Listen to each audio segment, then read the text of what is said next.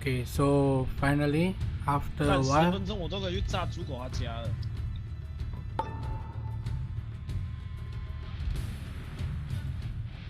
finally after a while, there was some technical problem earlier, and it's finally solved. And then apparently, none of the players are actually on my friend list, which means I assume that all of them are probably from Taiwan or Hong Kong. And then we can see that from blue team, Momo is getting the priority ban, and from the red team, they banned Kainin. So this is very interesting opening ban from the red team. I'm not sure if that is actually a target ban or that's just how it is on Taiwan server. And on the blue team, they banned Shiranui. That is kinda as expected because Shiranui is still strong as ever even after the nerf.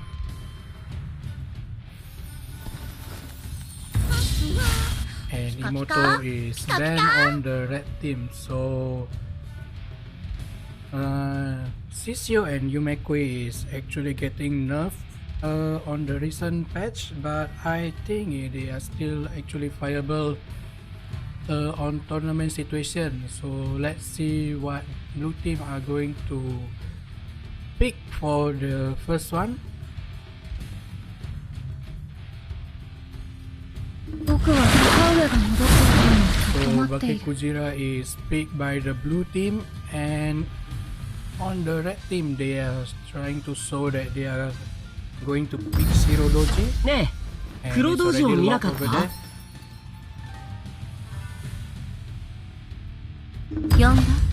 And Yotohime is being picked on the red team, so this is kinda interesting and kinda early for the red team to show the mid laner.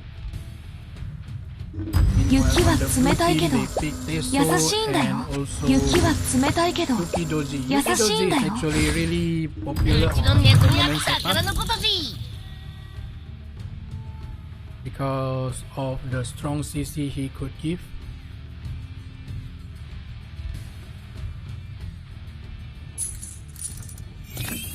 Meanwhile, on the red team now, they are still trying to figure out what kind of support they want to pick, and then they hover around Ichimokuren earlier. So it's Ichimokuren and Dodomeki. Kinda questionable pick from the red team over there, especially for the ADC choice. And then instant pick Tamamo by the blue team. I'm not really sure that Dodomeki is actually a good choice to play against Teso, because you're gonna need, because Dodomeki actually needs like a few seconds to build up the passive stacks before she can start hitting really fast. Meanwhile, Teso can just like poke really easily from far away.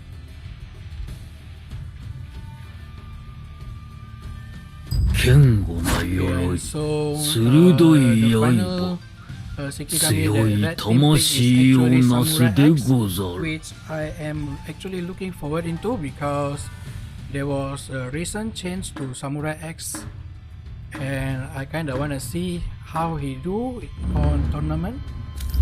Okay, so we are finally going into the game.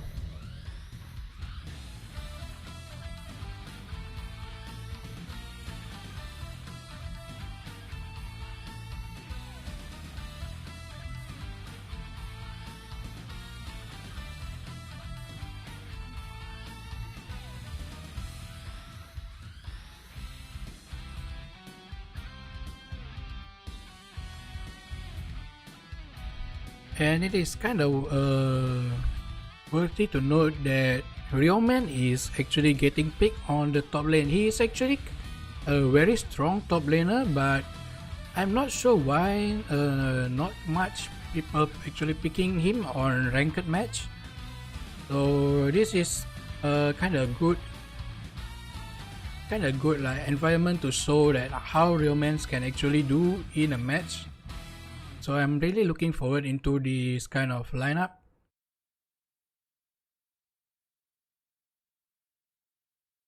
Okay, so actually the support from the blue team is having a bit of problem loading the game, and slow.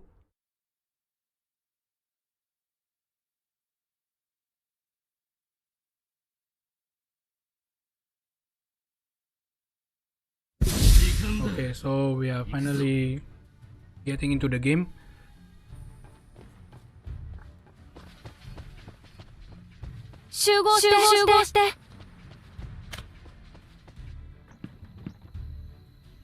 Okay, let's see if they are trying to invade or do something weird like that. Okay,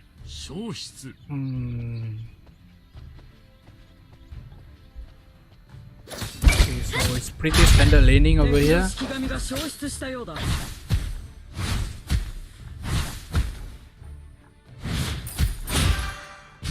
Oh, let's have a look at bottom lane. Okay, so far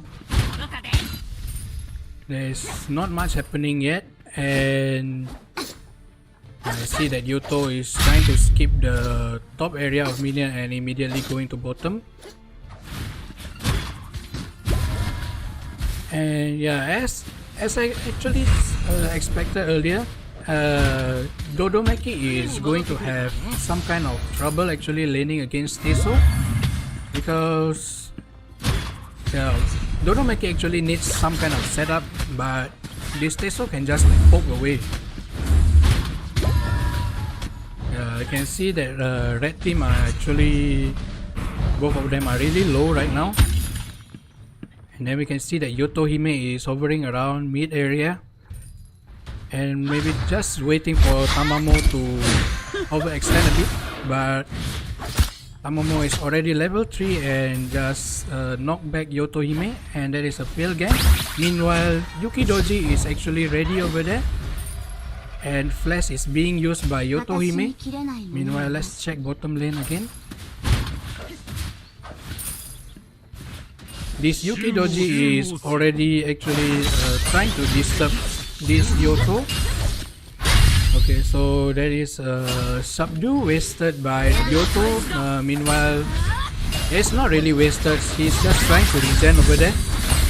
But that means she can't really contest this red minion over here. And meanwhile, the red team, jungler and ADC are really low over there. And they decided to just went back to the base to regen. Meanwhile, Tamamo here is still trying to disturb. Yeah, so that is the first blood got by Teso over there, with the help of Tamamo trying to zone him from escaping.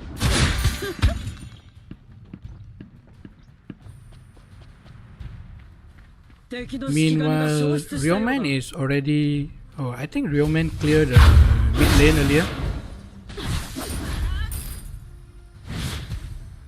Meanwhile, Bake Kujira is here, maybe trying to disturb this Zero Doji a bit, or maybe just trying to bait the flash, but I don't think Bake can actually get something over here. Yeah, maybe just few harass.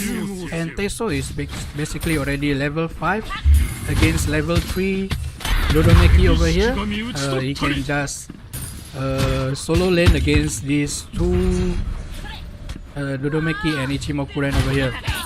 And that means their blue team support is actually free to roam right now.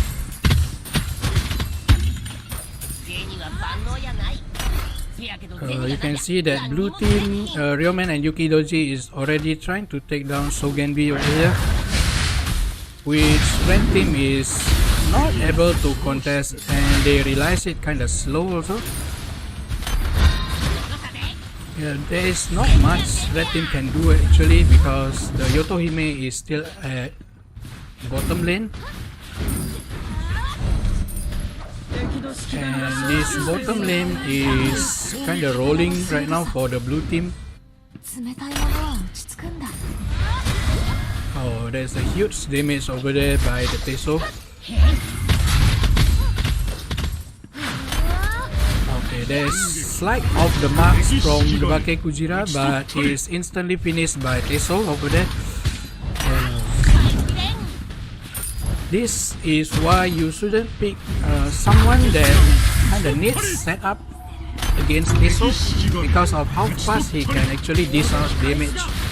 And Tamamo is over there actually trying to block the red team ADC path from escaping once again, and they managed to kill 3 just like that. And I assume that everyone from the red team actually died earlier from that match, from that fight, except from Yoto, which is at top lane.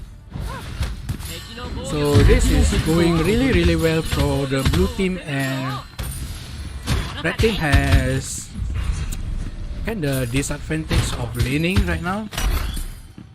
Meanwhile, blue team already starting to take the Kraken and trying to increase their advantage further ahead. Let's check their item and goal lead. So the goal lead is already 3.3k towards blue team, and experience is 3k towards blue team. Ryoman is actually getting sandwiched by the red team, and let's see if he is able to actually escape.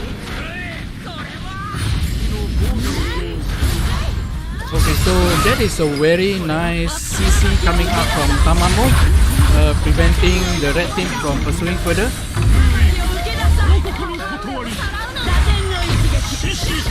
Very nice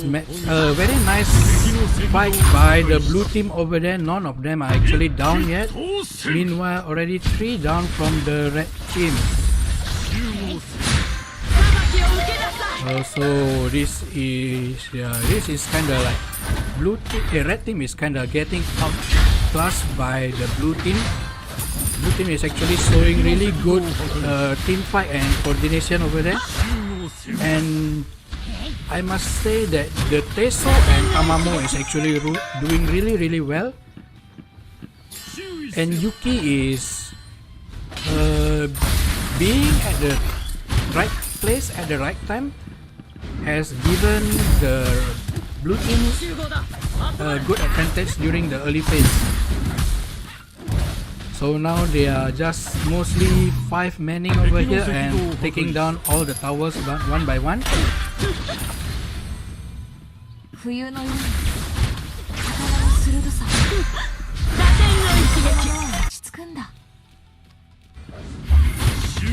So Teso is just poking away, and Tamamo is also poking away. Both of them are taking a huge chunk of HP from the enemy teams and managed to kill the Zero Doji. So it's already 2 Sogenbi down and 1 Kraken for the blue team.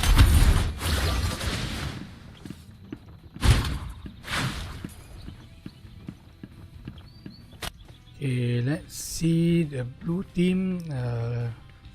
So Dodomeki is very far behind the goal. So it's already 6k for Teso, and it's still 3.3k for Dodomeki. And Dodo is just having the first heal down item, and still not much damage over there, still just mostly attack speed.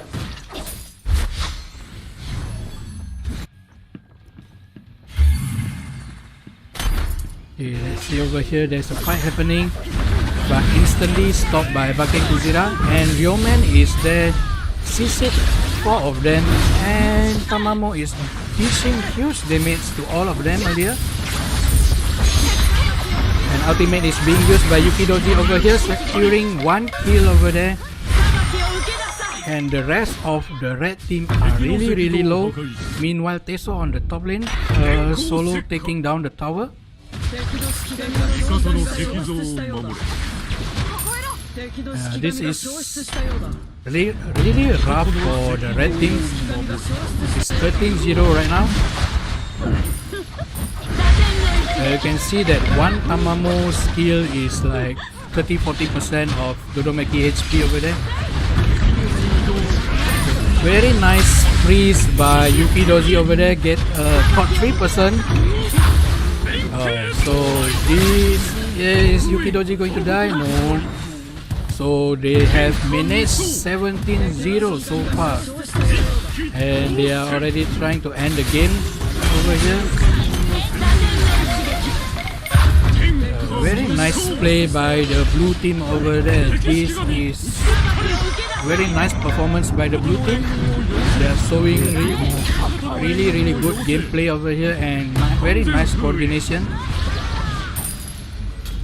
So that's the first game going to the way of Team R7. So I think we are not going to delay any further and immediately going to the second match. Let's have a look at the new skin which just released yesterday, I think, if not mistaken.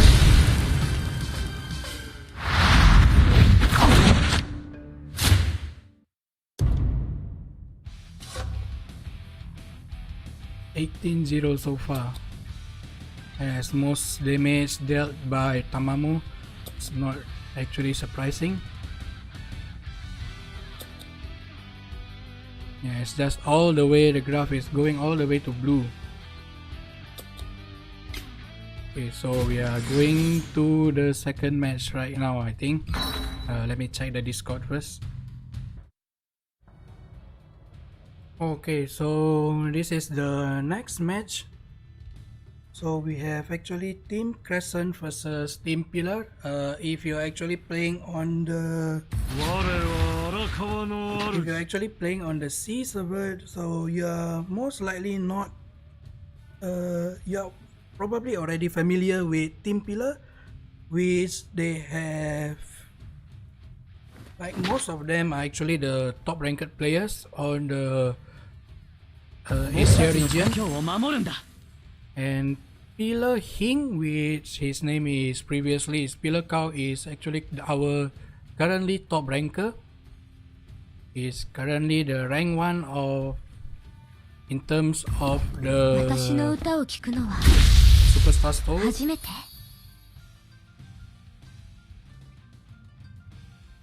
So immediately banned from the blue teams are Arakawa and Shiranui. Meanwhile over here on the red team. So this means what I said previously was actually right. And they still ban Sisio over there because despite the nerf, I think Sisio is still doing really well over there. As he's like a whole package. He is able to deal like huge damage.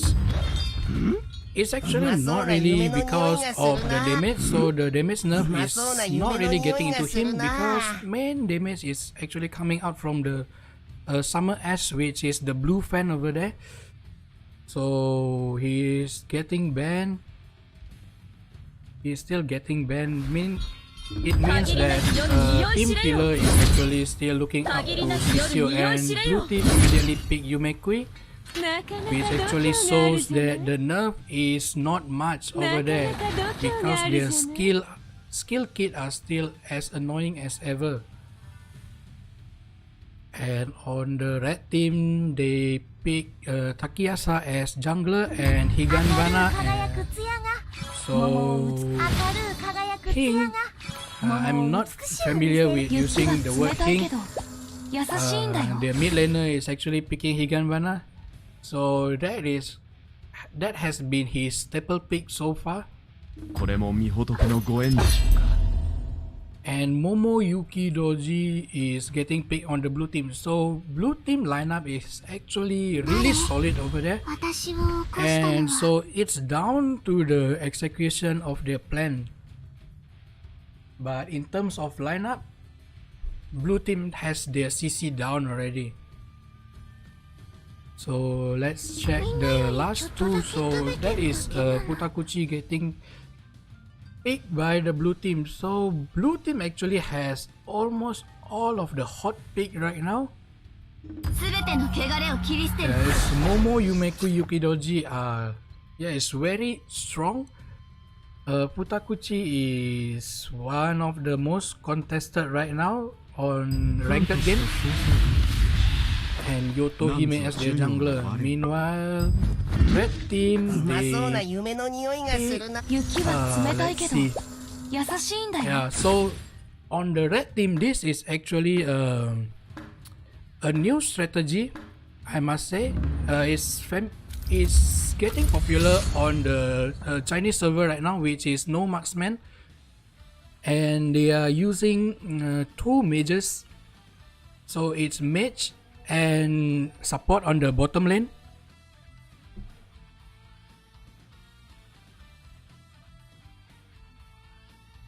And it has proven to be doing really well even on the Chinese server. Normally is something like Zero Muzo on the bottom lane with the support replacing the marksman. So let's see how. Yeah, it's as expected, because I wasn't thinking that Daisime is actually good replacement for the ADC. So that is Higanbana is going to replace the ADC at the bottom lane, and it has been harassing this Futakuchi down to half.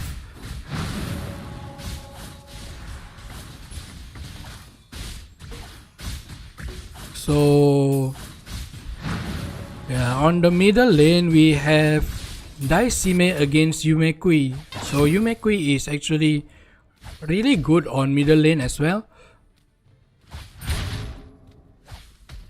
But just we are going to just check on the bottom lane over here to see how well these two mages kind of meta, we say, that's popular in Chinese server doing on tournament setup.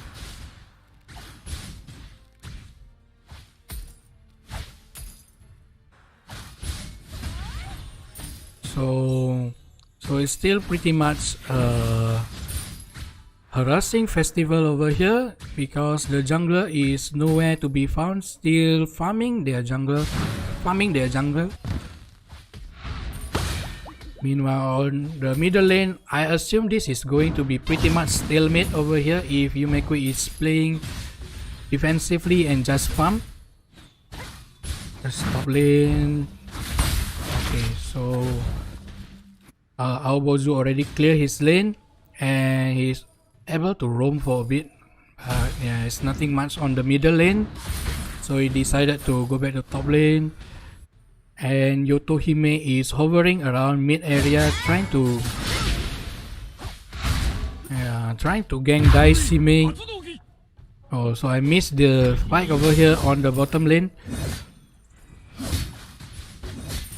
We've taken down the Momo.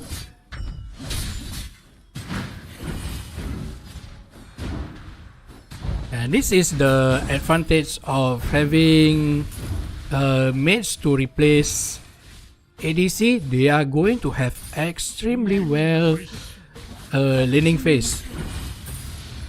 You can see the harass is coming non-stop. I missed another fight again. So we're gonna have a look at.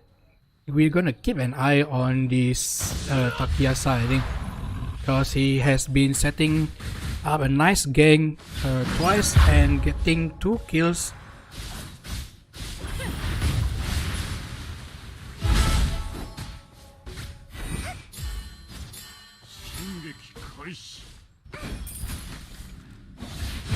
Yeah, you see that despite the heavy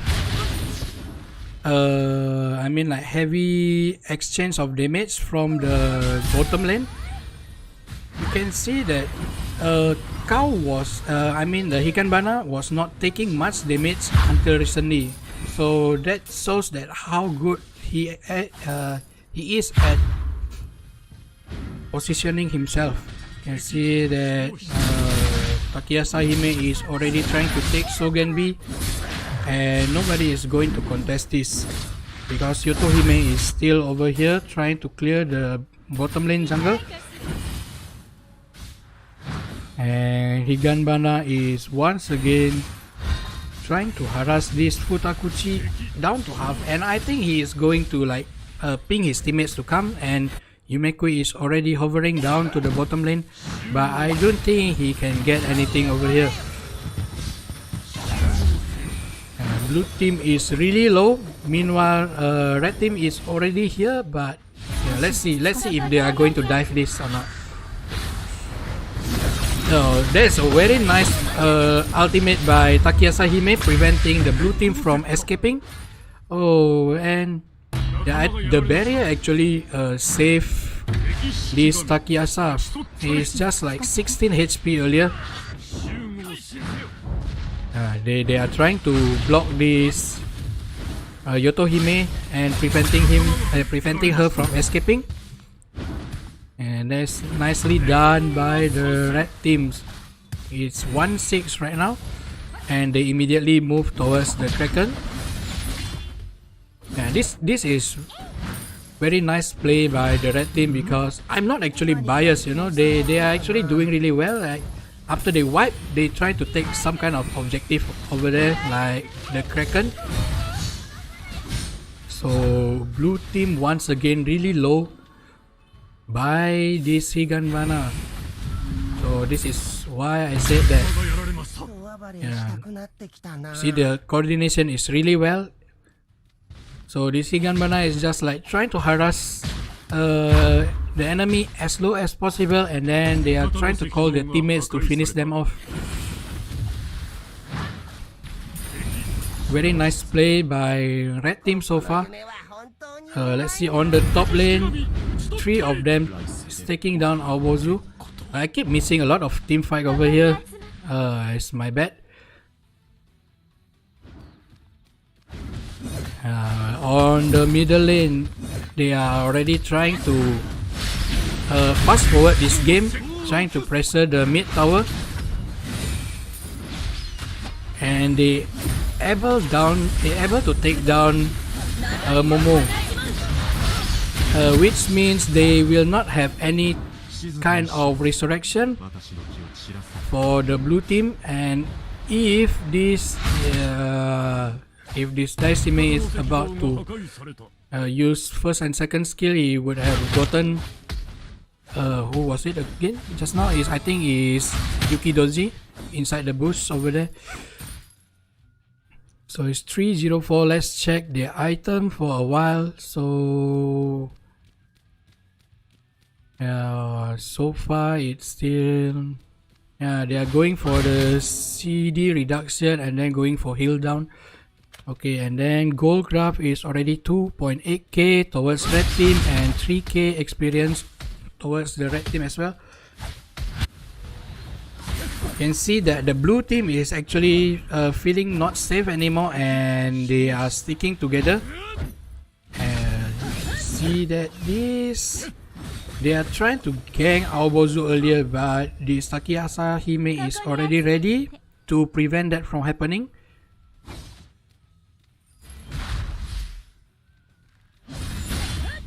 So the second Sogenbi is, they are going to take the second Sogenbi, and I think they are going to force a lot of fight after this Sogenbi because of the regeneration buff. Let's see, I think they are going to take down this top tower and then have a huge fight after that.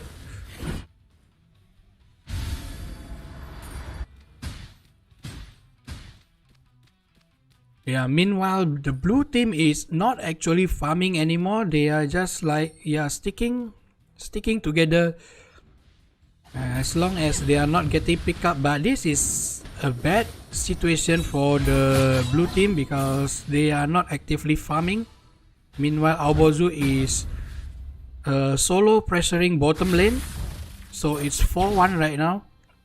I mean, 4 people on the blue team and 1 on the bottom lane.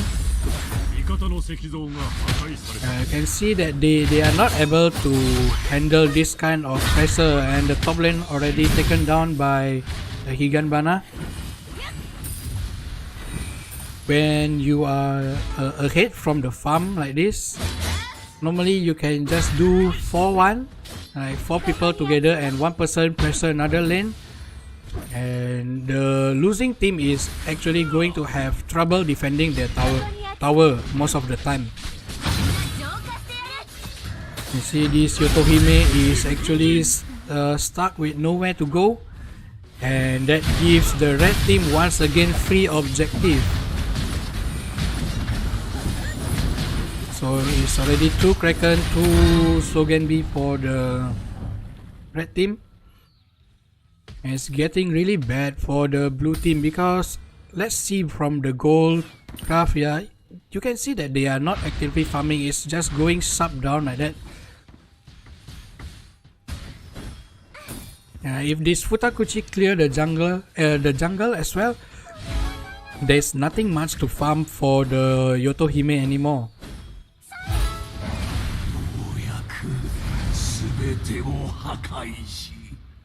Let's see if in this kind of situation, if red team is currently ahead, right?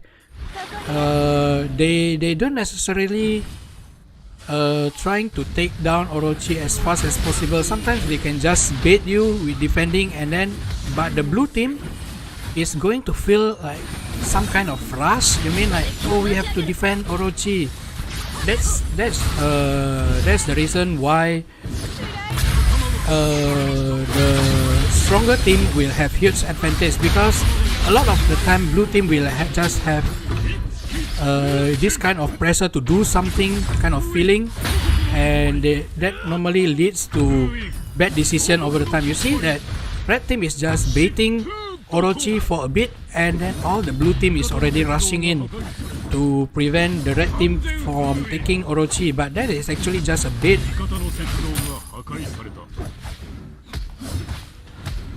So red team is already trying to end this game because all 5 of the blue team was taken down earlier. Oh, that's almost okay, taken down Kaguya. I think he's going to die also.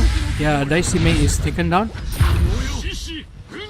So yeah, Higanbana is left alone over there. I'm not sure he's trying to let his teammate escape or just like overextend over there, not checking.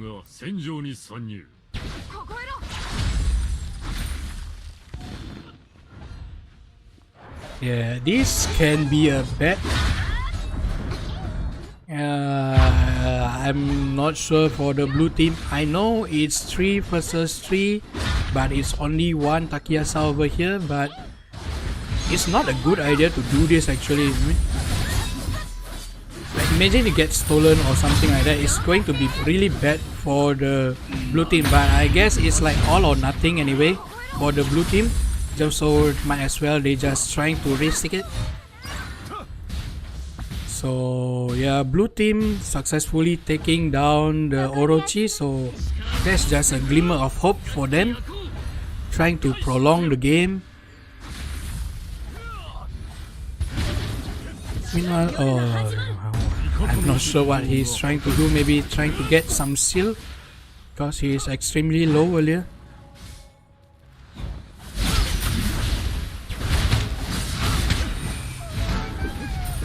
Despite the Orochi taken down by the blue team, they are really far behind, and I don't think they are able to actually defend the tower for any much longer. Wait a second, let me turn on the source music a little bit.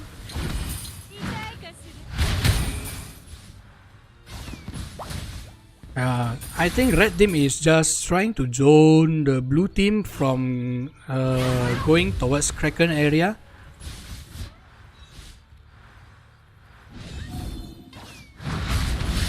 You can see that the team that had advantage can actually just do this, like they trying to take the objective, and blue team are like some kind of feeling, should we go, some kind of like that. Yeah, if just now the blue team is trying to defend the Kraken, it's going to be really bad for them. So they made a wise choice over there. Just back off and let Yotohime split push on top lane.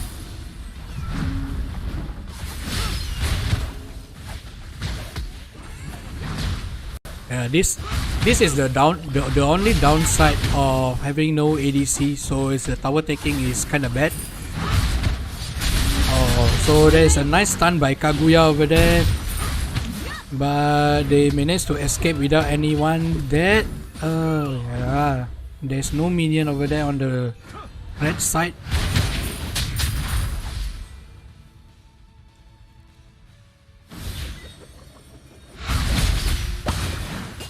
Oh, very nice freeze by Yukidoji, but I'm not sure if they have enough damage to actually take down. Yeah, they have it. Very nice. That is a very nice team fight by the blue team, and they managed to defend the bottom tower again. It's 180 damage, 180 HP left. I mean, the situation is not going well for the blue team so far, but that one fight showing that blue team can actually still take a good fight. Is just like provoking red team. You wanna fight? Come, let's go. Because actually red team is feeling kinda rushed right now because they are not able to take down the tower. You can see that they are like, let's take this tower like all out like that, but it's getting punished by the blue team.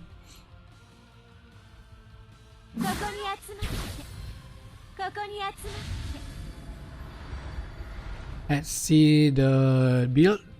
So yeah, actually this kind of let's check at Takayasa item. You can see that he's building the fire lance and then followed by summer ash.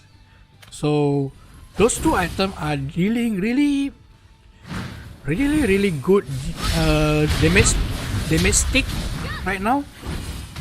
And then you can see there is like a huge strength right now to build like the fire lance and then going to the summer ash.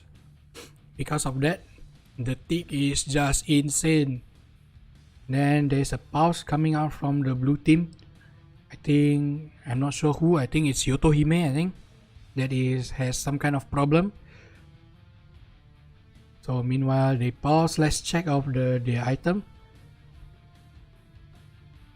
Okay, so they resume the game. And it's just like one hit away to get this tower. So meanwhile Aobozu is trying to like just some kind of diversion, so someone will actually defend top and might cause a bad fight.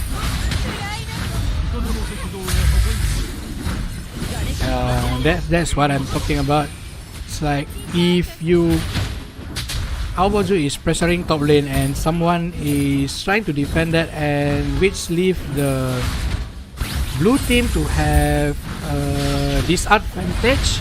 I know it's still 4 versus 4, but then the goal difference is a lot. So even if 4 versus 4, the red team can just practically walk over like that and just take down the bottom tower, which they have already done, and then now they are back to regen. Meanwhile Aobozu has already done his job, which is just like making a fuss over there on the top lane. Come and defend top lane, just like that, and then they take down the bottom lane. Now there is another Orochi. Yeah, this will be the decision making Orochi over here. Red team is not in a rush. They have already 2 lane advantage against the blue team, and they can just like poke the Orochi, make some sound, and then the blue team will tend to feel like, oh, they are doing Orochi. Meanwhile Aobozu is let's see, they are already not taking down the Orochi, but this Daisime is still tanking Orochi. Okay, it's taken down. Futakuchi is finally taken down by Higanbana over there. And yeah, this Yumekui is going to be stuck at bad position. So meanwhile, this Aobozu is already chasing everyone. They are not going to take Orochi anymore. They are just going to end this game over here because they are 3 down on the blue team. Now it's just Momo all alone. Set Momo. Yes, taken down, and then this game is going to be for the red team, Team Pillar. So there's a very nice match, a very nice game by both of the team over there.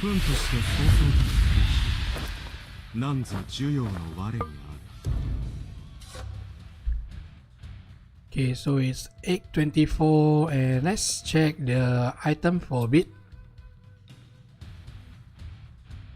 Yeah, despite them having almost full item, they are not able to get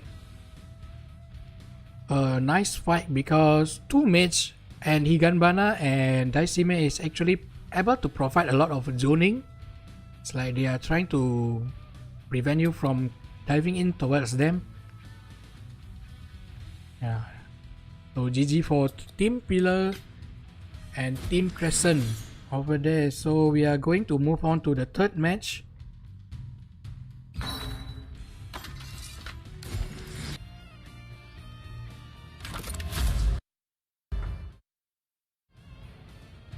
Okay, so onward to the next match, which is the 3rd match over here. So we have our first time meeting Korean team. So there is this I mean, like recently I think that Net is actually like opening the gate for Southeast Asian people. Like nowadays we getting matched a lot with the Korean and Taiwanese people, Hong Kong people. I assume that they have already opened the gate for matchmaking, which means that is in order to fasten the rank queue. So that's why they just like include everyone over here. So nowadays we see a lot of Koreans as well, and they kinda have this kind of interesting build on jungler, which is like normally full tank on glass cannon type of jungler. So you can see that I'm not sure yet if this is the right person or not, but I assume that Korean have a thing for that. So let's see over here, going to the draft, you can see that Shiranui and Yumekui is getting banned from the blue team and Shishio Momo on the red team. So that is actually a very standard ban right now. And then Bake Kujira and Teso is going to be picked. It's already picked by the blue team, and red team is actually picking Kainin and Ibaraki. So that's kind of interesting, and it is Kainin non-jungler and Ibaraki jungler. So I'm still not sure where this Kainin is going to go. I assume it's going to be on middle lane.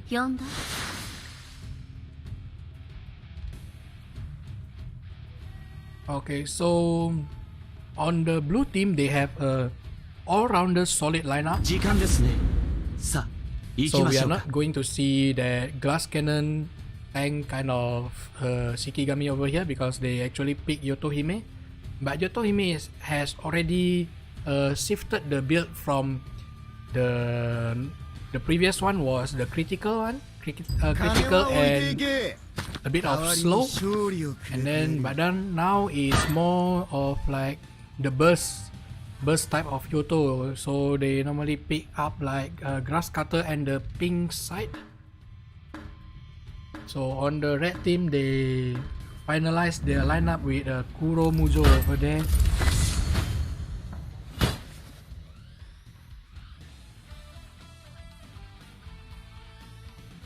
Yeah, so you can see that this Kainin is going to be on the middle lane against Zero Mujo. Meanwhile, I'm sorry for that. His bottom lane is Teso against Hakuro. Okay. But it is Ichimokuren. I'm not sure. I understand that Ichimokuren can block the Teso ultimate and Teso poke, but then the problem is during the laning phase, if you don't have heal, actually it's kind of difficult to lane against Teso because of the never-ending harass coming out from Teso. So yeah, I'm interested to see how this bottom lane fight going to be.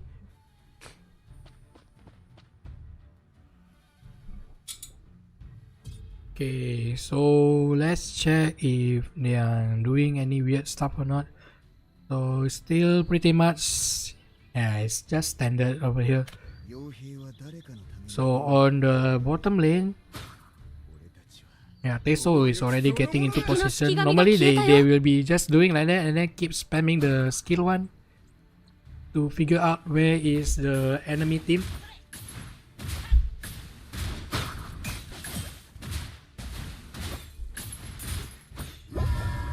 Yeah, I think most of us wants to see how Kainin does in mid lane. Also, he's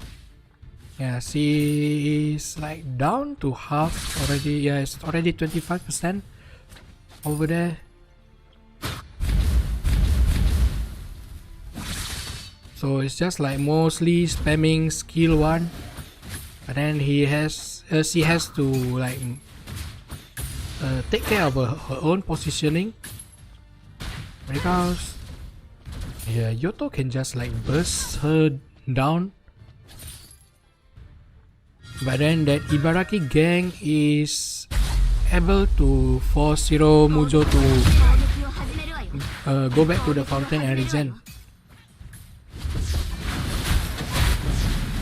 So Flash is getting used by Hakuro right now, and heal. Yeah, is it heal? Yeah, it's heal. Heal also has been used by Hakuro. So this Hakuro is going to be on a lot of pressure right now. So yeah, they decided to just like go back and regen, because it's actually not safe to hanging around Teso and Yotohime with just like 20% health like that. You can just like figure out when the critical skill one from Teso is going to come out. It's just like bam, 300 damage, and then you are dead. Then this Kainin is doing really well leaning on the middle lane. Also, that's it. Just like teleport to the minion and gaining range advantage towards the Zero Mujo, and just use the skill 2 to harass. Yeah, it's once again, yeah, I can see that even from just a bit like that, you can see that she's doing that once again.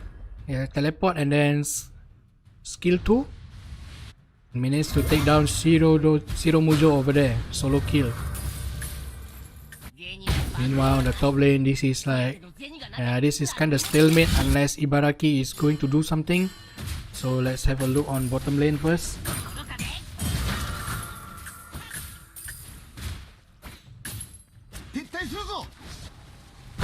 So Ibaraki is already back to farming, and then Yoto as well. You can see that this Kainin is actually like trying to bait and just like provoking this Zero Mujo to do a bad step. And yeah, I think she is just waiting for Zero Mujo to move closer and use the S1, and then she's gonna harass him.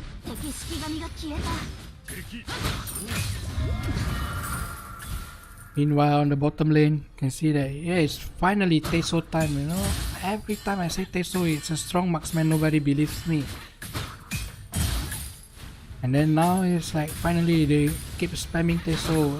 Teso is has been doing really well every time. It's like you see the laning phase for Teso is insane. The poke is never ending, and just like if it's critical, it's going to be like 350, 400 kind of damage. So meanwhile on the mid lane, oh, taken down over there. It's very risky by the, I mean like it's kinda unnecessary for her to do that actually.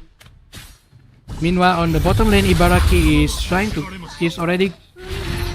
has already taken down Teso with his ultimate, and I'm not sure if he's going to dive this. Oh, so they are going to take Kraken over here, trying to neutralize the advantage from the laning phase. Yoto take a wrong turn over here.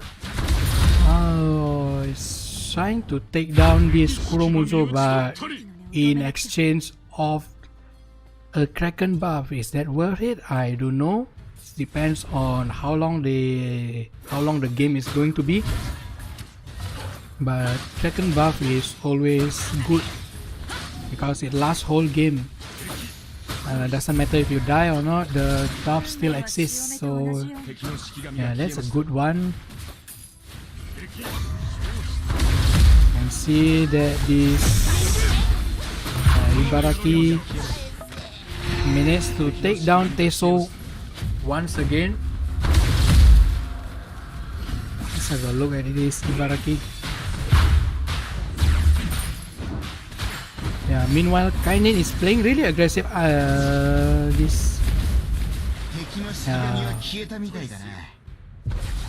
So they decided to go back right now after releasing the Kraken on the bottom lane because they know that nobody is defending for a bit of time.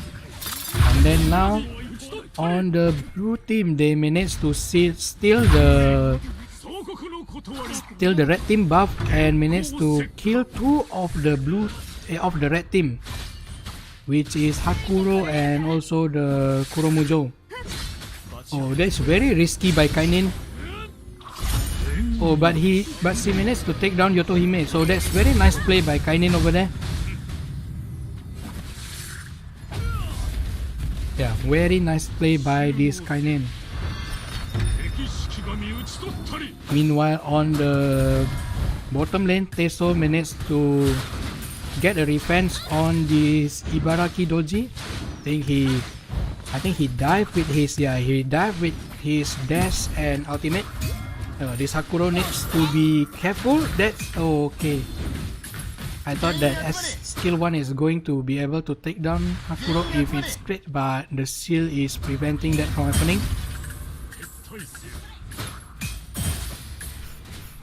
599. That's insane damage for 7 minutes. So Kuromujo is already hovering around bottom lane, and meanwhile this Ibaraki is that's a kill. That's a kill on the Aobozu over there. I mean, that's a kind of bad read on the situation, and giving this Ibaraki another free kill. Meanwhile, nobody is defending this bottom lane. So far as nobody has been defending this bottom lane after the Ibaraki death earlier. Okay, so there's just another harass by the blue team. Okay, meanwhile, I was about to check the item progression and goal lead, but then they started a fight over here.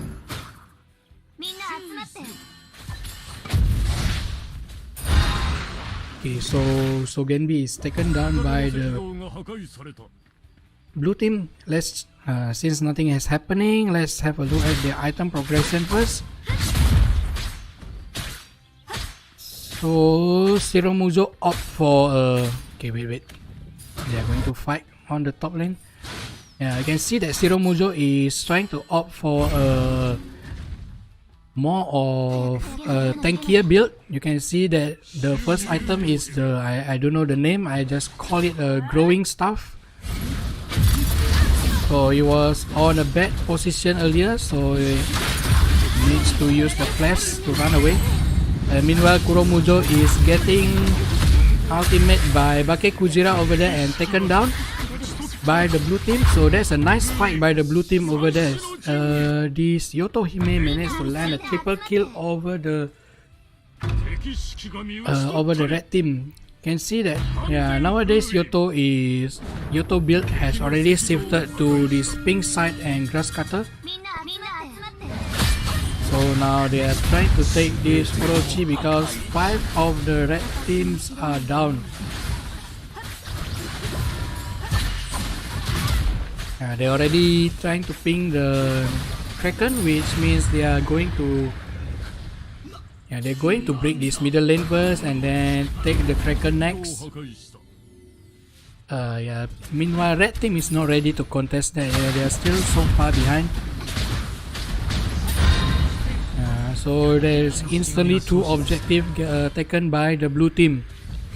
So we can say that blue team is rolling right now. So they have this momentum to push. I see they managed to bait.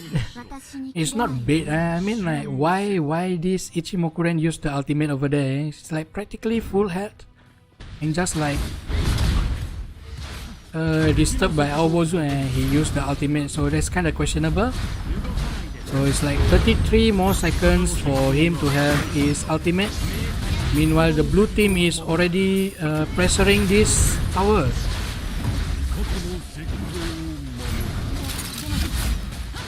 Ibaraki is that's very questionable and kind of forceful by this Kuromujo diving just like that, while none of them are actually on the killing range. So Aobozu and Teso has been taken down by the red team. I'm not sure if they are able to take down this tower.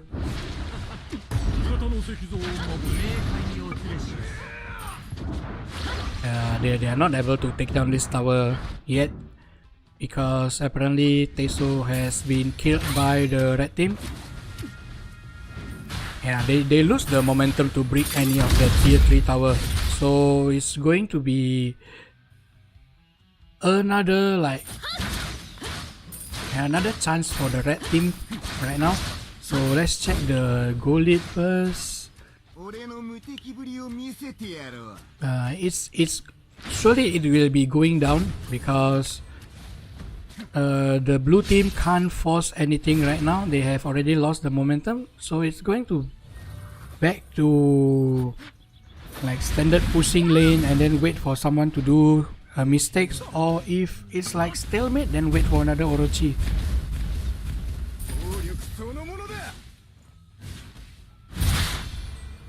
This Aobozu is trying to just disturb this Kuromujo as much as possible. Kuro is on a bad situation, 0-4 so far. Meanwhile over here, let's see, they are not doing anything yet. Yeah, normally after that Orochi and Kraken type of momentum, and if they cannot get anything, it's going to be a kind of stalemate for like few minutes, like normally 3-5 minutes. There will be like nothing to do, just like pushing, rotating. It's kind of like waiting for someone to do mistakes. So they managed to take down Kainin over there because Kainin has overextended. Oh, there's a slight lag over there. And that's the mistake that the blue team needs. Kainin trying to dive and she thought he is able to go up with the 2 dashes, but then it's taken down by Yotohime. So that's a mistake, small mistake by the red team.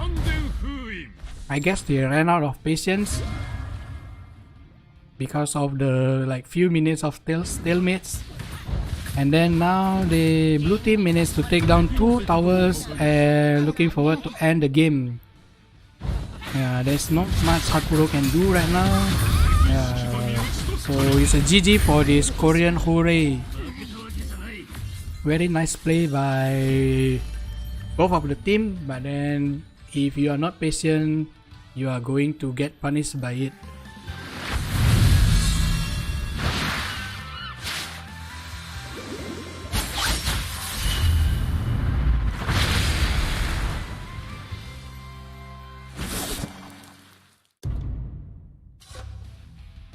So 20-8. Let's see the item. Yeah, the Zero Mujo is going for defensive item, and then as I said earlier, Yoto is going for the bursty type of build right now. Okay, and that's it. It's like all the way blue team as well.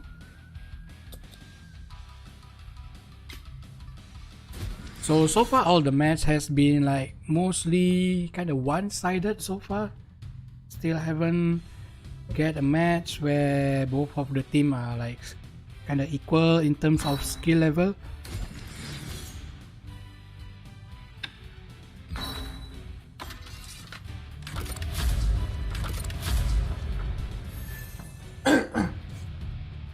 Okay, now we are on to the 4th match. So I'm not familiar with any of the blue team, but the red team has just won a community tournament recently. So, and yeah, most of their names are really familiar to me as well. And then on the blue team, as expected, they banned Yume Kui. So this is nothing actually surprising. Yeah, some people just really need to know, like, despite the nerf, this kind of Shikigamis are still viable in the game because it's not their damage that is bad or anything like that, but it's their skills. Same like Shiranui. Like sometimes when I play against people, they say, "Why you ban Shiranui? Shiranui is already getting nerfed." Like, bro, she's still strong as ever anyway. So on the red team, they miss a ban over there, and blue team they ban Sisio. So that's kind of interesting because they actually first pick and they ban 2 of that. Okay, so they meant to pick Shiranui. So that's interesting. And then on the red team, he's just trying to show off that he's going to pick Snake over there. I mean, what's her name again? Keep forgetting. Kiyohime. So it's instantly Kaguya and Puppeteer over there, picked by the red team. So blue team lineup is like mostly really strong. Momo and Jiki is extremely strong on the bottom lane. So I'm expecting, like, I'm not sure if Teso is going well in this lineup or not, but then let's just see what they pick. Maybe Enma or Teso. But then Enma is kind of bad because nobody on the red team is able to protect him. So yeah, just Teso over there. And Kiyohime is being picked on the red team.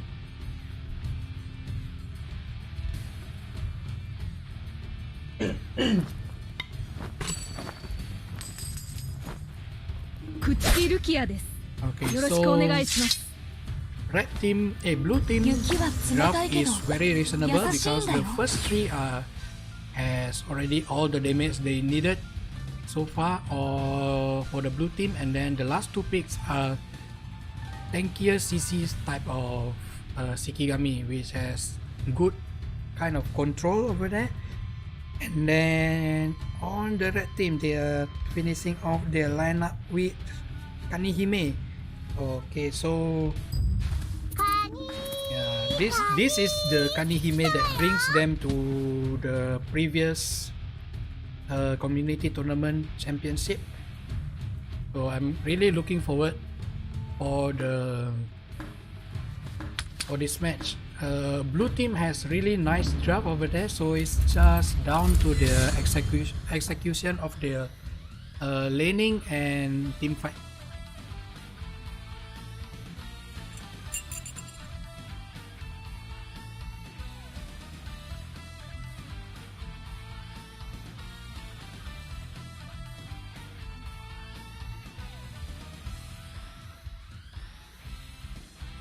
Okay, so the load is kind of slow over here.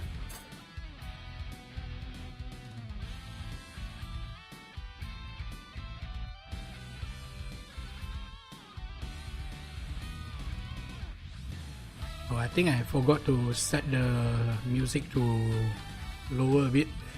It's gonna be kind of too loud in game, I think.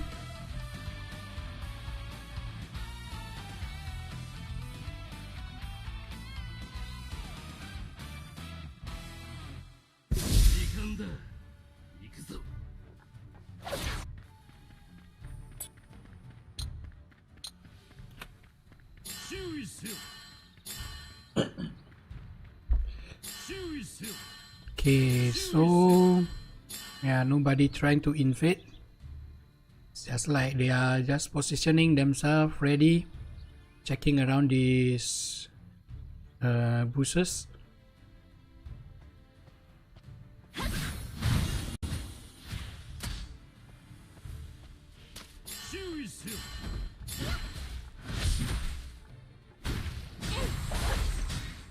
So it's kind of noteworthy to say that on the red team there are two Shikigami that could actually catch the Shiranui, which is Kaguya and Kanihime, but it's kind of difficult to do that.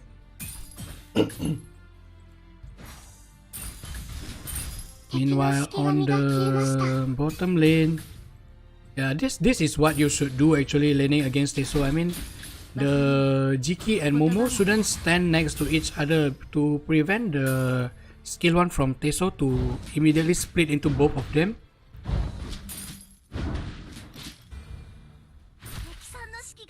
Meanwhile, on the top lane, okay, nothing much. And then they are trying to take down this red Daruma.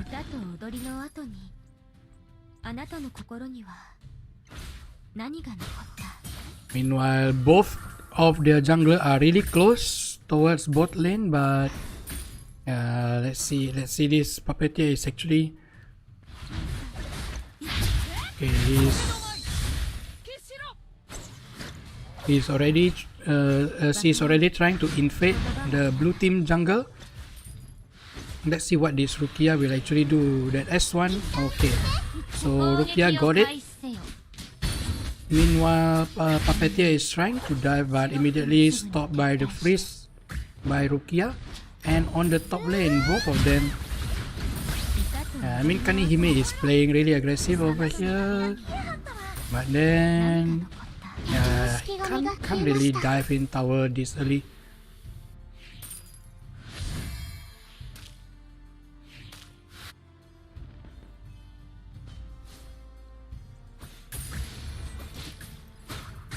Meanwhile, it's still kinda stalemate so far in terms of laning.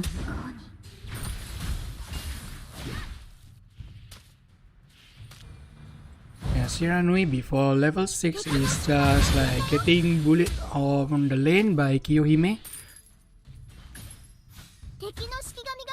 Oh, that Kanihime is trying to trying to make a move on middle lane earlier, but then Shiranui is just tower hugging so far, so it's impossible to dive into her. Yeah, so red team is already ready for the Sogenbi because it's stalemate anyway, so might as well just sneakily do this Sogenbi, and Kanihime immediately read that Yukihime has already left the lane, so Kani is trying to zone this Yuki and preventing him from going to take the contest the Sogenbi, but then Jiki Kairu over here on the bottom lane managed to kill Kaguya. Let's see, did he use any spell? Oh, so he used flash. I assume it's flash and then stun over there, and managed to take down Kaguya, which resulted blue team to manage to able to take down the Kraken without any contest from the red team. But then red team Puppeteer managed to take down the top lane tower, so this will let Kanihime able to roam early into the game. So far everyone is already level 6, and then this Kiyohime is already moving towards top lane, managed to link herself into Rukia. Yuki is really low. But managed to escape. But then this Kanihime prevent the next Shikigami to escape as well, and managed to lock down this Rukia and taken down. Yeah, this is it. Oh, okay. Oh, so that's a risky. Yeah, that's very risky play by Shiranui. I mean, like, why would you do that? You're not going to kill the Kanihime anyway. It's just like wasting your flash to escape.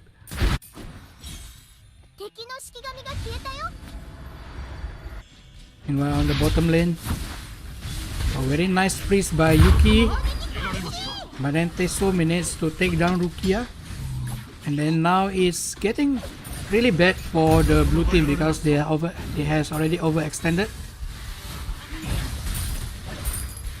This will be a tower taken down by the red team again on the bottom lane.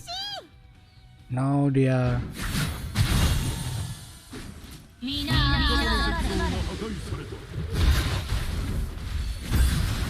this Kanihime is just like, this is why I said earlier, this Kanihime is the one that brings them to the championship title previously. You can see that he is playing really aggressive, and then meanwhile his teammate is just ready to back him up.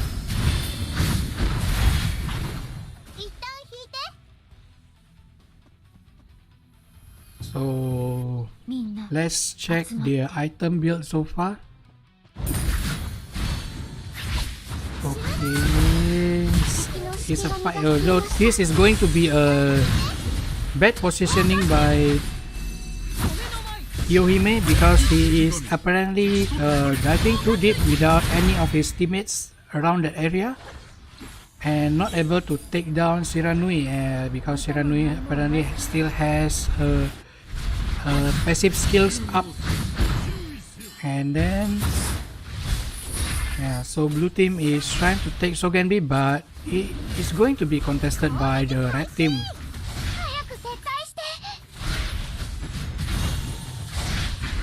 I'm not sure why they stopped the.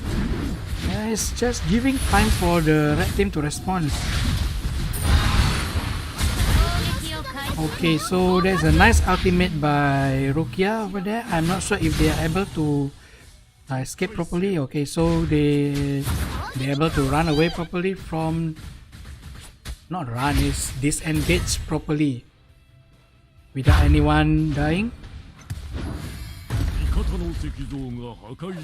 Okay, so far the score is 3-3, and they already ping on to the next Kraken. Meanwhile, nothing is happening. Let's check on the build once again. Okay, so Teso is building a heal down item kind of fast into the game, and then it's 3.5k, 3.8k experience towards the red team. So red team has already started to do Kraken. Meanwhile, the rest of the team is... Yeah, this Kanihime is already joining the rest of the blue team to come. There's an ultimate wasted by Momo.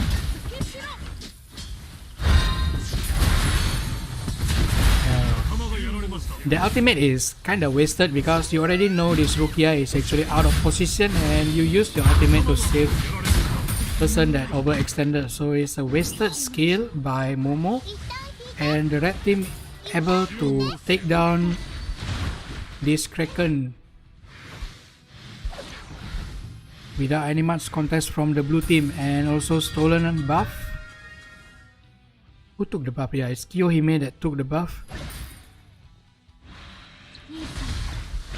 And then now the blue team, despite having a good lineup, the execution is not that great so far. It's like they're getting zoned and harassed by this puppeteer so far, and Kiyohime also preventing them from going in further and further. This Teso has proven himself to be like the most annoying to lane against so far. It's like all the Teso game has been a win, right, so far, if I'm not mistaken. Oh, this is very sad for the Shiranui. The damage is not a lot at all. It's like just so little damage.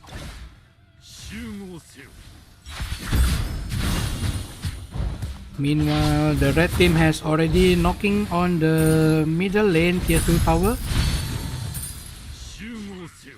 But then you can see that blue team is not doing any kind of significant damage to the red team. You can see the red team, most of them are still full HP.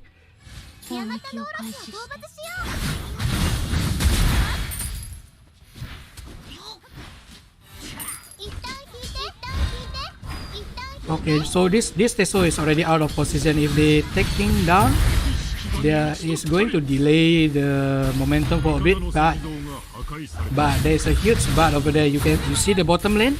This guy is already split pushing alone.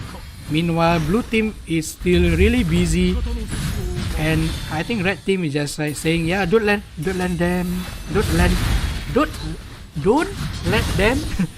return. Oh my god, my tongue twisting so bad. Okay, so this puppeteer managed to take down the bottom lane. So that's a huge win by the red team. Yeah, they are not in any position to rush this Orochi anyway. Meanwhile, the blue team is the one should be feeling like kind of rush to make something happen, because they are already one lane. They already have one lane disadvantage. So yeah, faster take down this Daruma first.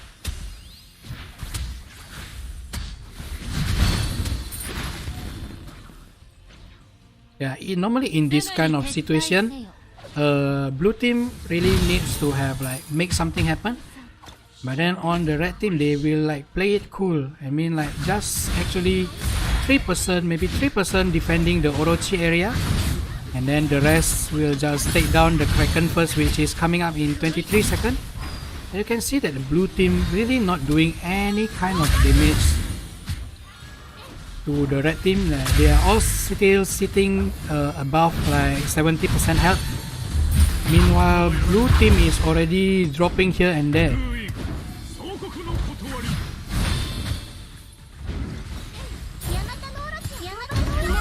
So they already trying to take down this Orochi, because the top lane and the jungler for the blue team is down for another 15 seconds. So there is nothing much the blue team can do to contest this Orochi. I think they will like immediately move to Kraken after this and push middle lane, I guess.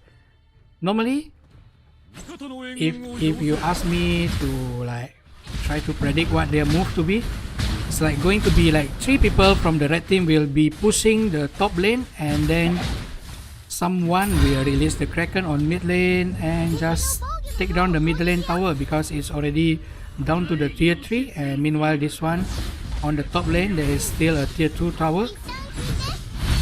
So there is a fight over there on the top lane, and you can see that this Kanihime is preventing them from going away.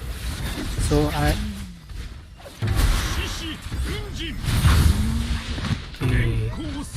it's all taken down by the red team, and just Yuki Doji is the only one that is able to escape successfully. So now, where is the Kraken? Okay, so finally they summon the Kraken. Yeah, I think it would be great. Oh, so they release it on bottom lane and just trying to end this game right now. Okay, so there's a GG for the red team, and also the Chinese team. Sorry, it's not I'm being racist or anything. I don't know how to read Chinese words well, so that's it. 4-14, so it's good game for both of them. So this is why that draft can make you have an advantage on the game, but then it is still down to your personal individual skill and also your execution of the draft itself. You can see that the red team has better individual skill, that's why they are still able to win despite a good draft by the blue team. So the items are, it's mostly general item, and then the gold lead and experience is just straight going towards the red team. So that's GG for both of the team. So I think we will move on to the 5th game. Yeah, I'm not sure if we have a break or immediately move to the 5th game.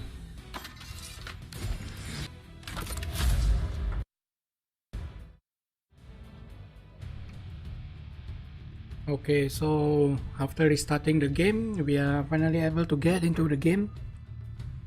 So right now we have team R7 against Eden. So it looks like, from the chat earlier, it looks like R7 is the crowd favorite from Taiwan, I assume. So I'm really looking forward again for this match and their performance against Team Eden. So Momo and Shiranui is getting banned by both of the team, and Yumekui. So this is standard ban again. Let's see what they pick first for the blue team.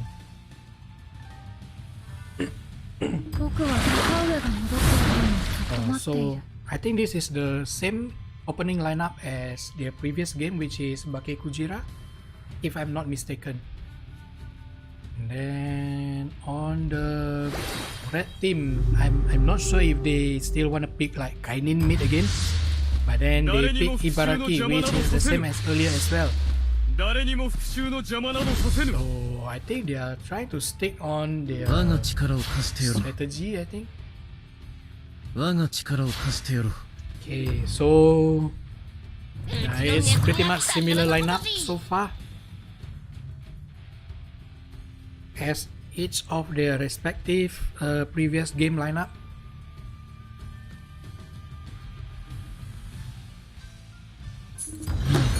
Okay, so Kurodoji. So this is a Shikigami that has been really picked by anyone recently.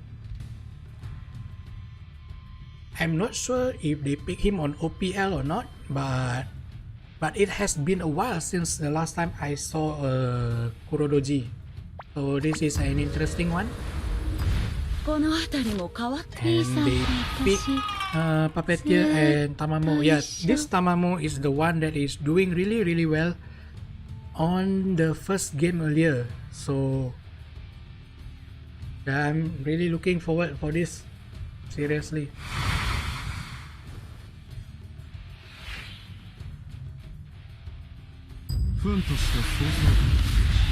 Okay, so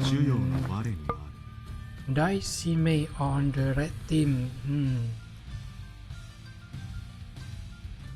On the blue team, there are 3 people that can actually poke. It's the Puppeteer, Teso, and Tamamo. They are 3 of them are really good at poking.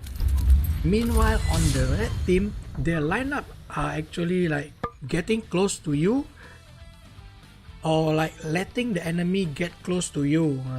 So I'm not sure if this is a correct lineup to pick for the red team against the blue team, but let's see how they play it out. Because earlier we see that the blue team, this R7 team, is doing really well at managing their distance with the opponent, and then like keep poking. What did they use as tank earlier? I think it's Yuki Doji. Oh, Yuki Doji was their jungler. I forgot already. Okay, so it's shoes first, and then the MP regen item for Tamamo. Okay, interesting. Okay, so it's probably going for the growing stuff. Okay, standard. So I guess I kind of want to look how this Tamamo is doing his laning phase. Oh, meanwhile bottom lane is actually playing kind of aggressive earlier.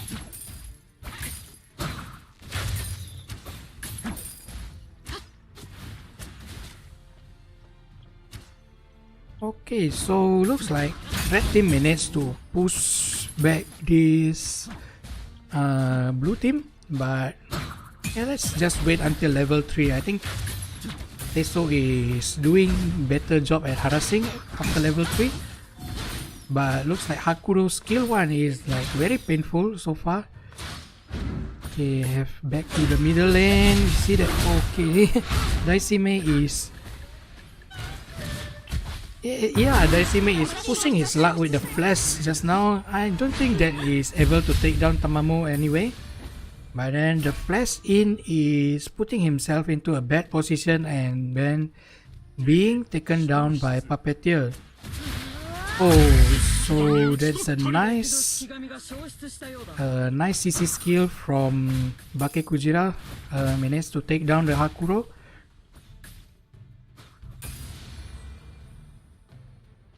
Meanwhile, on the top lane,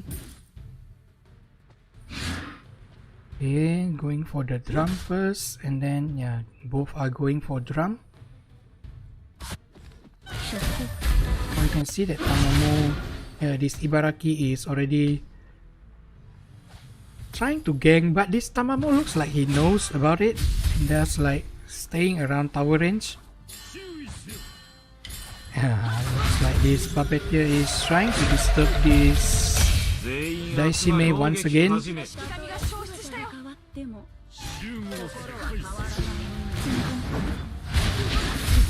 Okay, so actually at first glance you can see that Daishime is doing well to prevent Puppeteer and Kurodoji to pursue further towards his teammates, but then he put himself in a bad position actually, which get dived by Puppeteer, and then another kills is and then Puppeteer got another kill. It's already down to he is already 2-0, Bake is 1-0, or which he got a kill on Hakuro earlier. And then now it's time for this Tamamo to play really aggressive against Daishime. Meanwhile, on the blue team, they are able to take down this Sogenbi soon without any contest from the red team. Then 12 seconds more to Kraken respawning. Yeah, you see that after the level 3 and now level 5 already, despite during the level 1 that Hakuro has late advantage against Teso, after like level 3 and above, Teso is going to have a really good time laning against almost anyone on the bottom lane. And then this Puppeteer managed to get another kill on Daishime. It's already 3-0 and 0-3 on Daishime Puppeteer score, I mean. And then now they are taking down Kraken without any much contest. It looks like red team doesn't even want to go near them anymore.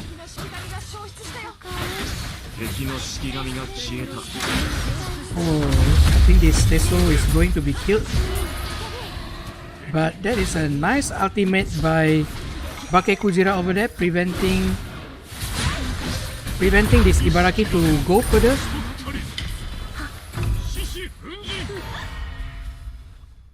Once again, you can see that these two people, the Puppeteer and Tamamo, has a very fast reaction towards his teammates. It's like they always at the correct spot at the right time.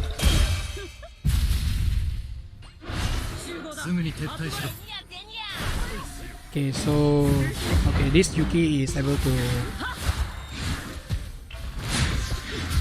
Oh. I was about to say he's able to escape, but then this Puppeteer again coming out of nowhere managed to kill this Yuki Doji. So it's already 4-0-2 for this Puppeteer. It's going to be like really rough for the red team because Puppeteer, when snowballing, hits really hard. And then Teso managed to take down the bottom tower. Now he's already rotating towards top lane and looking forward to take down this top tower. Meanwhile, Tamamo is just chilling over here on the middle lane, trying to prevent anyone moving from the middle lane towards top lane.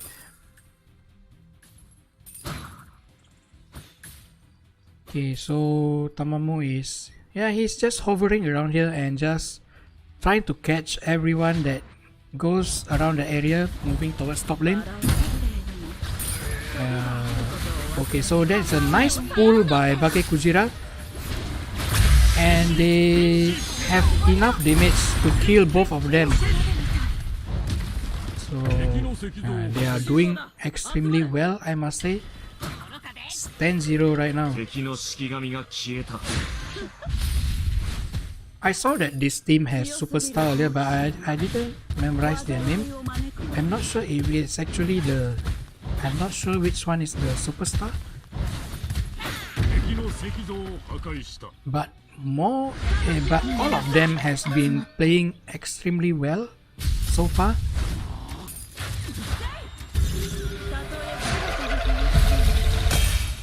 So this Teso is, if someone took a wrong turn, either Hakuro or Daishime, moving toward this part earlier, he will be probably killed by this Teso. And then once again, another objective being taken down by the blue team without any contest once again by the red team.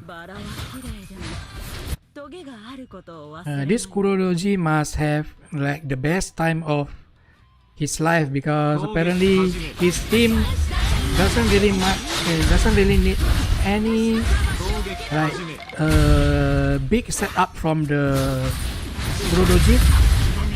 You can see that he is able to cut the escape path from the red team and managed to take 3 down. And then now another one being taken down by the Teso.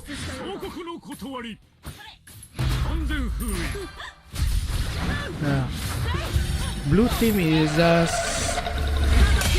steamrolling right now. It's almost no way to stop them because the draft from the red team is not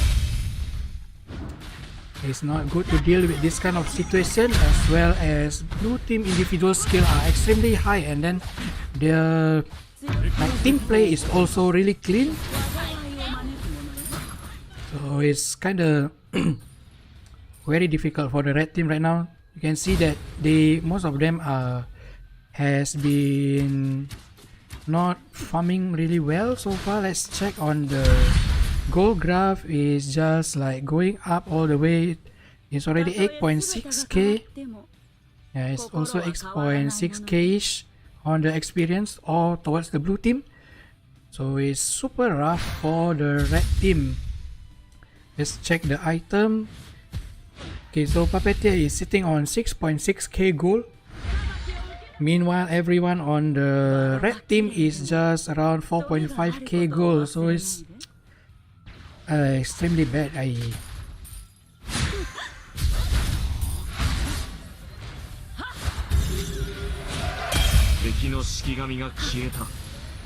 Yeah, so now the blue team is just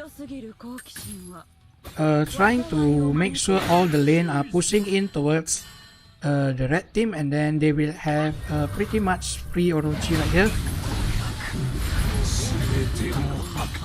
There's a Kraken being released on the bottom lane as well. You can see that Ibaraki is the jungler, right? Ibaraki is moving towards bottom lane, so there's nothing much the red team can do to contest. Once again, there's a very nice pull by Bake Kujira, very accurate one as well. Like always manage to catch someone. Okay, so there's a flash being used by Teso, but then this Daisime also has flash, so yeah, he's able to escape from that. But then this, yeah, all three lanes are already really close. They will be just like pressuring this top lane. Oh, very nice ultimate in. Yeah, this tower is going to be taken down during this wave. Okay, so see what I mean by the red team has really good poke range. See that the skill 1 from Puppeteer and skill 1 from Tamamo is managed to take down Daisime. Daisime is actually kind of like you come to me and then I will stun you and then spam you all my skill type of Shiki. But then he can't really deal well with poke damage.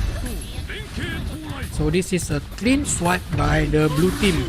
It's 20-0. Hope nobody dies. And just like end this game. Okay, I almost thought this Kuroroji going to die. Just end this game cleanly. So this is a clean game by the blue team. Very nice play by Team R7. The MVP is Bake Kujira now. Yeah, I must like tip off my head to this Bake Kujira for have like impressive aim on the skill tree. 20-0. Okay. Let's see the item. Okay, yeah, it's pretty standard. This is, you can see from the graph, it's very rough for the red team because it's just like spiking up all over, all towards blue team. Okay, so I lost count. I'm not sure if this is going to be like 6 or 7 match.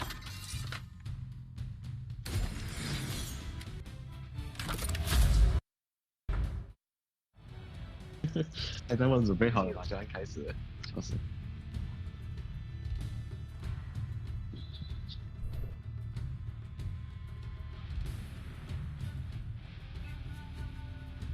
Okay, so we are off to the. Let me check. 1, 2, 3, 4, 5, 6.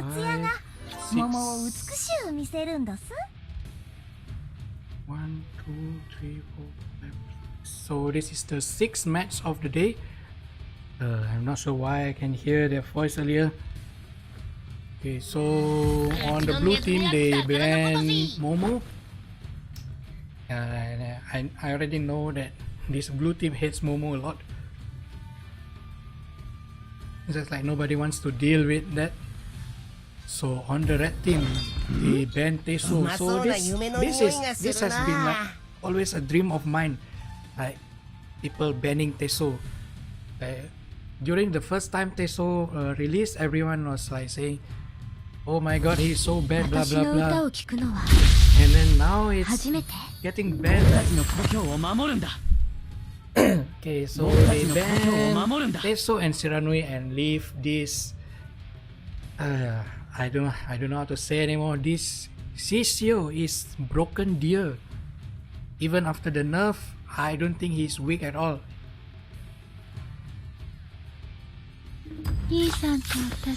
Okay, so Puppeteer is getting picked by the red team. And also Kaguya.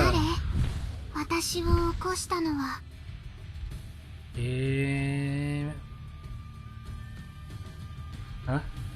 Why their lineup is like this? Who was playing support earlier for Team Pillar? I already forgot. Okay, so Shishio jungle and then so Clown is the one playing support. So I'm already expecting that this is going to be another 2 mates lineup for the blue team. It's going to be like Higanbana plus something. Probably will be another what's the name again? Daisime. Then on the red team it's Takiyasa and Komatsu getting picked. I don't think that this Takiyasa is able to tank properly in this kind of like lineup.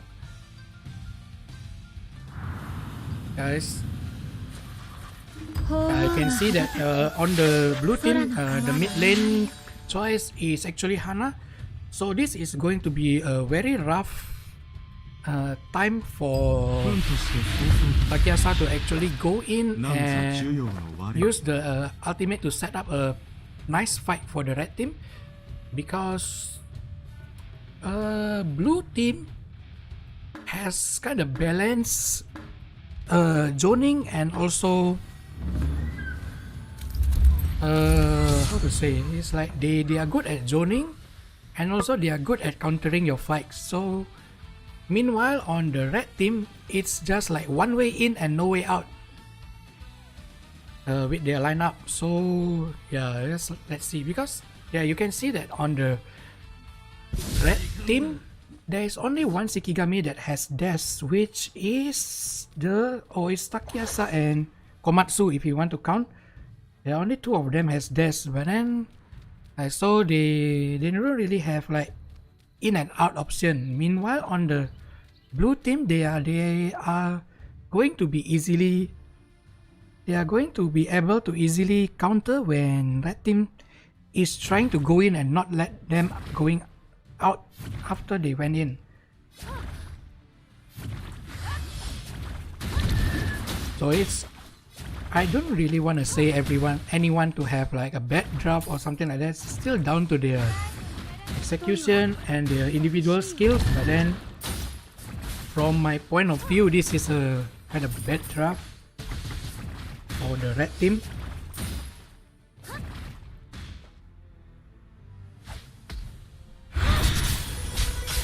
So on the middle lane both of them are down to half HP earlier, but then Hana is healing herself back up to like 80% HP, and then on the top lane, okay, nothing. Okay, let's have a look at the bottom lane. So you can see that the Higanbana is harassing really well. Meanwhile Shishio is already walking around here but immediately stopped by Kaguya and now he's down to 40% health. Bakekuzira preventing them from running away, pulling them back towards them, but is it a good choice? I'm not sure because now two of the blue teams are down to 50% health. And once again, I must say that this Higanbana is, I'm not sure what he, like how he is positioning himself. Like every time he is trading damage, he is still on like pretty much full HP. And then on the middle lane, okay, so there is flash being used by Hana, else he might get taken down by Daisime earlier, and this puppeteer trying his luck to shoot a skill 1, but very nice map awareness by this Hana to move around, move towards left sides, which is out of this puppeteer range. Meanwhile, this puppeteer already trying to steal some jungle camps from the blue team.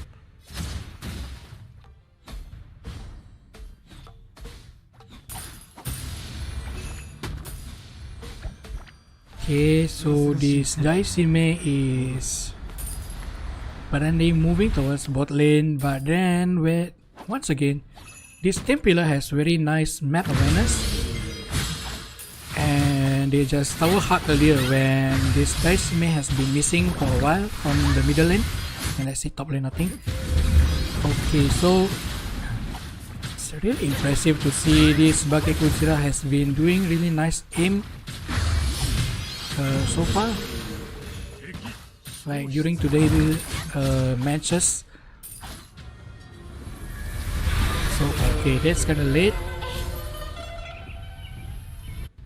Okay, meanwhile top lane, okay, they can't kill each other yet, and then this Daisime is preventing this Hana to go back for a while, and then she might lose a wave. Yeah, no, just one last hit loss. Okay, so Sisio is already moving towards mid lane, but he is not level 6 yet, and this Daisime position was good as well. It's like hugging towards the left side earlier. Okay, so yeah, this is a very nice steal by Aobozu over there, stealing the Sogenbi.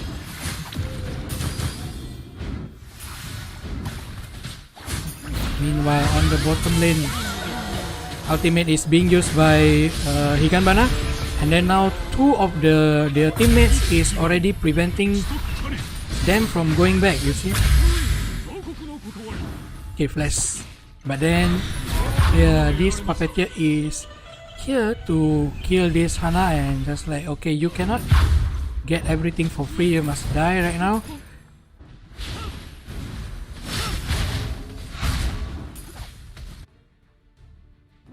Okay, so I'm not sure if this is a good call. I mean, if any of the blue team actually turns their head to this Kraken, it might be easily get stolen, but then looks like they are not aware of it. Okay, so it's proven that I'm wrong. It was a good idea. It was a good chance for them to take down the Kraken. Meanwhile, on the top lane, nothing yet. Okay, let's check their item a while. Meanwhile, on the middle lane, okay, so I must say this Daisime is actually playing really well, but then now he has been overextended, and three of the blue team is ready to take a fight. But then this Daisime, once again, despite having bad positioning, managed to kill one before he is taken down by this Higanbana. Okay, now, yeah, you see that's what I said earlier. This Takiasa has only one way, it's like going in, but then there is no way out because this blue team draft is really good at like countering any sort of initiation.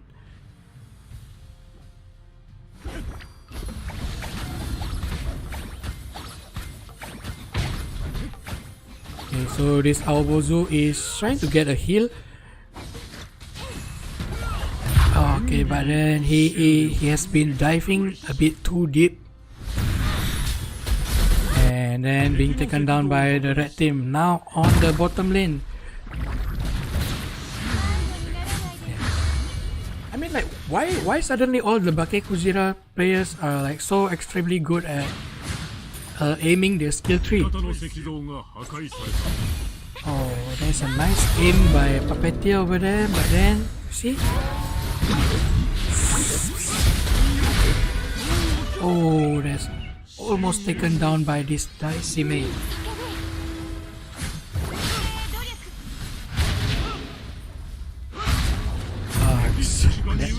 I mean, like, if he is able to anyhow escape from there, then he needs to change his name to like Houdini or something. Meanwhile, is it CCO? Yeah, it's CCO. He's ready to catch anyone that moves around the area. So there is Kaguya taken down by the CCO, and it will be a free Sogenbi, I assume, for the blue team.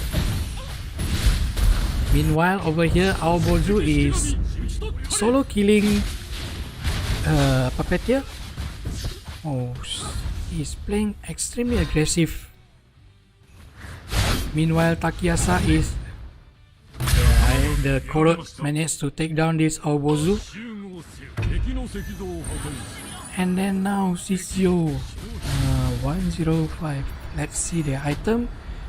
So this Aobozu has been playing extremely aggressive and extremely well. It's 6-2. And coins, the experience is 4.2 and coins is 2.5 towards the blue team.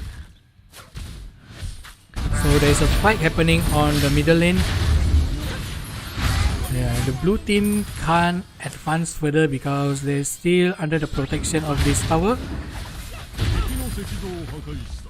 If they manage to like dive into the tower earlier, there will be like surely 2 or 3 being taken down by that Hana ultimate. So now they are trying to take Kraken. So the first Kraken actually went to the red team. Now they are trying to take this blue team, trying to take the second Kraken. There's nothing much this Takiasa can do. She knows that they are taking Kraken, but then she can't even go in.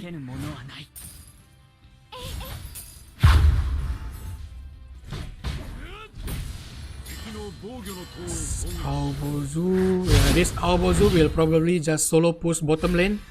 Meanwhile, on the red team, they already feel pressure. You can see that they're hovering around this area. Like they want to prevent blue team from taking down Orochi, but they are not. Blue team is not even focusing on that. See that? This one? This is actually the main strategy.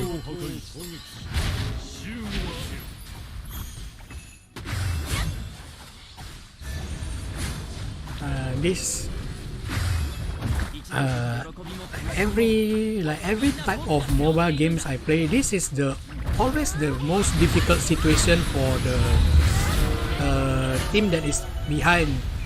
Like they are forced to defend the big objective, and then meanwhile 1 or 2% from the leading teams are actually doing split pushing and trying to force red team, the losing team, to do something. So it's always very difficult. You see earlier the blue team actually is not even actually seriously trying to take the Orochi. They are just like making some Orochi noises to force the red team to take a bad fight, and then they manage to wipe them. It's always like this, all the time. Because that's actually the strongest, it's like the best strategy the leading team can do. It's always that split and force the losing team to defend the objective.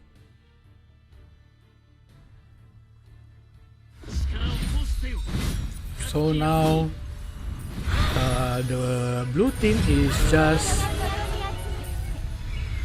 trying to make the red team like stick together. Meanwhile, some of the blue teams will actually split push. You can see that Higanbana is already pushing the bottom lane, and then meanwhile on top Aobozu is solo split pushing.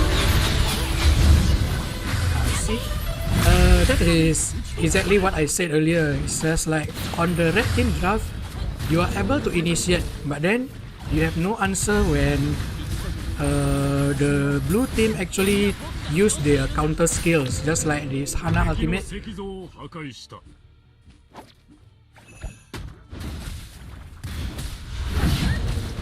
So they are already okay. So they earlier they push, they take down tier 2 mid tower, and then tier 3 tower is not much defended by the red team. And once again,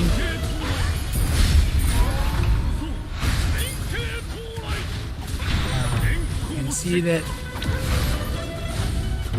this is why when the lineup is asking you to like go in and fight, but then you are not able to do, means like your draft is already not working.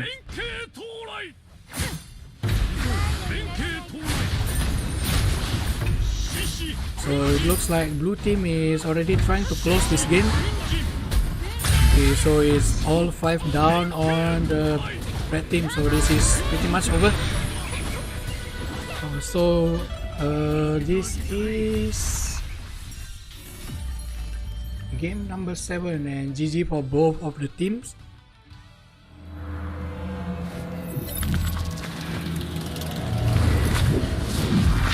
So we can see that this no marksman strategy is proving to be doing really well when your teams are coordinated and able to end the games early. So it's 20-5, and okay, yes, the drop is just all the way to blue.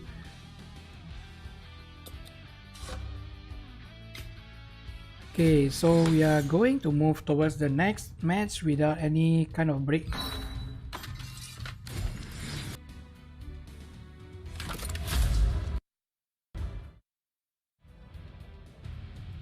Okay, so finally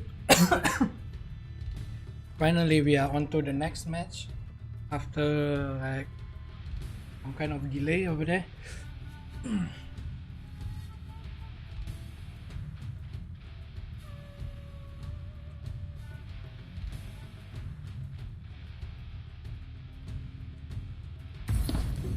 Yeah, okay, so if you are not going to use Shiranui, so it's always best to ban it, especially against this red team. Then on the red team they ban Ichimokuren, so I assume it's going to be Teso, because there's just one thing that going to waste Teso ultimate. It's not necessarily a counter anyway. And then they also I'm not sure why blue team is not banning anything. They left Sisio and Yumekui open this game, so meanwhile they just able to pick one of them. So MOBA is their choice.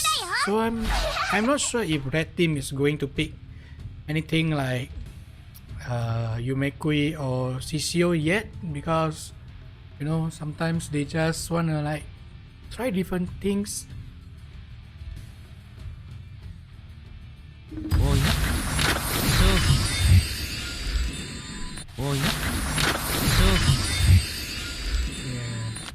I think they are not even serious, I think.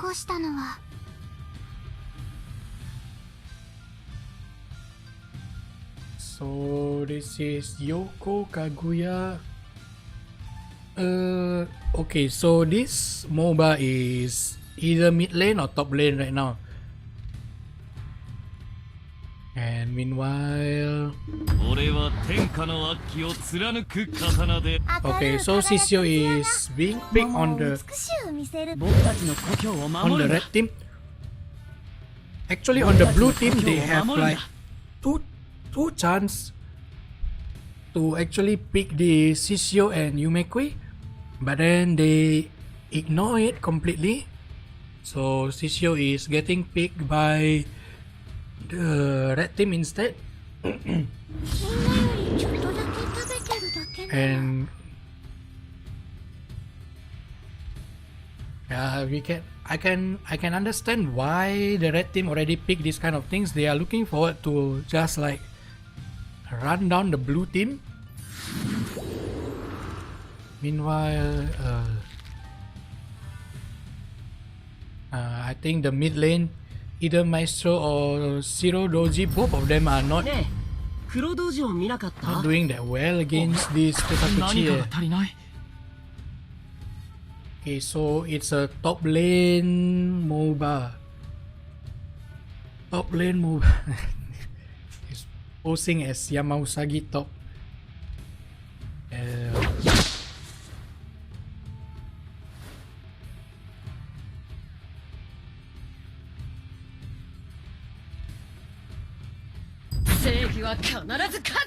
Okay, so Karasu Tengu is picked by the red team as their tank. Yeah, red team has one direction only now with their strategy, which is just to completely obliterate blue team.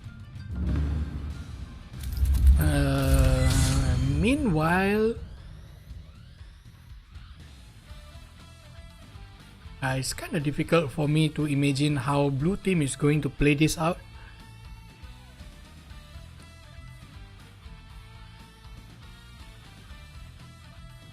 I mean, like, who are you going to bring with your MOBA? Is it the Onikiri, and then who are you going to kill? The Yoko? They still have Futakuchi. You kill Futakuchi, they still have Yoko. And then Sisio and what's the name? Karasu Tengu are still able to like keep pushing forward towards you. So I'm not sure how they are going to do this.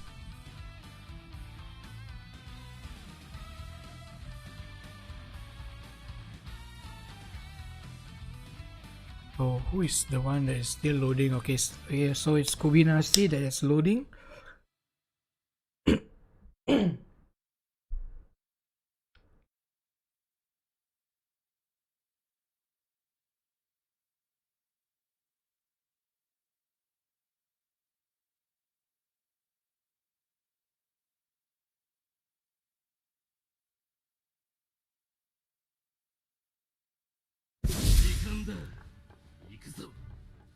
Okay, so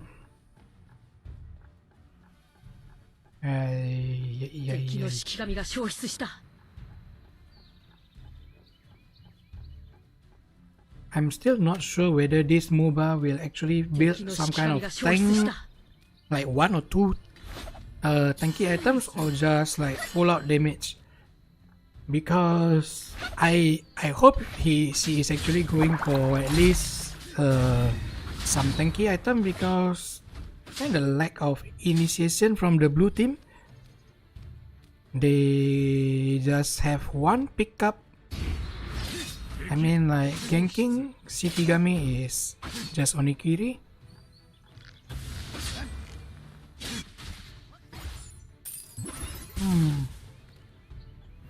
Let's see how this go. Okay, on middle lane we see that this Futakuchi is playing really aggressive. And there's almost no way, I think. Almost no way for this Zero Doji able to be outlaning this Futakuchi.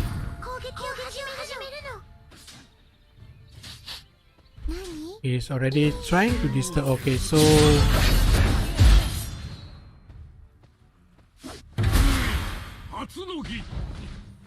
meanwhile, on the top lane, MOBA has been taken down by Karasu Tengu with the help of Sisio. And now Sisio is stealing one of the jungle camp on the top lane. Meanwhile on the middle lane, this Futakuchi continue to push, to press forwards against this Zero Doji, but the aim is earlier. So on the top lane earlier, what they do is actually they hide around this area while waiting for MOBA to go back to her lane, which resulting MOBA to die 2 times in a row. So normally that is very rough. And then Futakuchi managed to take down Onikiri with the help of Sisio.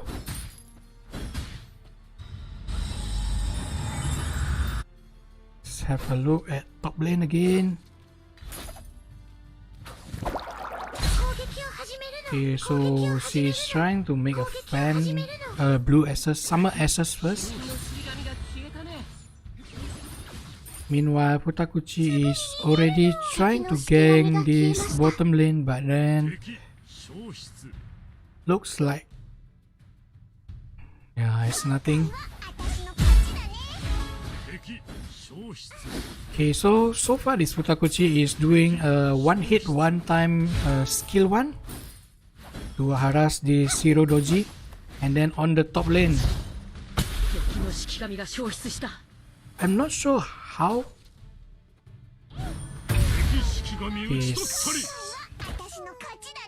Ipa is actually trading really hard with this Zero Doji, and then with the help of Onikiri being taken down. I'm not sure how this MOBA plays. I mean, like, you can just use your poison skills, clear the wave, and then go back, and I'm not sure why he's trading so much with this Karasu Tengu. And then now it's level 6 versus level 4. So Tengu managed to take down. So it's a double kill over there for Karasu Tengu. And then the ultimate from Futakuchi managed to take down Zero Doji over there. Meanwhile, all of his teammates are around middle lane because apparently bottom lane can't lane against the fast clear from Kaguya and Yoko. So now they are already trying to do Kraken.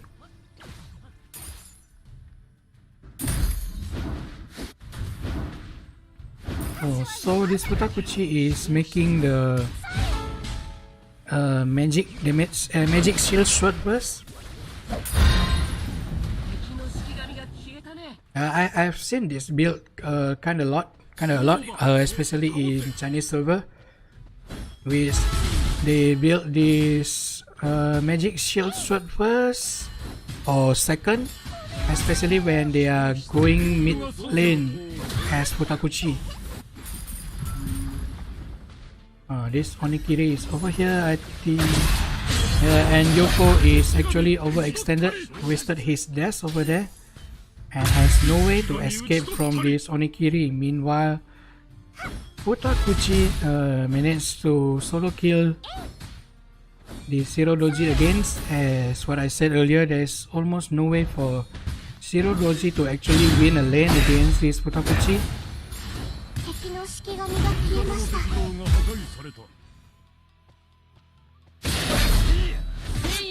This Onikiri is just pushing his luck too much. Maybe he saw that this Futakuchi is almost no MP, that's why he went in like that, but then just like few taps from the Futakuchi able to take down the Onikiri.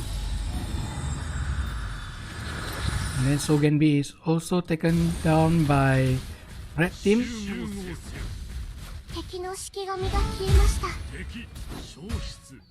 Meanwhile, Karasu Tengu is, I think he's going to dive this. Yeah, I'm not sure why this MOBA is not even going back. It's like asking for this Karasu to just kill her. Just like you can just like skill 3 straight towards this area just now. Very questionable so far. by MOBA. Then it's just like 3 or 4 hits from this Futakuchi and they managed to take down Momo.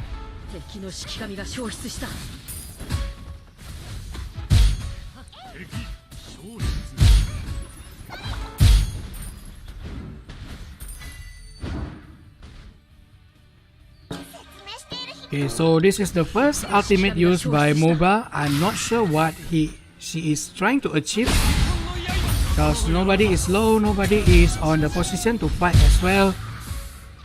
Just merry-go-round like that. Meanwhile, on the top lane, Karasu Tengu managed to take down the top tower in the midst of this chaotic fight. This Futa is just like in between 2 towers, but then nobody is able to like take him down.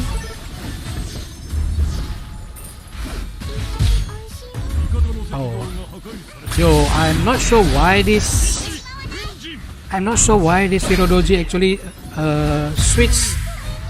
Like jump in.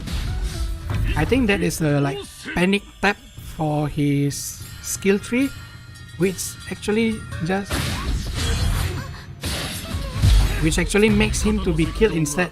Oh, that's very close. Okay, so they almost take down this Futakuchi earlier, but then her damage is just super massive right now.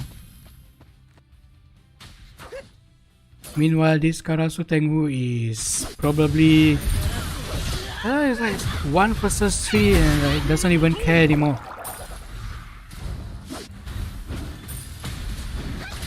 .0 so far for the Karasu Tengu, and it's a free game for the Yoko as well.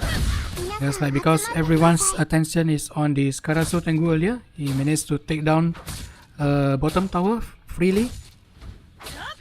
And then now this Tengu is stealing the buff from the blue team. So let's check the goal. So it's already 8.8k. It's 10k-ish experience. That's really bad for the blue team. This Futakuchi is just like jump in, 2 hits, skill 1, jump out all the time, and then like 1 person slowly die.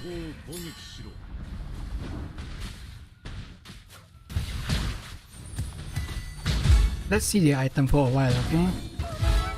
Okay, so he's already moving towards the red sword, which I don't know the name. There's the cooldown reduction and armor penetration sword.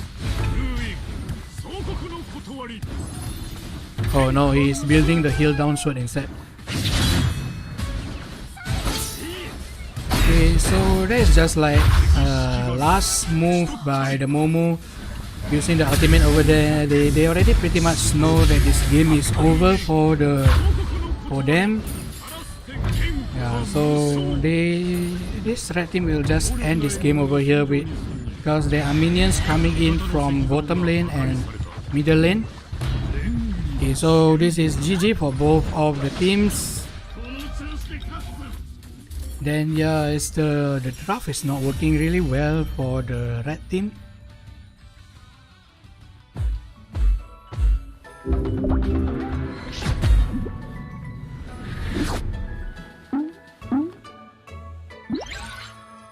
So if you don't know this royal skin for Futakuchi, actually it is the only skin that has actually sound cue for the passive, the passive stacks, the one you see like face icon on the floor every time Futakuchi hits you. The royal skin is the one that give you like sound cue. So if you like have some money, I think it's a good skin to pick because it's a good skin to get because it actually helps you tracking with how many stacks you have. The sound cue is really good just for that reason.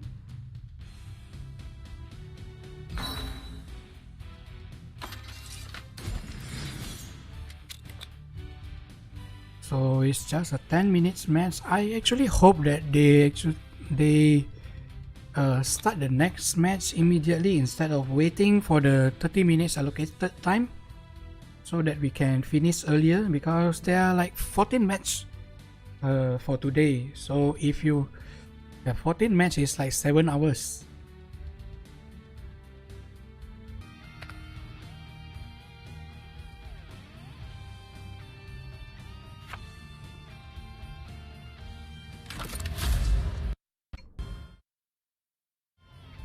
Okay, so there's someone sound. Okay, so I'm not sure why this keep happening. やめてよもう恥ずかしいから本当に This is bad. I mean, I can't hear their voice. Even when I don't open any of my mic.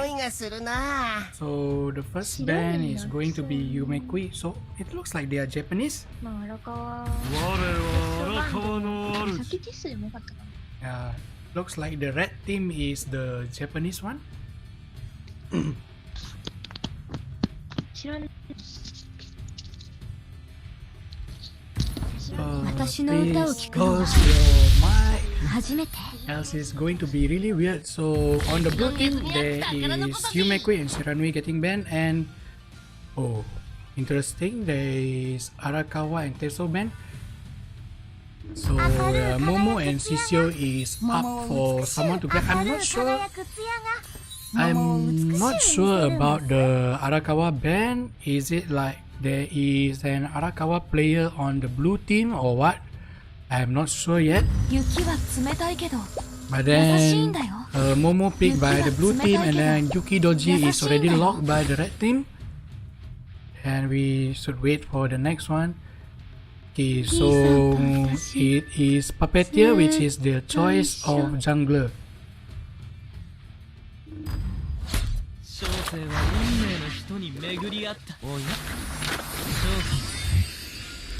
So on the blue team they instantly pick Yoko, and then now they are trying to think whether they are going to take the Zero Mujo or not.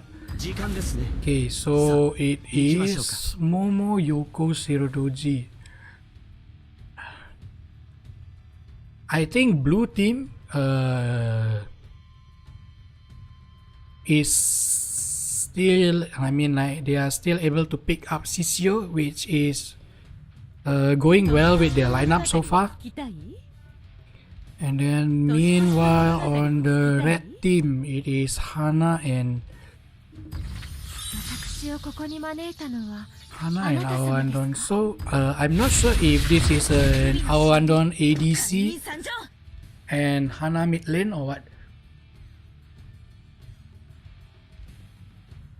And then on the blue team they close their lineup with Aobozu and Kainin.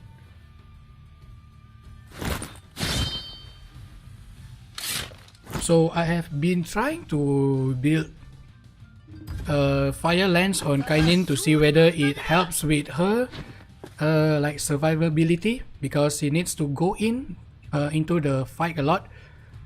I'm not sure if they are going to build her like that or not.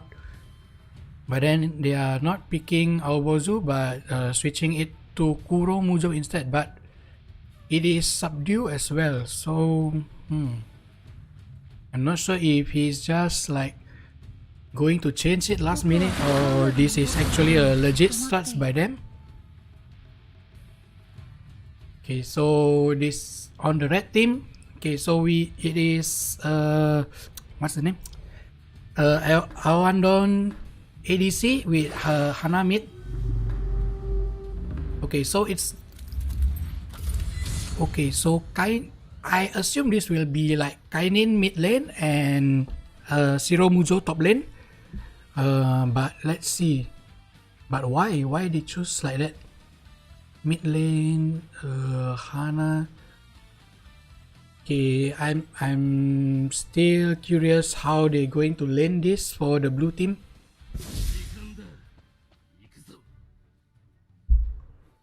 Okay, so it is actually Kainin top lane, and this Kuromuzo jungler. At first it was like just like a trolling build. People was doubting this, but then it actually works. So yeah, that's how it is. Like everything is stupid until someone proven them that it might works.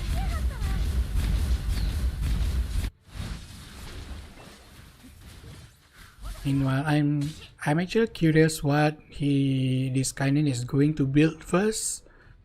So HP, so it might be a drum, or just like CDR red sword. Not sure yet. Meanwhile, okay, so it's Supreme Awandon with royal skin. Okay. Yeah, let's have a look on this top lane because it's kind of interesting matchup. Kainin. Meanwhile, on the bottom lane, this Yoko is able to clear the lane very fast and put a lot of pressure on this Awandon Bake Kujira bot. Oh, this is nice.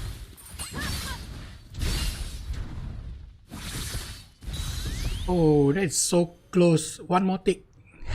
It's not going to die.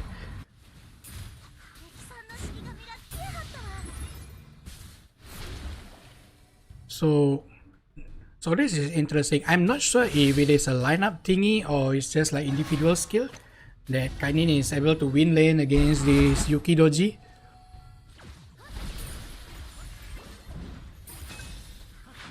Oh, this Kuromujo is just like taunting. It's not a good idea. I mean, yeah, but then there is nothing to clear over here also, so might as well just contest it. And Puppeteer actually got it. Now Puppeteer is the one trying to harass this mid lane. Oh, slagging.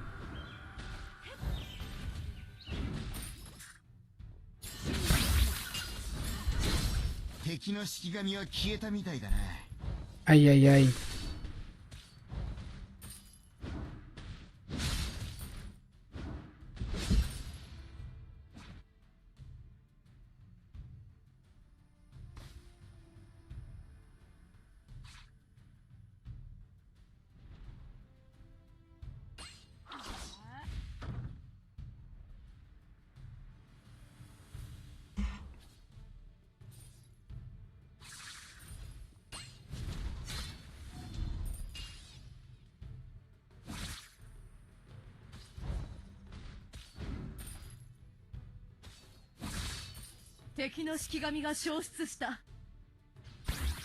Okay, so there's a technical issue over here. I will switch the screen a while.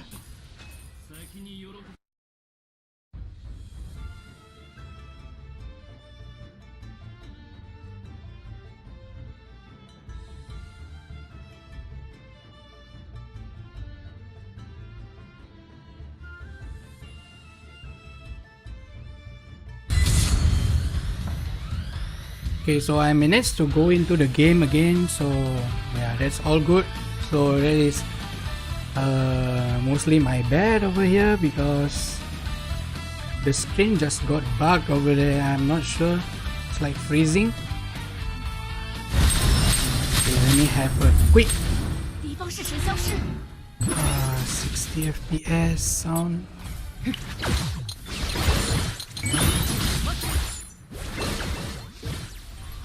Okay, so we are back into the game. Okay, wait, let me set the brightness a bit.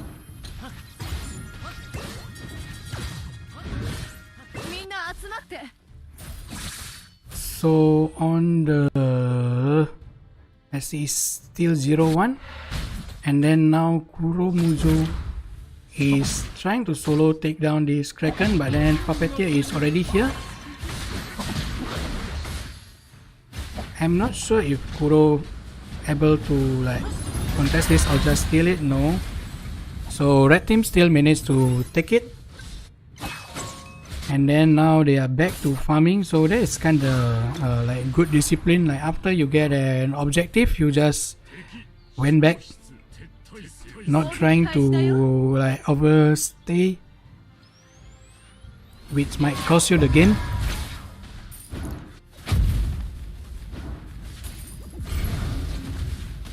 Meanwhile, on the bottom lane, I think they want to fight again, but I'm not sure if it is actually worth it or not.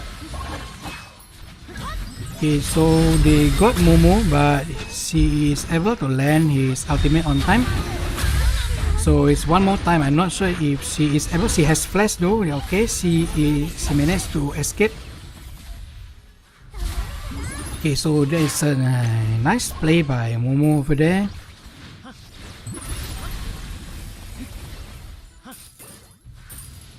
And nobody is down so far yet.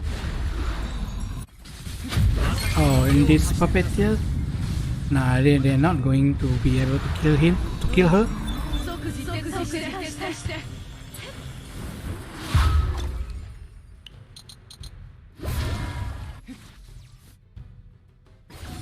Meanwhile, Kurodoji over here is the Fire Lance build.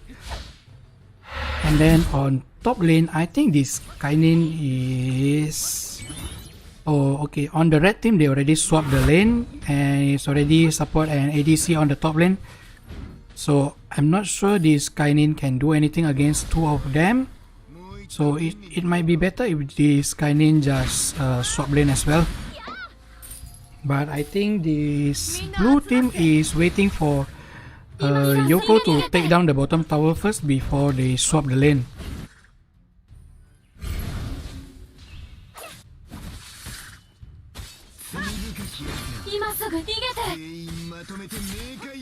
Oh, he's playing really aggressive over there.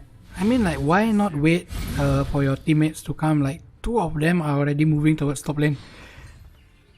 So on the middle lane, yeah, still nothing much. Okay, so they finally taken down the bottom lane. So I'm looking forward for them to rotate to either take down this middle tower or go to top lane. Yeah, it looks like they're going to just pressure this mid lane for the time being, but then it's already 4 people from the red team trying to prevent blue team from taking down this mid tower. Okay, there's a nice ultimate by Bake Kujira over there, locking the Kuromuzo, preventing him from stacking too much damage, and then now it's a free Sogenbi for the red team.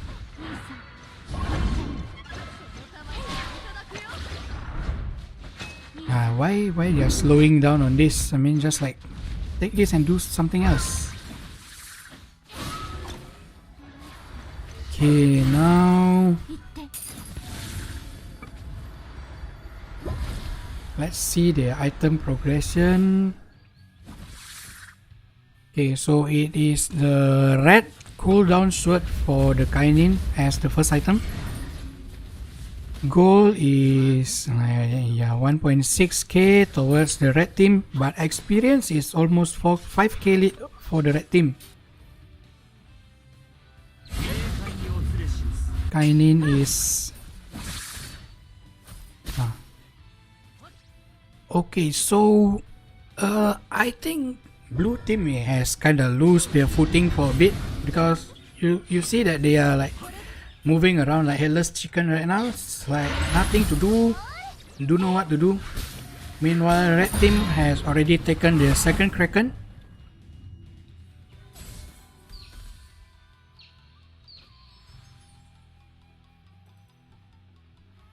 Yeah, this will lead to like bigger goal advantage for the red team, because blue team is apparently not doing anything.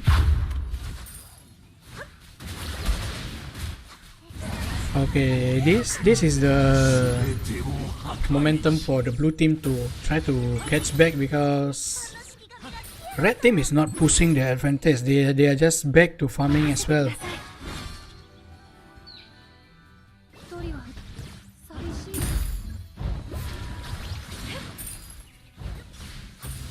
so red team is trying to defend the top lane from being taken down by the Yoko.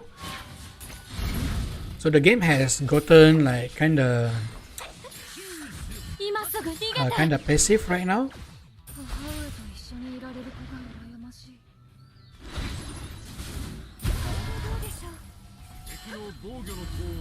Okay, so red team finally released the Kraken on toward top lane, but I think it will be just it's not even clearing the minion. Meanwhile, on the middle lane, red team is trying to pressure the mid tower, but they are not able to take it down just yet.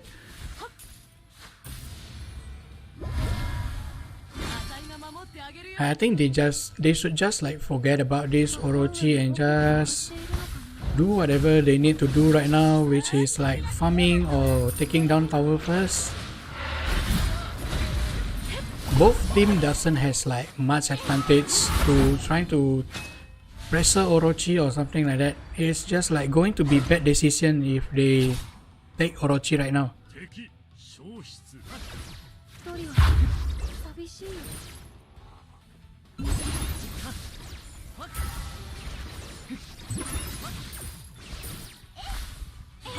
On the let's just check the item first. Okay, so Shiromujo, I think it's the same Shiromujo as earlier. Is opting to build the tankier build.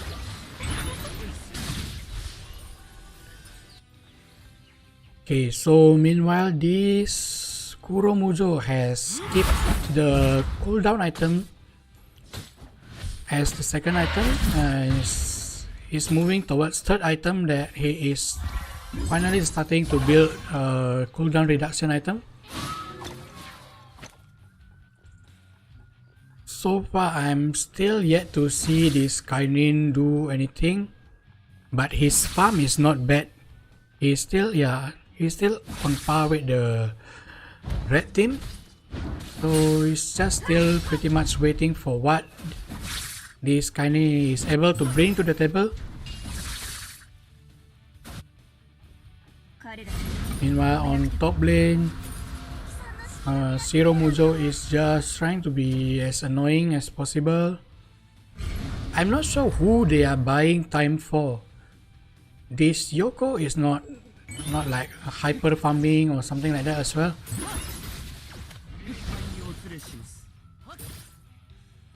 Okay, so the third Kraken is going to be respawned soon, so I assume that is going to be the one that both of team should actually contest it. I mean, like blue team should actually contest this. Else it's just like very passive from the blue team. So it's 3 Kraken down for the red team already.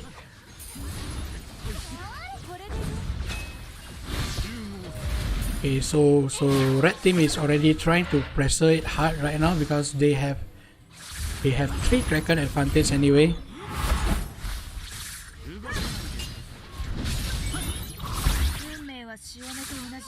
Okay, this Kainin is not doing any significant damage towards Yuki, because Yuki can just like heal it away.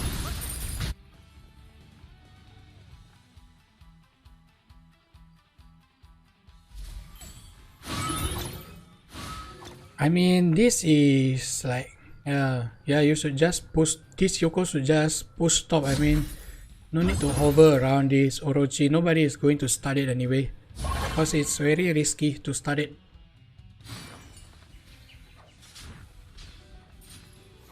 Meanwhile, Yuki is trying his chance to split push bottom. Why? Yes, just split push.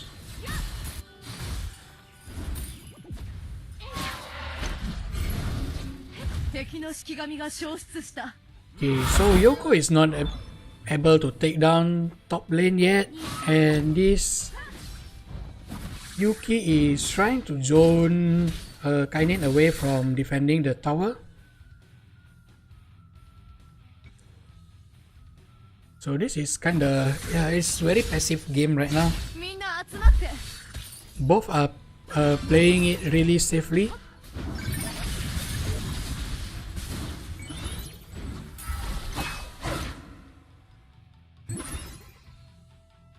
Okay, so once again,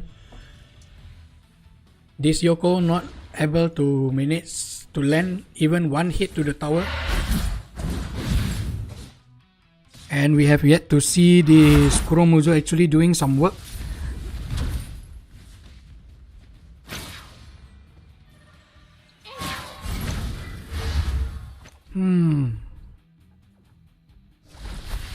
And just one tap that tower and just rotate somewhere else.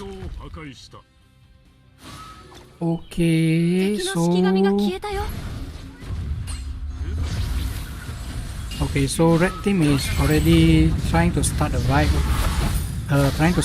over here, but blue team is actually kind of ready to fight as well because it's pretty much like equal, both of them. Okay, Kainin is trying to flank them and sandwich them from behind, but I'm not sure if this Kainin is able to dive in. It's going to be a bad call if she dives in, because on the red team they have Bake Kujira, so she might just get instantly locked. Okay, so that's the fight that the blue team needs.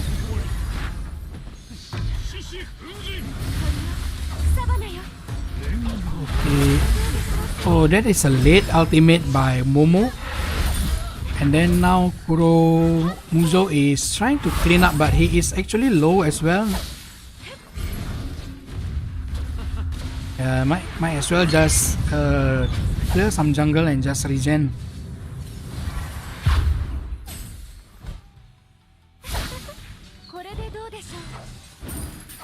So that is a nice fight by the blue team, which managed to take 3. Yeah, managed to take down 3 from the red team in exchange for Yoko.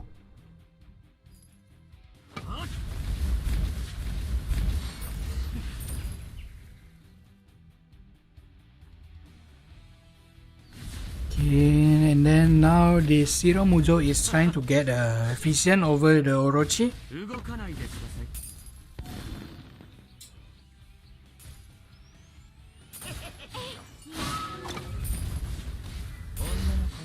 I think blue team should have an advantage. I think, yeah, blue team has the advantage. What is he building right now? Okay, he is not going for the 1, 2, 3, 4 the 4th item tank. He opted for the corroding fan. And then now there is a fight happening over here near the Nan area, which the red team managed to take down 2. That is support and ADC being taken down by Puppeteer. And then now Kainin is down as well, so they already ping to like stop chasing and start this Orochi.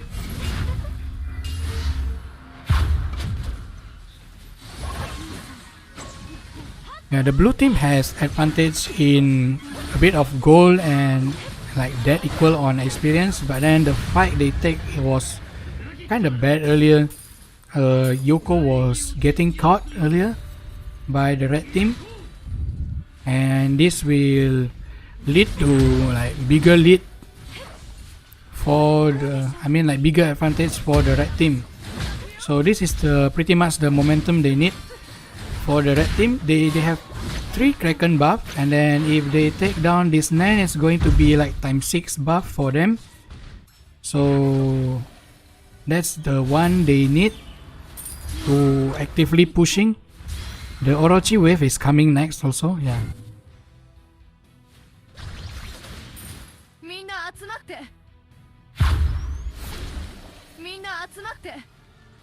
Yeah, they should get a lot of tower right now. Like they shouldn't back off. And that is pink for gather, right? If I'm not mistaken. Yeah, they just want to destroy. I mean, like they should just destroy 3 towers on the bottom lane anyway, with this kind of momentum. So Kurodoji is trying to start a fight, but yeah, Kainin was dead earlier, but I'm not sure why. Okay, there was Momo ultimate use, and then yeah, but it still doesn't save Yoko and Momo to be killed by the red team. Yeah, so this is the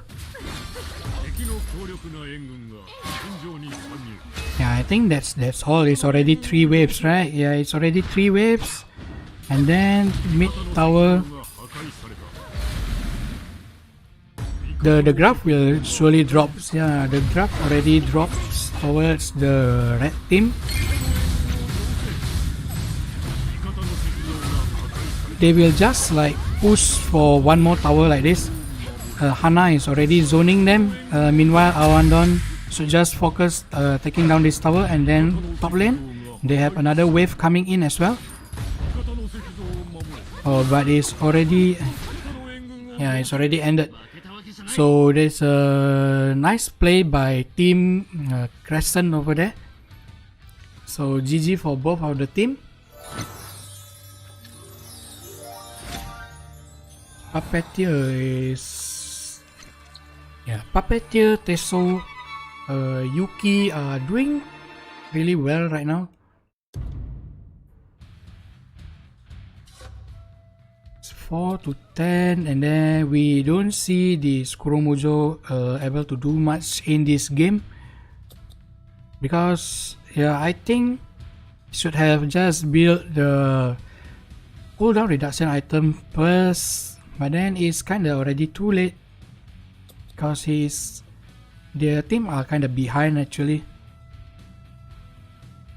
Okay, so we are going to move on to the next game. I am going to restart my game for a while.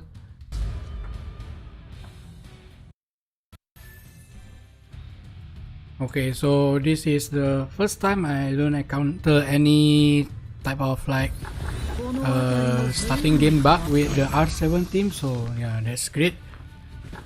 Oh, it looks like they know. I'm not sure how they know that red team actually picks Tamamo. I think they are friends with each other, I guess. I'm not sure.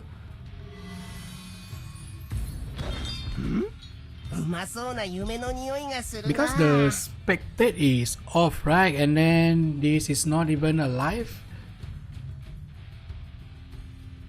So I'm not sure why they know to ban this Tamamo.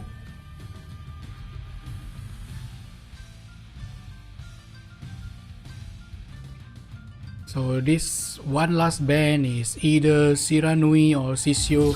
So it's Bake Kujira. So means Sisio and Shiranui is actually open. So okay, so blue teams actually favor Eso.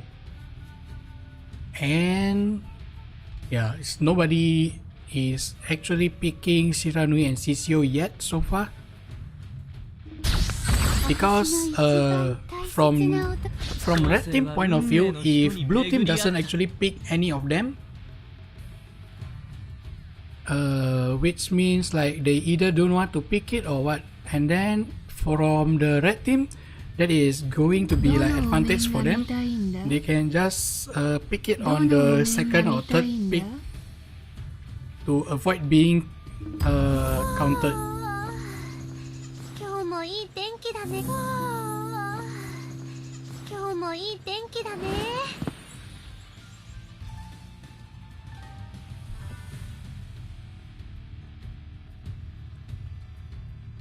So on the blue team, they pick Menreiki and Hiyoribo as the support. So I think this is the first Hiyoribo game. Meanwhile, Yumekui almost appears on every other game.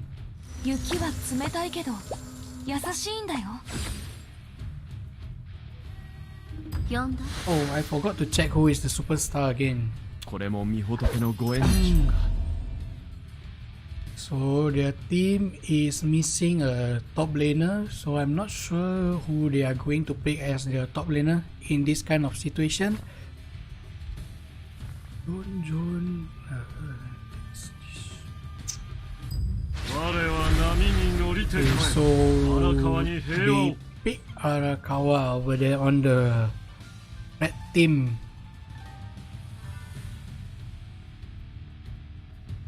So it's Arakawa against Aobozu, Yoto, Yuki.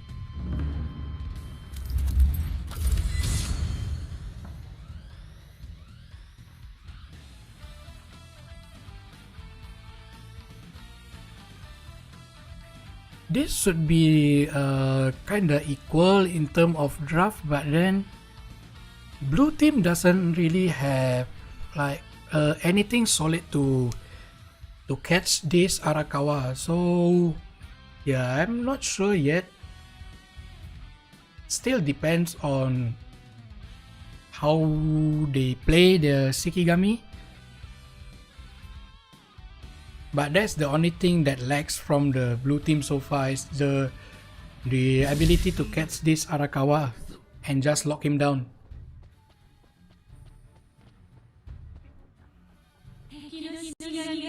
Maybe they just like why do you need to lock when you can burst him down? Yeah, maybe that's the strategy. I'm not sure yet.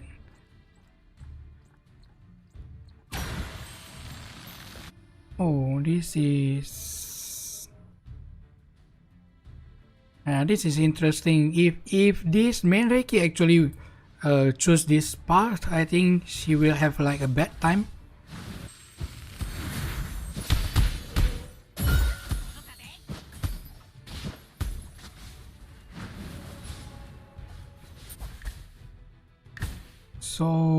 So far there's... Okay, let's see on top lane.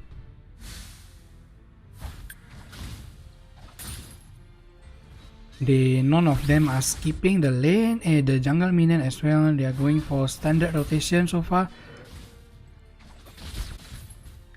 Meanwhile on the top lane, okay, you can see that this Arakawa is already trying to like assert his dominance over this Aobozu. Meanwhile on the bottom lane,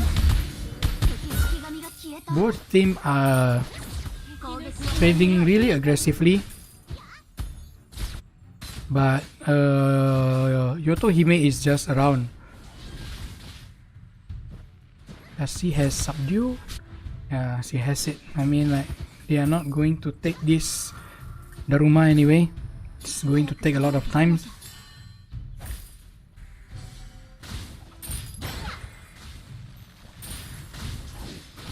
So that was time wasted by Yoto Hime over there.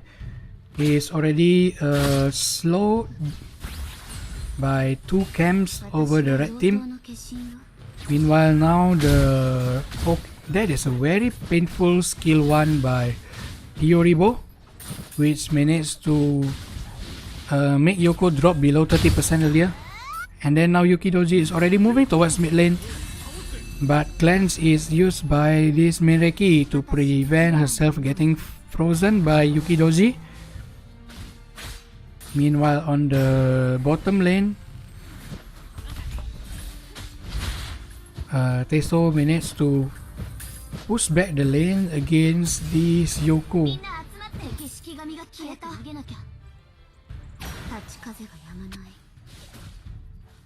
So it's equal trade, I think. It's like Yoto getting the Daruma from the bottom lane, meanwhile Yuki taking the Daruma on top lane. So yeah, that's exactly like I said earlier. Level 1 Teso might not be able to like trade efficiently against others, but then once it hits like level 3 and above, like the harass is getting more and more annoying. And then pair it with like Hiyoribo, which is able to harass the enemy as well. because the skill 1 is like really painful actually when there is no stack. And then now over here on the top lane, Yuki Doji is already sneakily taking the Sogenbi with the help of Arakawa and Higanbana. They're trying to secure this because apparently they don't see Yotohime around. So 3 more seconds before Kraken respawn. I think they are looking forward for that Kraken as well.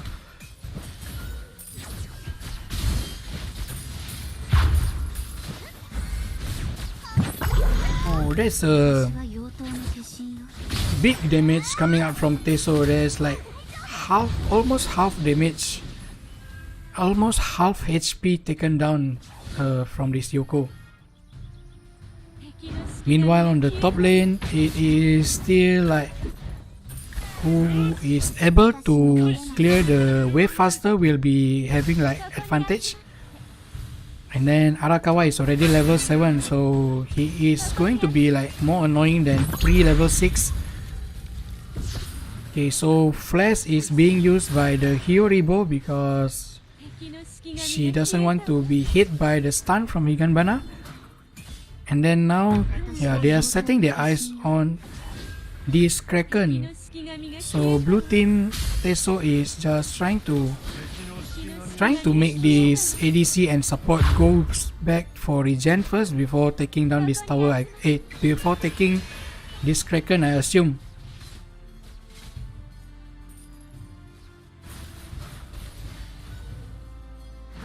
So it's still 0-0 so far. It's already 5 minutes 30 seconds into the game. Nothing happening yet so far.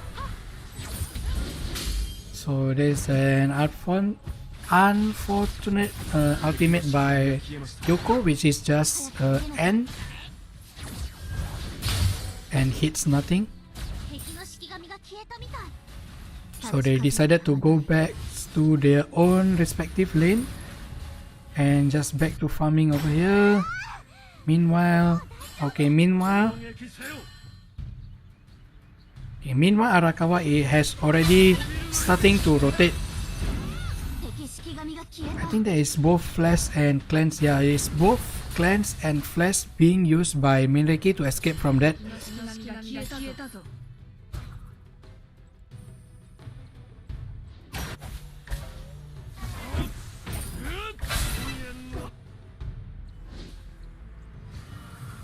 This Arakawa, you can see that the blue team has no you can see that blue team has no real answer for this Arakawa anymore. He is just playing like aggressively and trading, healing himself. Okay, so I think they are trying to do something over here, but Minreki just knows. He used the skill tree to actually check on the bush.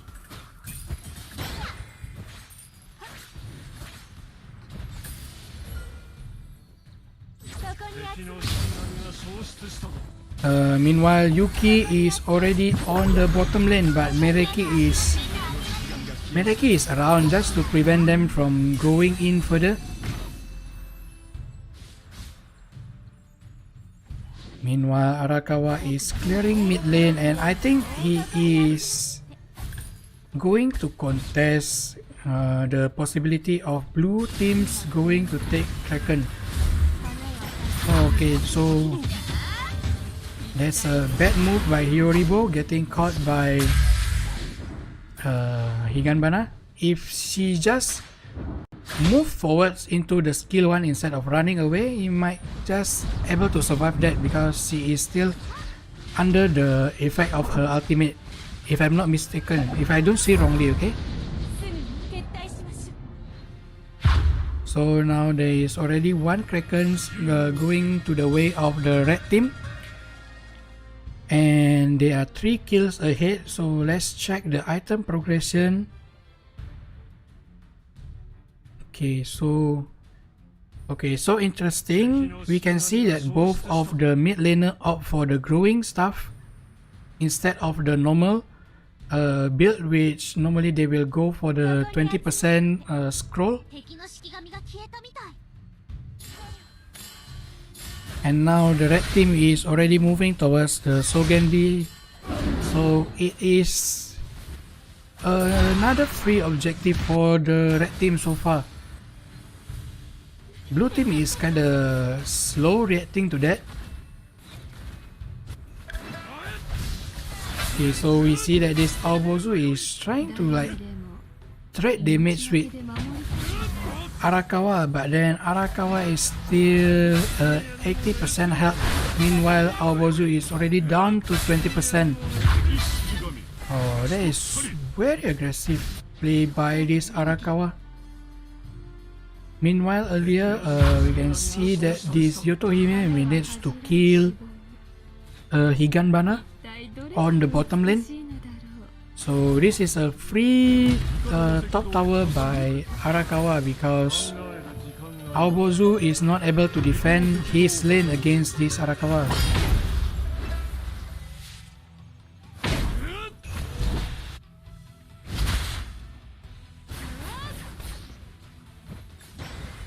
Okay, so blue team is trying to pressure the mid lane, but I'm not sure if that is going to be a good idea.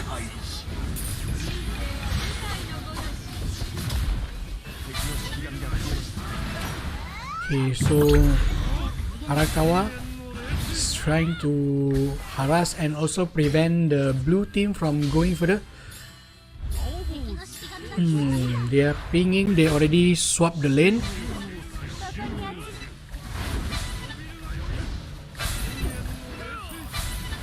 Yeah, this Arakawa is really slippery so far.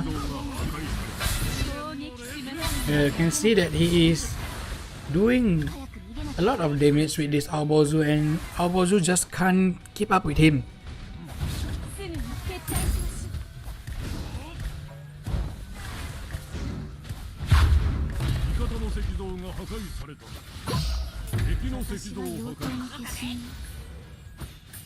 So this red team is probably going to take the next Kraken.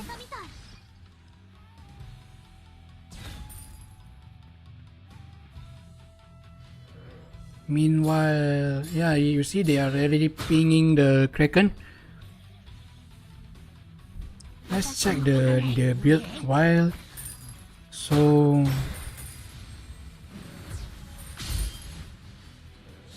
let's see. Okay, so it's similar build for both of the mid lane. Okay, and Yukitoji opt for full tank. So blue team managed to take down the Kraken. So it is one Kraken for the blue team and one Kraken for the red team right now. And in terms of gold, they are also equal, which is 31.5k so far. And let's see this Arakawa. You see this Arakawa is that's the only disadvantage for the blue team. And the Arakawa player is playing really well as well.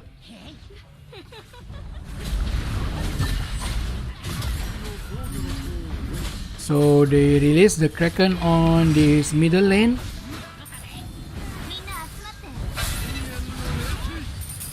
Oh, that's kind of bad damage coming out from the blue team. It's like not dealing much damage, I think, because a lot of them are like using skills and getting the passive from Hako Souzo earlier. That's why the HP are still mostly full.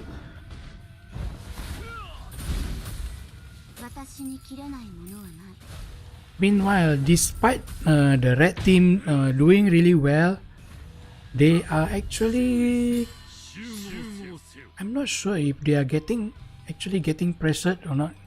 So in terms of gold, they are equal. In terms of experience, pretty much equal as well. But if we are talking about long run and looking at how they have been dealing with this Arakawa so far, I think this Arakawa will play a huge vital role to decide who will be the winner from this game.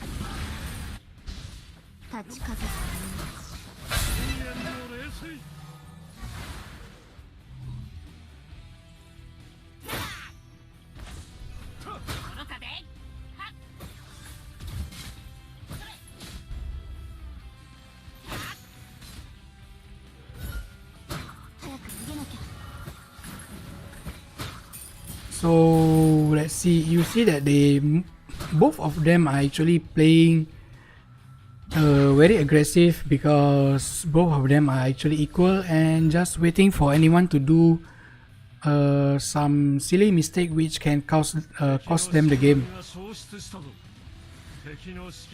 But blue team is already like positioning themselves towards this Orochi. I mean like they are not going to take it, but then they are trying their best to defend it as well.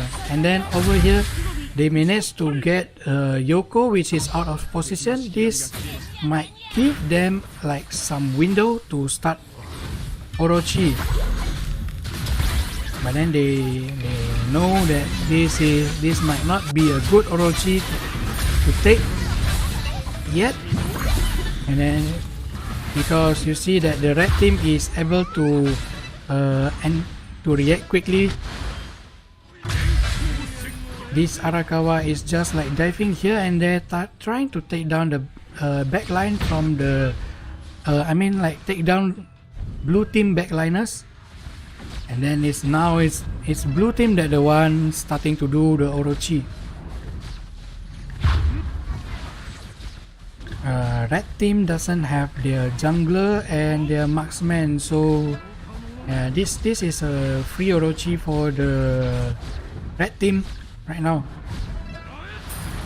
I actually hope that they are going to use the advantage right now to take some towers because the game has been dragging kinda long for a while.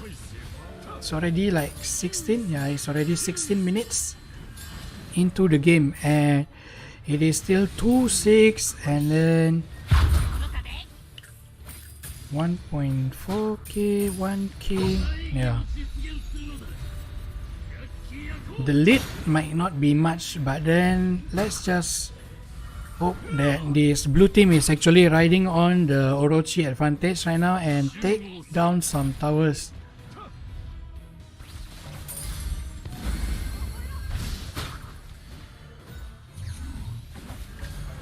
I mean the red team is the one that having advantage.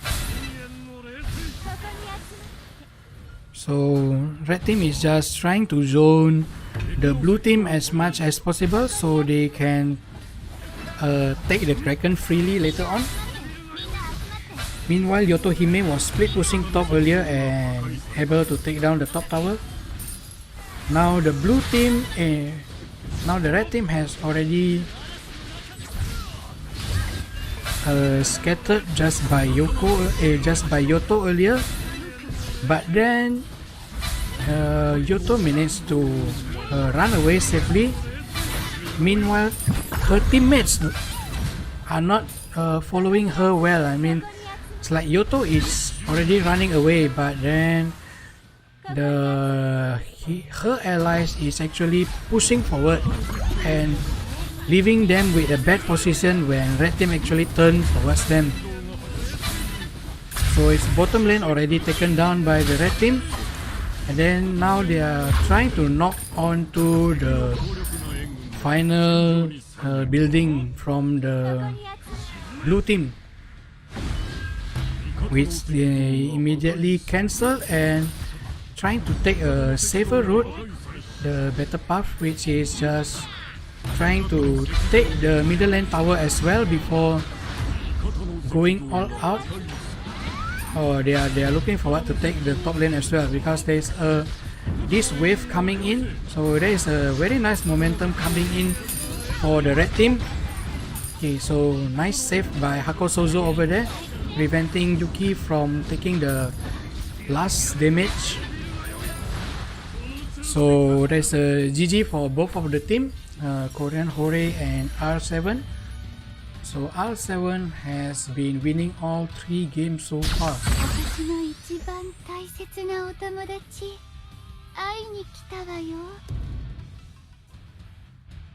It's 2-9. Okay, let's see the data. Yeah, it's mostly on this Yuki Doji. Mostly on this Yuki Doji, Arakawa, and the Shiganbana. Yeah, blue team has the advantage earlier, but then it's just not much. And that one huge mistake is causing them to like lose everything.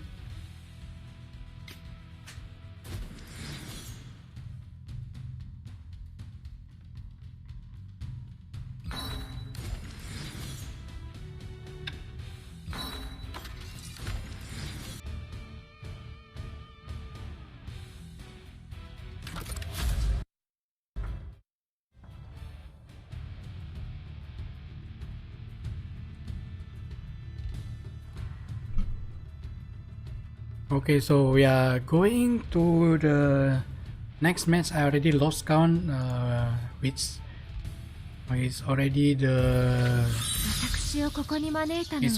10th match of the day. So we have like ranked game against Team Crescent. So Hana is being banned on the blue team, and the red team banned Shiranui. And also Yume Kui is getting banned. So Arakawa is getting banned on the red team. I'm not sure. I kind of forgot if any of the blue teams play Arakawa or not. I'm not sure.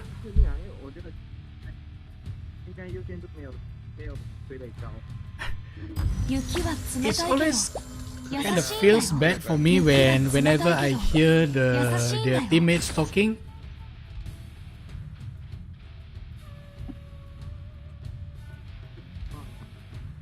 Nah, I mean it's not supposed to be like this, right? I didn't even press anything from the team mic or anything like that. 私を起こしたのはみ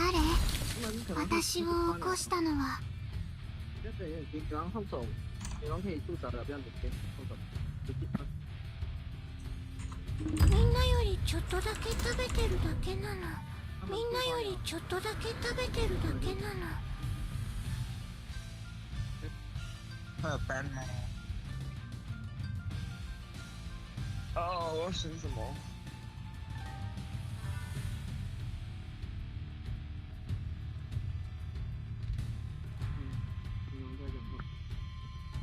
你的声音是，你的声音是那个。Okay, so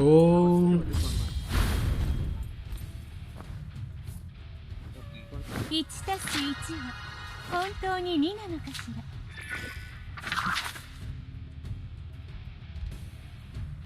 Okay, so let's get back to the stuff. There was some technical issue earlier. So Puppeteer is getting picked again by Stan, which he shows a really good performance on the game 1. And then okay, let's see. So on the right side, on the red team, the lineup is actually not bad. There's like a very balanced between poke, zoning, and counter. And then meanwhile on the blue team,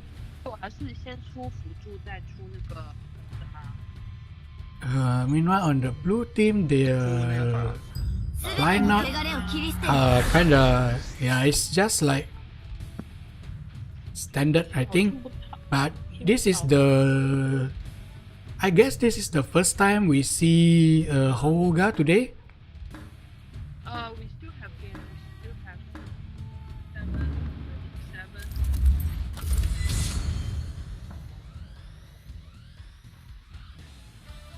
我都没有听过他声音，跟他打那么久，他声音这样。谁 win 啊？对啊。你问他。I did. I didn't hear your voice before. さあ、攻撃しましょう。Okay, so we are going into the game right now, and they are just spamming the emotion, the emoji sticker.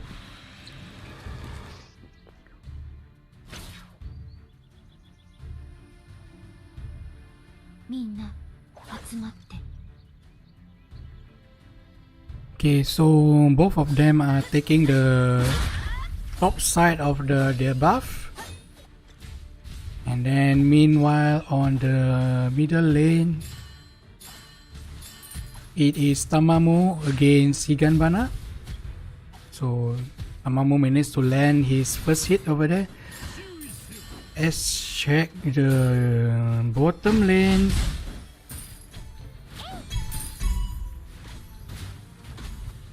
And still, oh, so top lane is the one that has like trading goings on.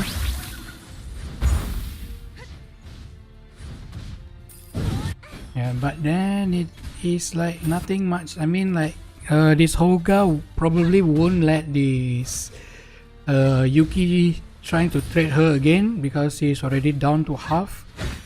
Meanwhile, on the bottom lane, the Miketsu is playing very aggressive, putting down Futakuchi almost down to 20% health.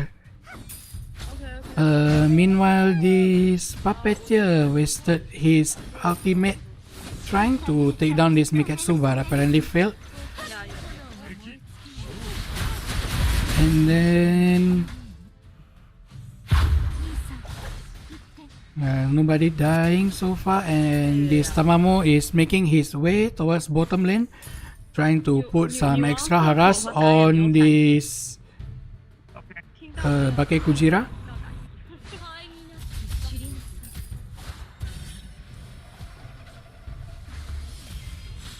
This is my first time actually no,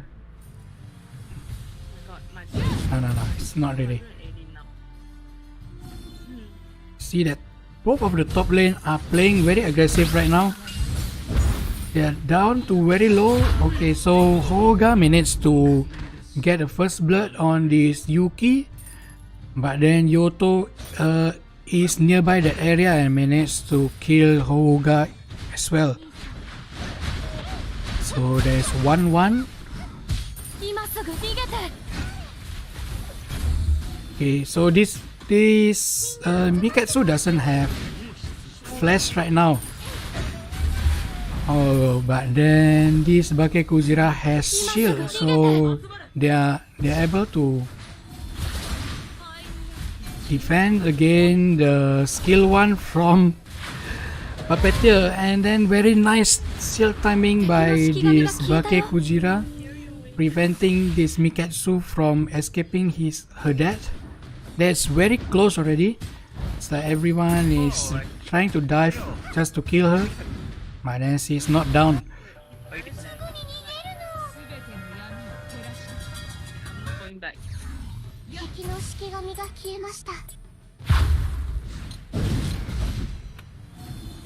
Meanwhile, okay, so there's a misstep by Yuki, trying to use the S1 too early. But then with the help of Yotohime, they managed to take down Hoga.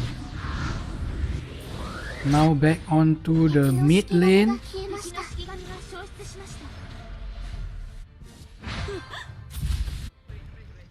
Okay, so let's check the item. So it's growing stuff, first item for Hoga, and the scroll for the full scroll for Tamamo. Okay, meanwhile Bake Kujira is actually skipping the support item first and going for the blue mask first before. I mean, like normally if you just immediately go for the support item first, it is still viable. I mean, you won't really lose much MP during the whole laning phase, but I guess he wants the extra armor and also extra cooldown reduction, I'm not sure. Okay, so there is a very nice coordination by this puppeteer with Tamamo. There is like a switch over there. You can see that Tamamo is going into the bush earlier, but then puppeteer is the one coming out from the bush, surprising two of the red team players.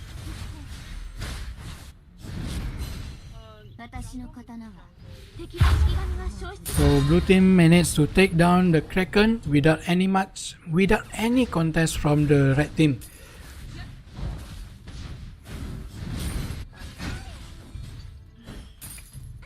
In terms of farm, 2.9.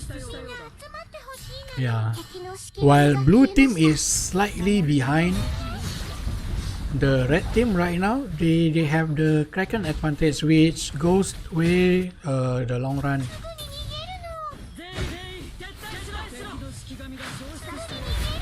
So this bottom lane from the red team keeps pinging attack,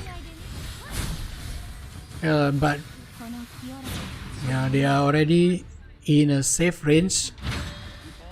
Oh, very nice block by this Yotohime. Oh, very nice play by the red team. The very nice place Higanbana ulti with also the Miketsu slow, preventing everyone from going out from that ultimate. Very nice fight by the red team. Meanwhile, on the top lane, Hoga is trying to return with more than 50% HP.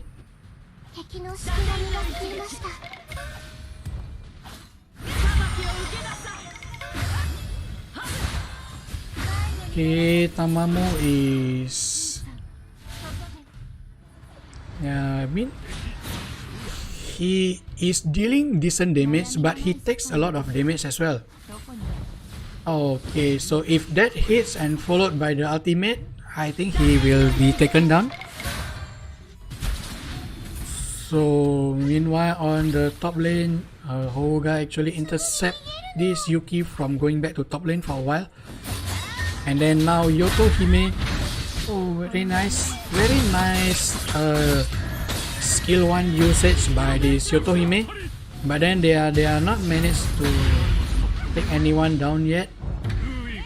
So Kaguya is the only one killed, but then Yotohime and Bake Kujira were down from the red team. So that is kinda very pushy from the red team. They force too much and then they're getting punished for it.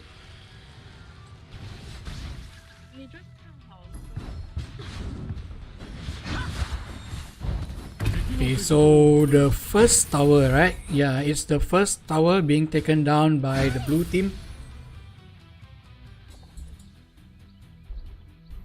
Meanwhile, on the top lane, this Yuki is keeping... Yeah, he is playing really aggressive against this Hoga, but then when someone actually rotates for them, it will be a problem for him. Okay, now blue team is trying to take another objective, which is the Sogenbi. There's no one around as well, so it's a free Sogenbi for them.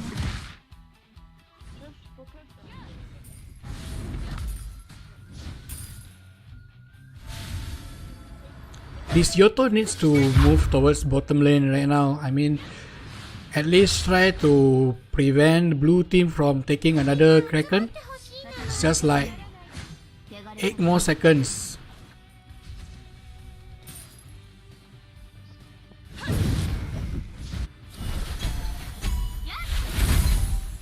Okay, so Miketsu has already finally taken down the bottom lane tower as well. And now they are onto this Kraken. Yeah, but blue team is here trying to contest, and nicely stolen by Puppeteer skill 1. Meanwhile, on the middle lane, oh, I almost thought she is going to die, but she has ultimate ready. So there's the oops button for Houga.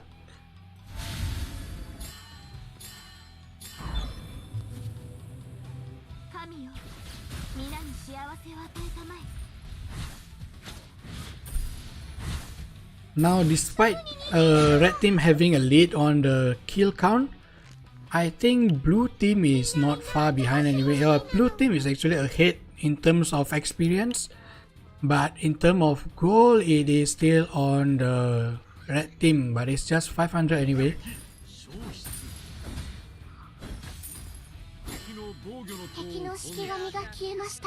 Okay, so Houga is trying to flank them over here. Managed to catch on this. Okay, so this Higanbana is actually alone over there. I'm not sure why she was there alone on a bad position. This is an Orochi for blue team. I mean, like, why?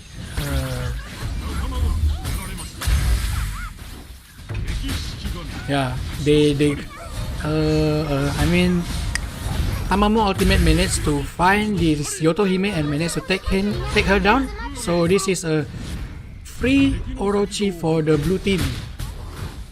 It's 5 down from the red team. I mean, like, I'm not sure why the Higanbana is solo trying to zone over here when she knows that there is like Futakuchi, which has super long range, and then Puppeteer can also long range poke or also get close to you. There is also Tamamo, who has long range poke. So there's a bad positioning by this Higanbana, which caused them to lose the fight earlier.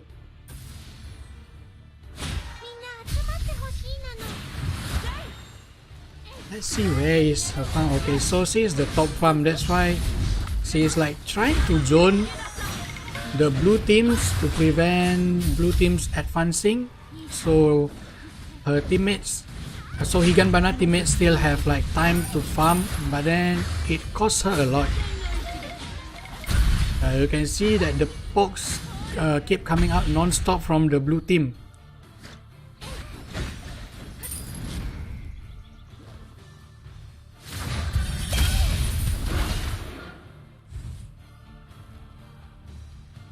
Okay, now they are onto this tier 2 tower on the bottom lane.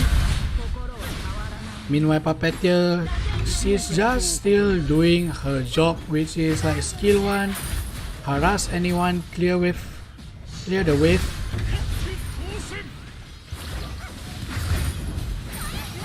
Okay, so that's actually a very nice ultimate, very nice initiation by Houga, but then her teammate is just not able to dive in just yet. But now they already taken down 3 and onto the next tier 3 tower.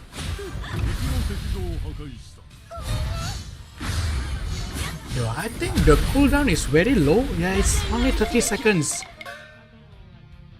So Futakuchi has been like using the ultimate to harass, especially when it lands on like enemy team ADC or mid laner. It's going to deal like very huge damage.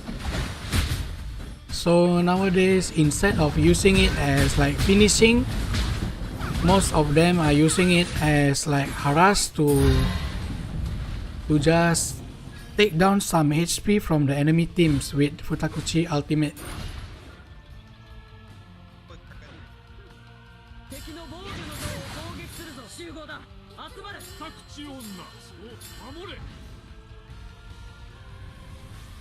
Okay, meanwhile, yeah, this Houga is actually very tanky right now. It is either that she is tanky or this Yuki is just behind by a lot. Yeah, it is behind by Nah, I mean, both of them are still 7k, but then he is not doing any things.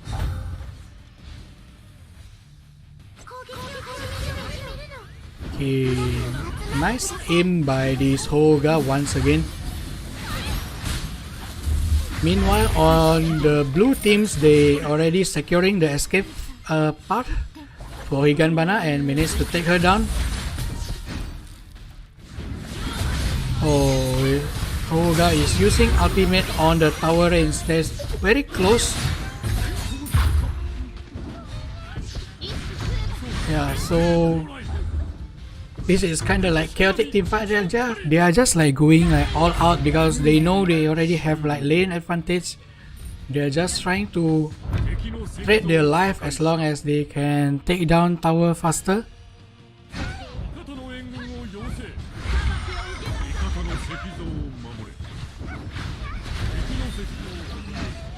Okay, so this is looking yeah, I mean like there's nothing much red team can do right now anymore unless the blue team like overextended. Okay, so they are trying to regen and play it safe for one more time. I think they are trying to get another Orochi before closing this game. I am not sure.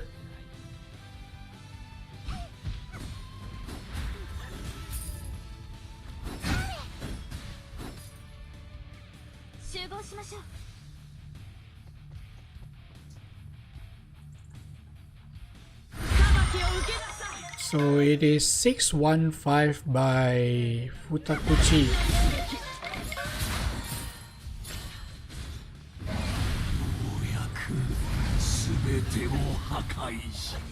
Okay, so blue team confidently starting Orochi. And then they just stop it halfway.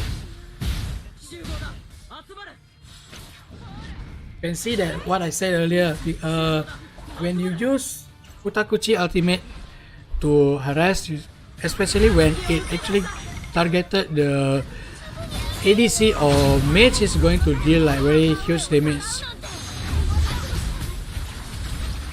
Okay, so blue teams are low and actually dropping already. Already 2 people dying. It's 2 people down on the blue team, which is Puppeteer and Hoga. So they will just stop doing this Orochi because it's not possible for them to do so right now.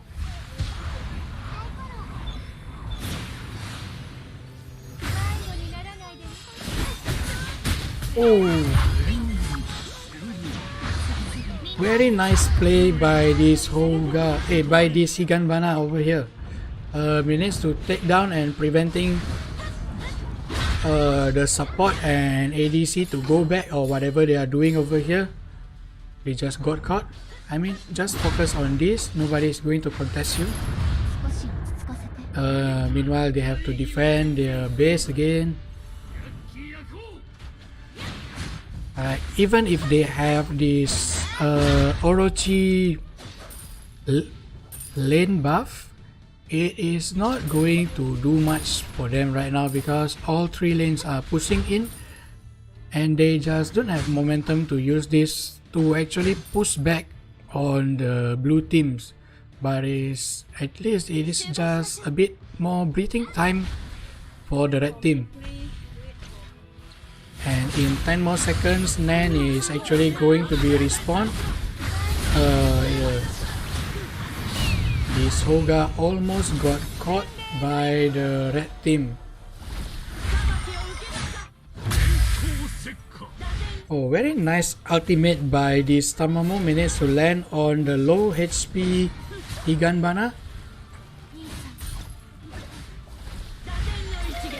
So meanwhile, some of the blue teams already starting to do Nan. It's kinda risky though, I'm not sure. Yeah, might as well just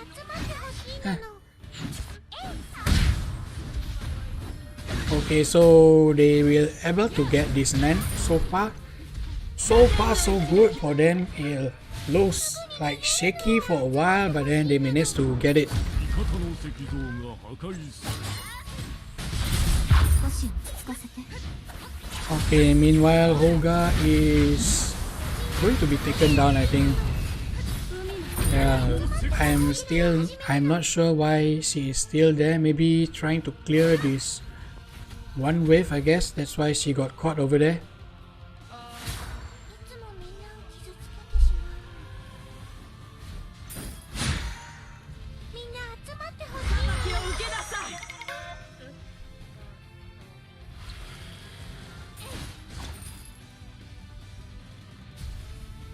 Nothing much happening. Orochi is not respawning anytime soon. And then the lane is at, it's at middle way so far. So let's have a look at the item progression first. Futakuchi is already almost fully equipped. And then, okay, damage. Yeah, Hoga is also almost full damage, only one defensive item.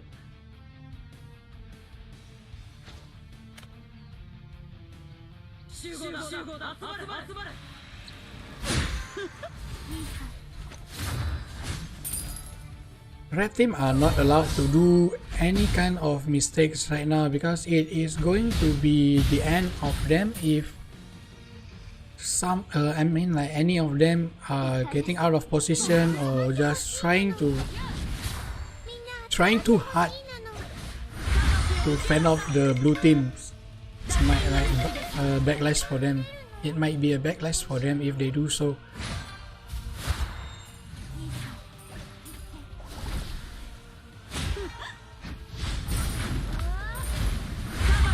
Okay, so all the three lanes are now pushing in towards the enemy base, and Futakuchi once again is using the ultimate, trying to cut down the enemy HP by a bit.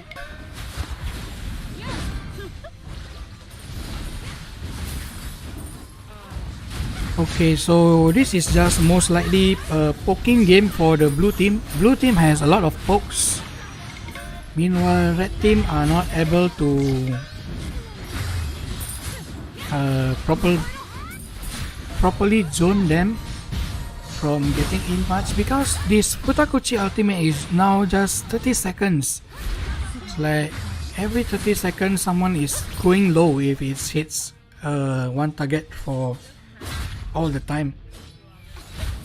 Now there is Orochi coming up in 30 seconds. I think they are trying to take that down before ending the game because apparently they have already tried few times to end the game, but red team is able to defend their last defending tower over here.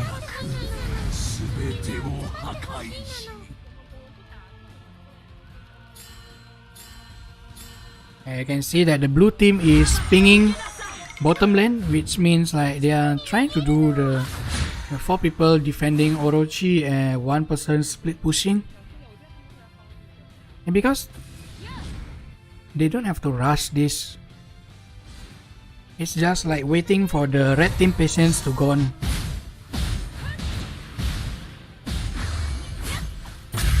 So once again, very nice aim by this Tamamo, finally getting down, finally taken down the Shiganbana once again. So it's just like Futakuchi using the ultimate to harass this out of position Higanbana, and then Tamamo used the ultimate to finish her off. So that's it. Finally, the game has ended. And ranked game once again win the match.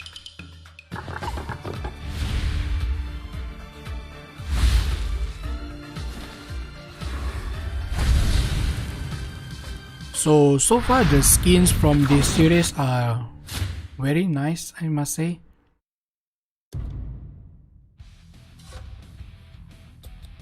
Okay, so 81% on Kaguya and also Tamamo. Okay, item choice. Okay, so it is interesting that this Hoga is building full damage. Almost all of them are damage. Yeah, I mean like even it is utility, but mostly are still AP item and just one shield and one magic defense item. And the gold graph, like all for a while it was a blue team game, and then just dropped because of some mistakes.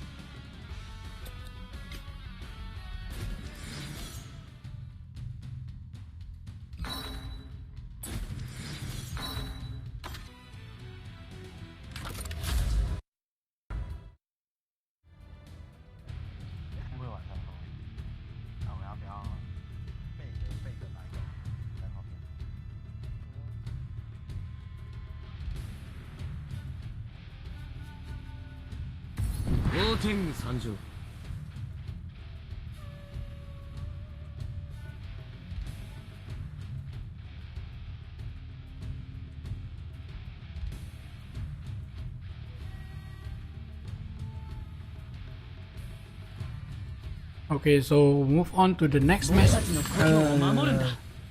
This is kind of interesting. Like, this is the first time I ever see like Otengu getting banned. I'm not sure if they are friends with each other or what. I'm not sure.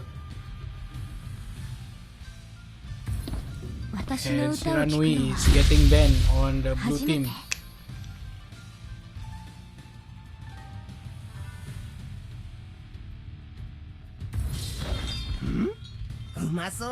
Okay, so red team is banning Yumekui. Still curious to see what the blue team actually picked.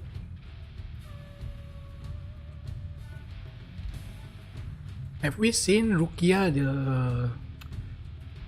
the whole game for today? I think there was like once, I guess.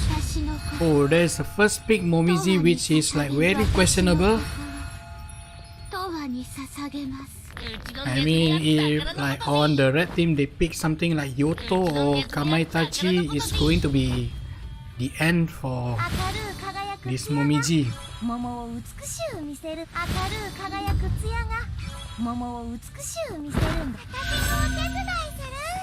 And then quickly response by the red team, which is Momo and Teso.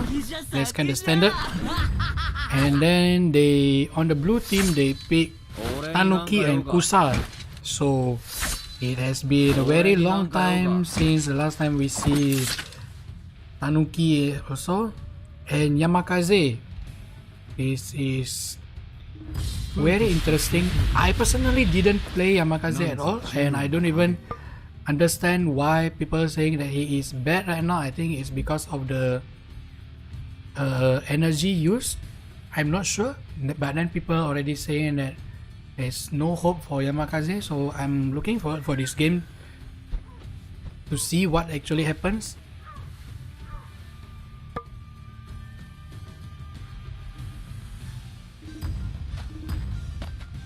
Okay, and then on the blue team they complete their lineup with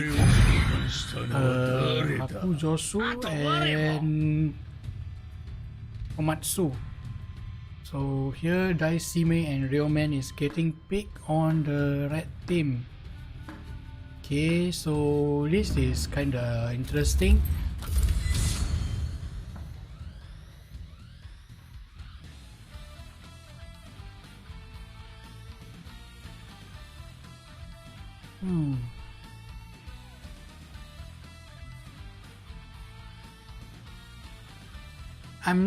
I'm really looking forward to this first pick Momiji though.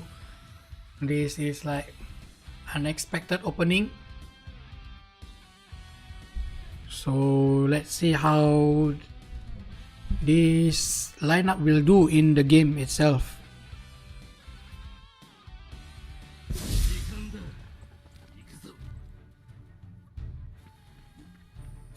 意せよ。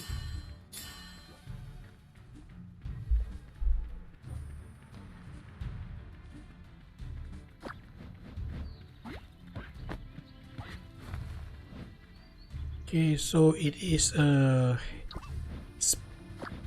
sprint for Momiji and shift for Tanuki. Okay, interesting.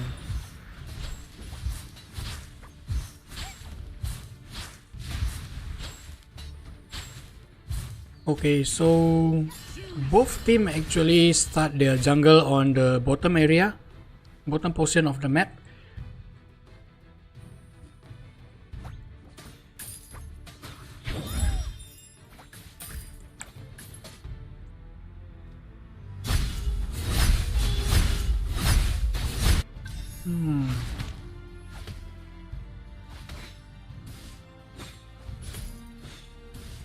Okay, so we see this Hakuzosu is already going towards bottom lane and managed to deal almost half of the HP from Teso, but then quickly healed by Momo, and then they use shield and heal as well.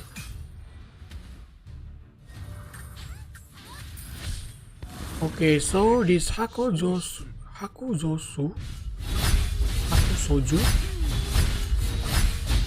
oh, okay, because he is clearing all the bottom lane minion, his top camp is actually getting stolen by this Yamakaze. So it's a Supreme Yamakaze as well, so that's worth noting.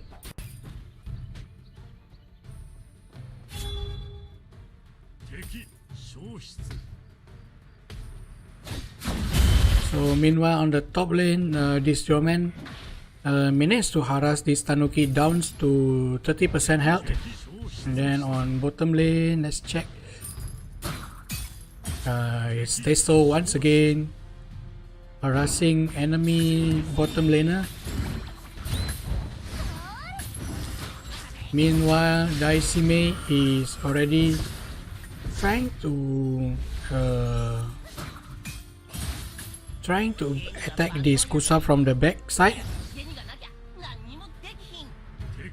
but he doesn't have enough damage to kill this Kusa.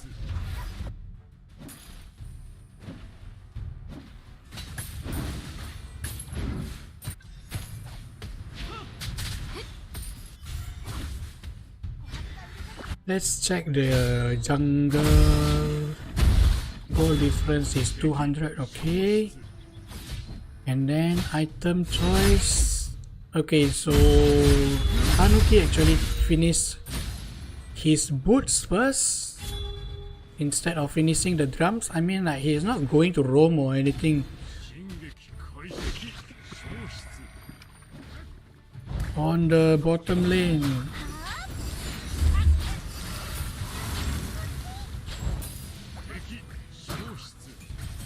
oh, there's almost getting this Komatsu killed by the skill 1 from Teso.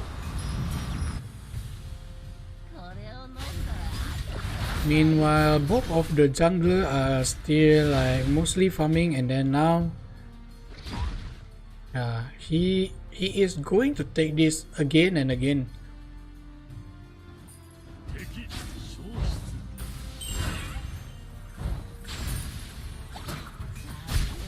Meanwhile, Yamakaze is already level 6. I think he's going to use... oh no.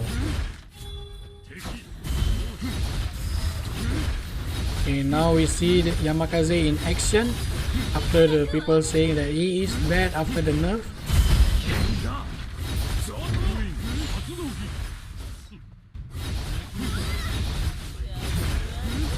So, yes, interesting play by Yamakaze over there.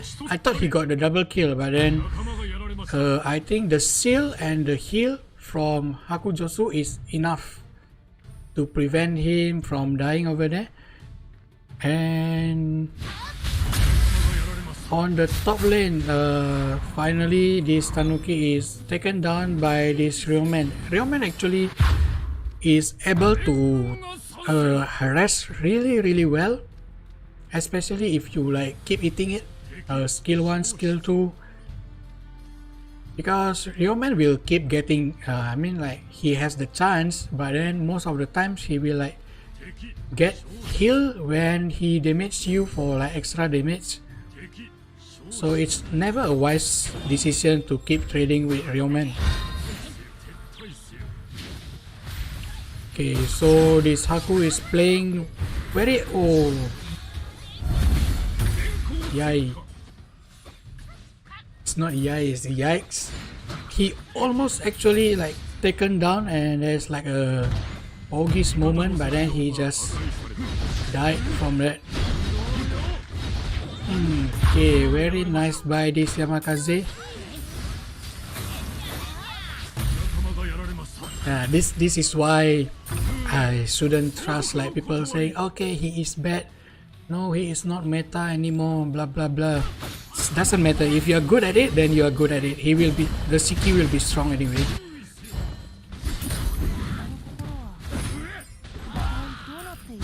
And then once again, see this Ryoman is just like knocking this Tanuki again and again.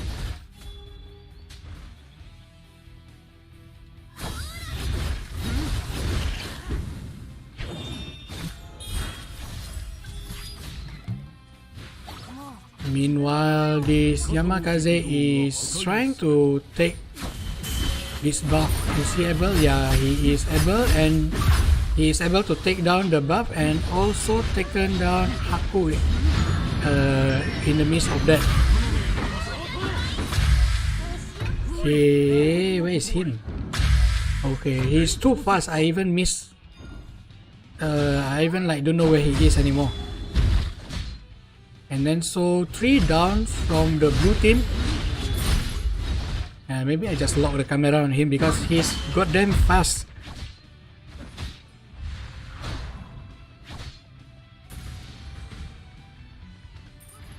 Okay, so I'm still not sure why and not convinced by the first pick Momiji yet. So far this is like feels weird, man. Now they are off to taking down this tier 2 tower, and Daishime managed to land a stun on Haku, and then they take him down together with Komatsu. Now they are trying to push this middle tower, and it is still 2 more minutes till Orochi. It's 1 minute till the next Sogenbi and 2 minutes till the next Orochi. So they are trying to take down this tier 2, and then top Ryoman. You can see Ryoman on the top lane probably will also push that top lane tier 2 tower, take the Sogenbi, push all the lane again, and then take Orochi and trying to close the game. I think that's the stress now. I mean,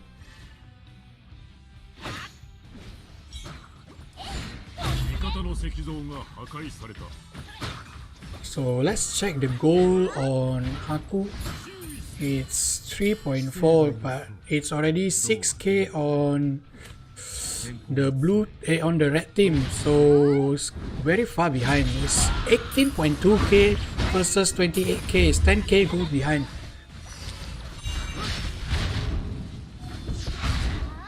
You can see that the red team are just pressuring all 3 lanes, doesn't even need to take Sogenbi or Orochi for now. Already 1 lane down. Okay, so yeah, this Daishime is the one playing very well. The stun, the combo is really on point, and is IM speed. Yeah, this Yamakaze is the definition of speed over here. So now they have just like 15 seconds before the Sogenbi turns into Orochi. I don't think they will take it anymore. Okay, so they are all moving towards this Orochi, and just one Daishime joining everyone. So he managed to kill Komatsu. That's so sad. Komatsu over here 06 3.8k against 7k gold from this Daishime. It's just like half combo and he's gone. She's gone.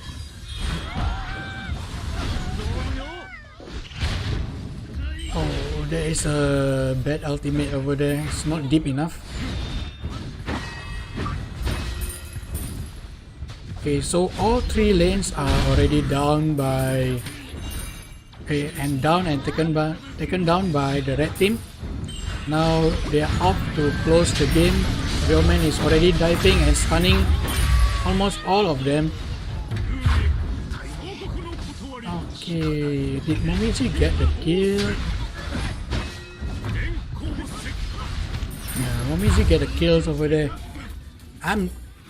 I'm not bashing you, but then it is just weird for you to pick Momiji first. So you are going to be like targeted all the time.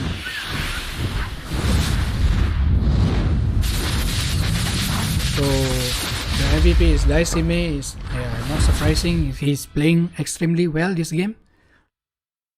And also very nice Yamakaze. Oof.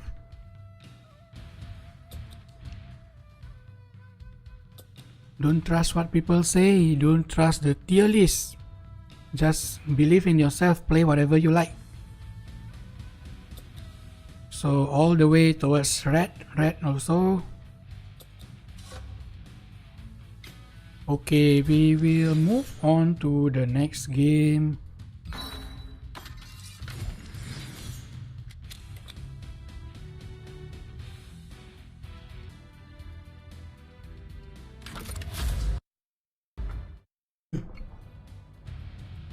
Okay, so on to the next match. It is Eden versus Team Pillar. Okay, let's see what they ban. I think they will ban Higanbana anyway, because that's what we normally ban. 私の歌を聴くのは初めて But it's going to leave the a lot of Shikigamis open, like Yumekui, Sisio, like that.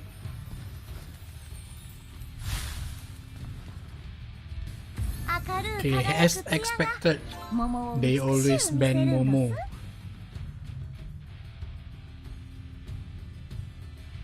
So let's see what's the second ban from the blue team.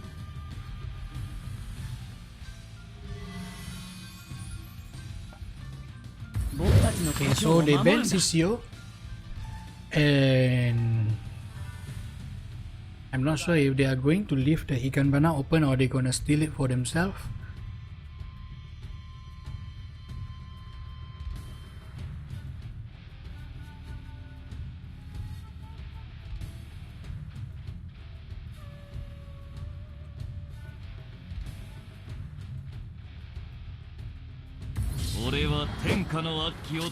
Okay, so it is an Onikiri ban over there. And Yumekui is instantly picked by the blue team. Okay, so it is Jungle Takiasa. This team pillar has been doing Jungle Takiasa, and it has like extremely good success with them. So it's just yeah, this is normally what happen when you how to say, you already hover around the Shikigami you are going to pick, and then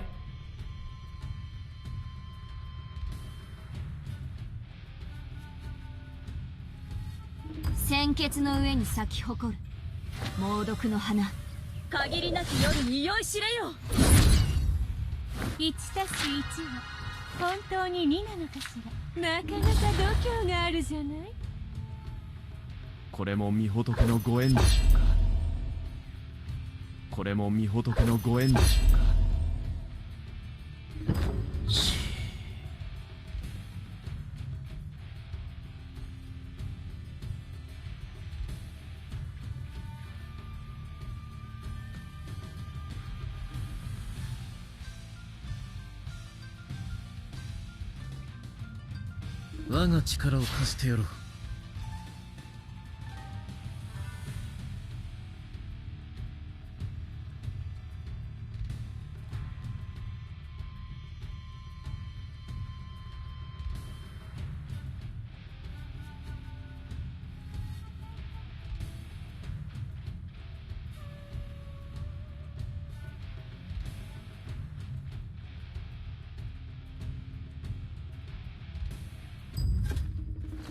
さあ勝利の宴だ。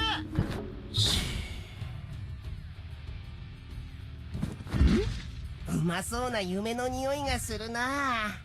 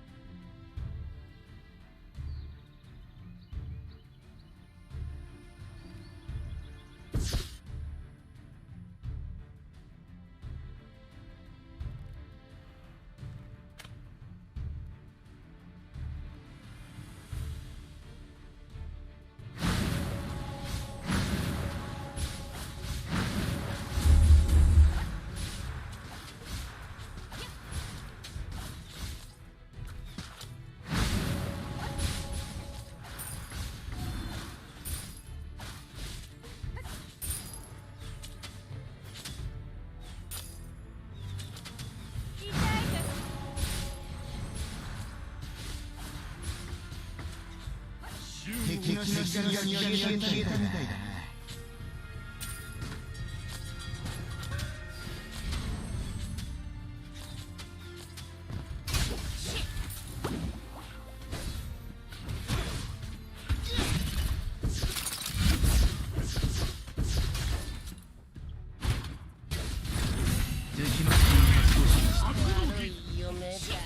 先に喜ばせて撤退するぞ。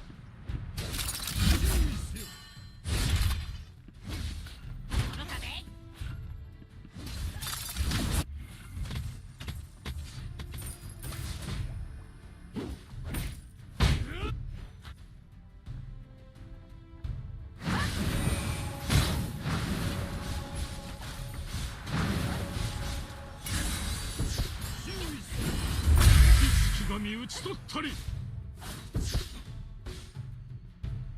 進撃開始。すぐに撤退しろ。撤退するぞ。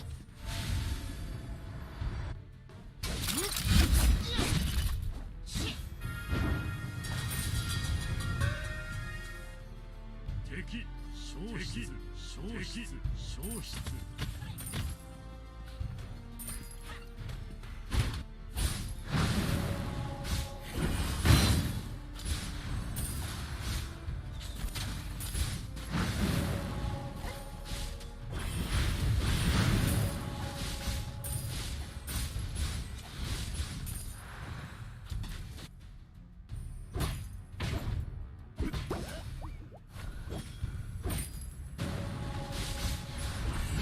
敵の式神は消えたみたいだな。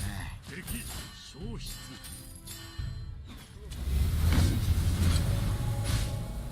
敵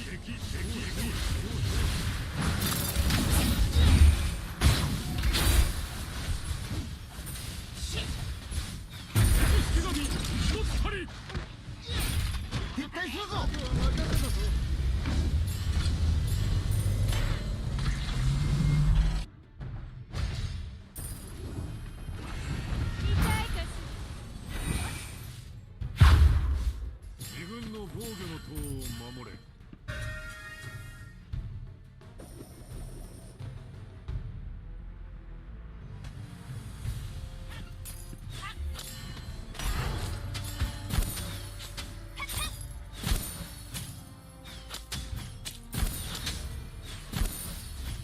私の羽には毒があるの。見た目は美しいけど。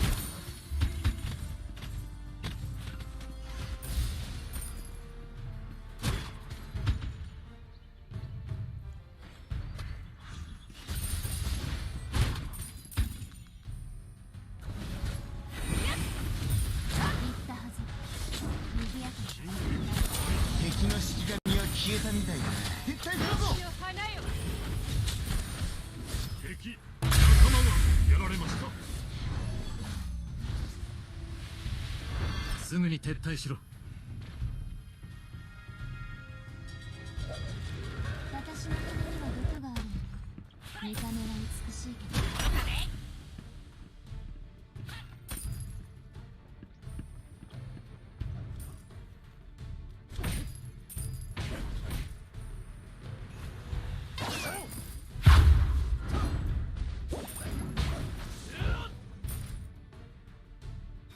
援軍が参戦。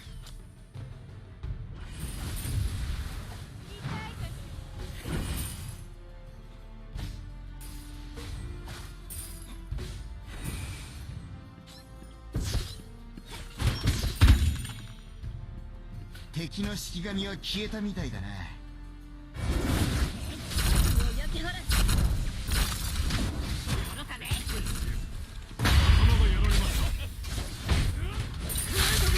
間がやられました。消失。タコ攻撃。ここに集まって。全員集まれ。消失。注意せよ。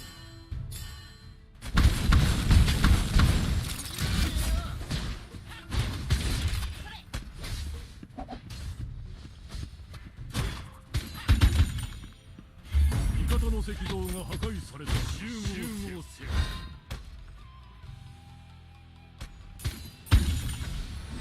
全員に囲まれて死んだかてなんも。敵の式神は消えたみたいだな。撤退せよ。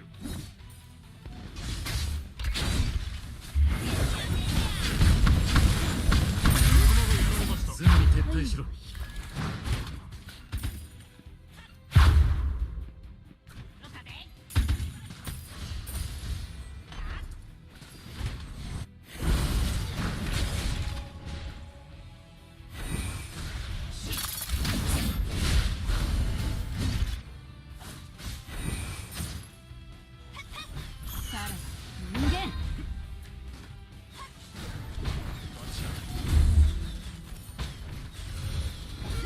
敵式神討ち取ったり。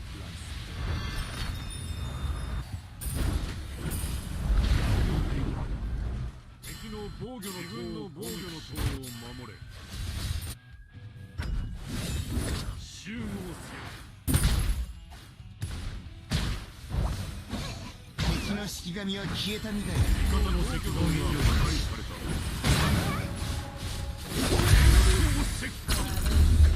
敵を巻き上げる。敵式神討ち取ったり。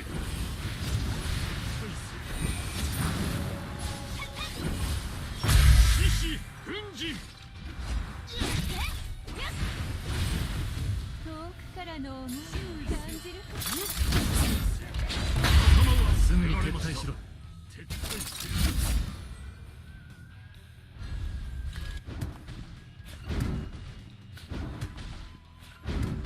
味方の石像が破壊された。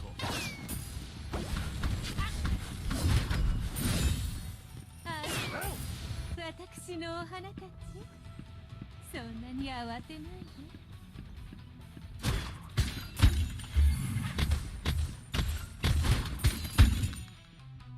味方の石像が破壊された。がやられましみ燃えよ。当選。すぐに撤退しろ。悪夢を焼き払え。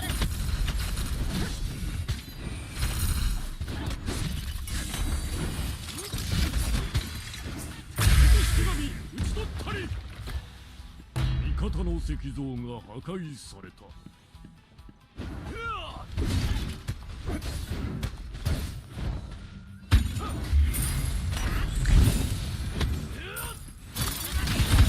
に囲まれて死んだかて何も悔いはないで。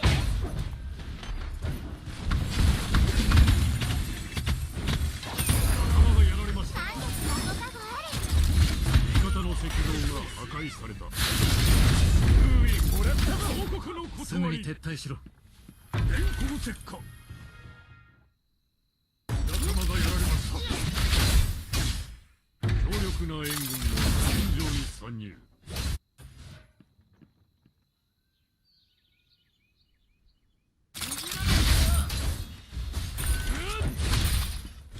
改心せよ。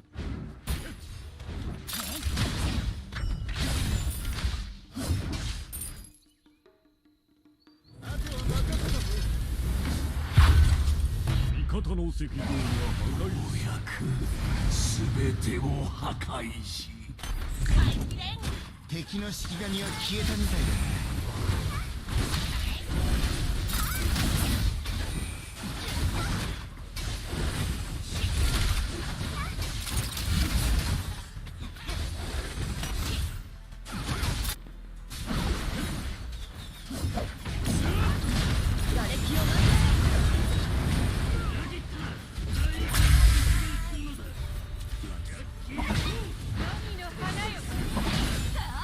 敵式神討ち取ったり。怒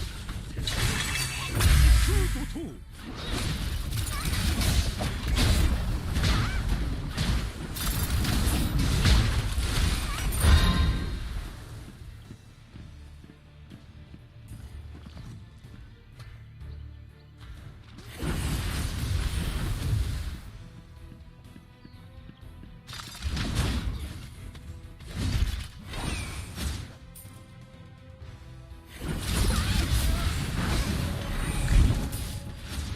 集合せよ。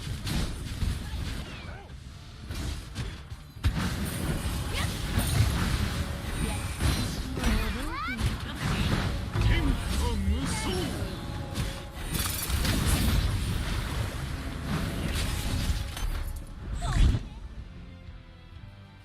敵の高地を攻撃しろ。電光石火。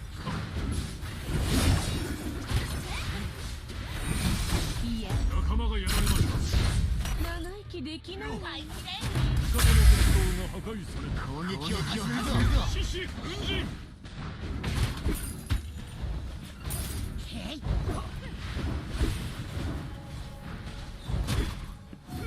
天下無双。神の花よ。美味しそうな夢。仲間がやられました。この調子で勝つぞ。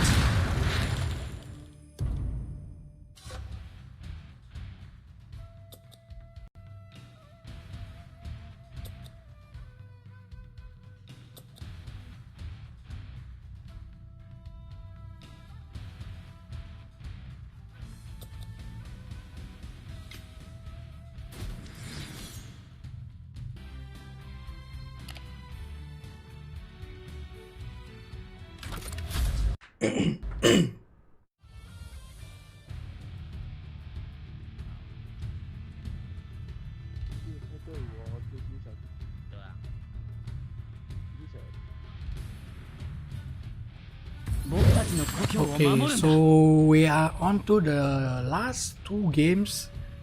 Oh, finally, it has been a long stream. I never streamed this long. 桃を美しゅう見せるんだす。 So it's Sisio and Momo first band. Okay, it is actually not even surprising anymore. It's almost the same things again and again. Sisio, Yumekui, Shiranui, Momo. That's like already the staple.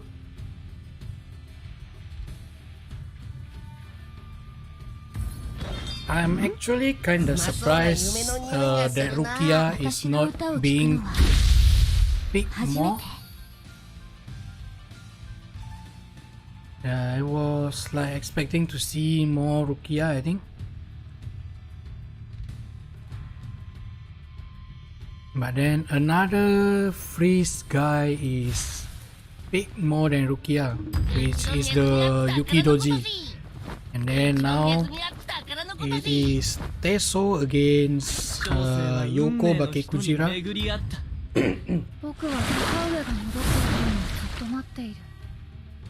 So, okay, which one is R7? Okay, R7 is the red one. Okay, so on red team, they have been picking Bakekujira all of their games, if I'm not mistaken. And it's been doing really well. So, okay, this is the team that has the Supreme Tamamo. And then now they are like thinking for a while because there is an Arakawa which they have to face in this game. So I'm expecting more CC type of Shikigamis getting picked. Okay, so it is Tanuki as their sole CC so far with Bakekujira. Bakekujira is just... I'm not sure if like when you lock someone with Bakekujira can Hako Sozo actually eat that person. I'm still not sure. Haven't seen it before. Okay. So it is Hako Sojo and Shiro Doji being picked by the... Yo, what? The blue team, and then the red team is hovering around Yamakaze right now, which my bronze brain cannot be used right now, cannot understand. Okay, so it's Tamamo again. That's the safest one to like lane against this Shiro Doji. I was like, if he's going to pick like Yamakaze mid, then I'm going to have like clap for him a lot.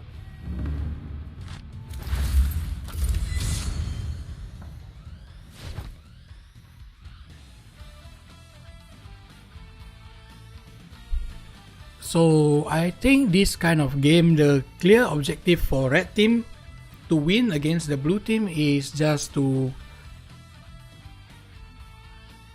it's just to crush the other lane except from Arakawa. They don't really have like something to lock or kill this Arakawa except from this Bakekujira ultimate. But let's see if blue team is fat, like they are snowballing, then it is very difficult for red team to answer blue team gameplay as well.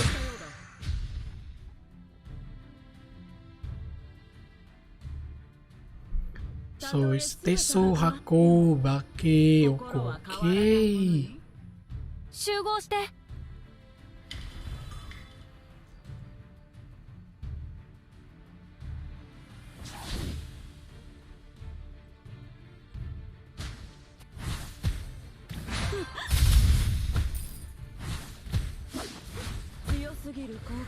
Okay, so let's see who is the best poker in this game. Like normally during level 1, it's always Yoko that has the advantage. It's like because the wave clear is faster than Teso.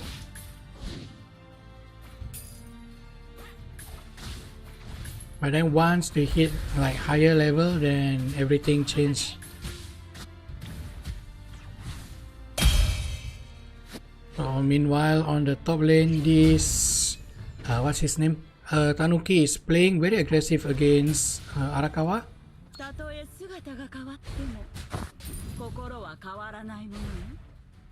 But he is already down to like 10% health. if this Arakawa is about to land 1 or 2 hits plus corrode, he is going to be taken down.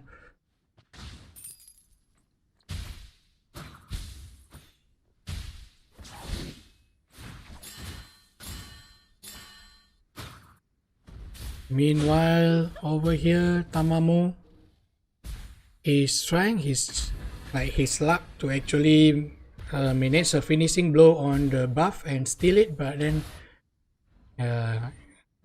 luck is not always on your side. So I'm experiencing a sound bug right now.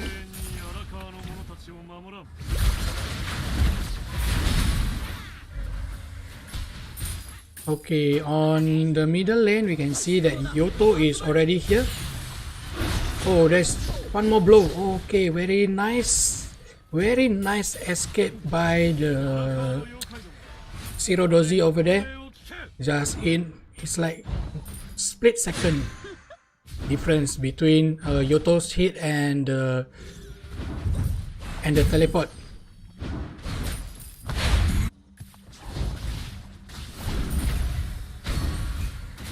Meanwhile, this Teso is pressuring red team really hard right now because it is already level 4. I think the sound is kinda loud.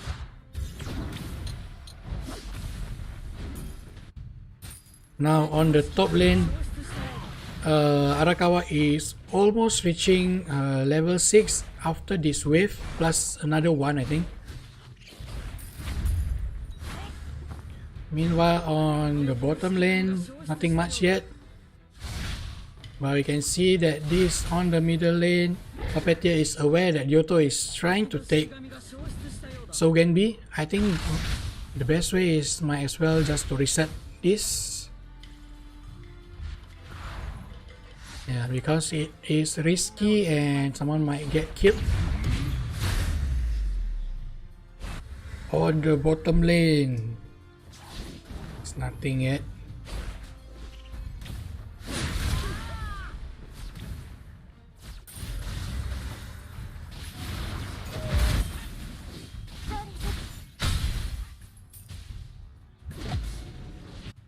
Okay, so this is the interesting one from the Bake Kujira, which I normally see on like Chinese server normally.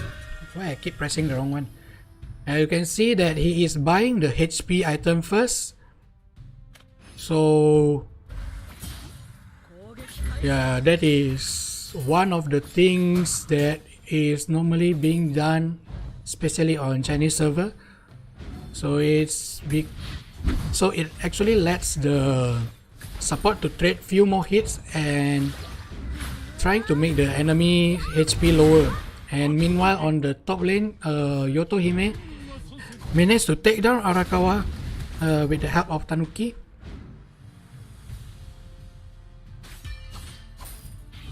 Puppeteer is already around the bottom lane. I think okay, he decided not to harass them and just trying to solo taking down this Kraken first. Meanwhile, okay, oh, very nice, very patient ultimate by this Tamamo. If he was aiming here, he's really going to miss it. But then he wait until the last second after Zero Doji used the flash, the teleport skill tree. Then only he used the ultimate and managed to land the ulti perfectly. Okay, now Yoto is preventing. Yeah, he's making this Puppeteer low. I'm having sound bug again.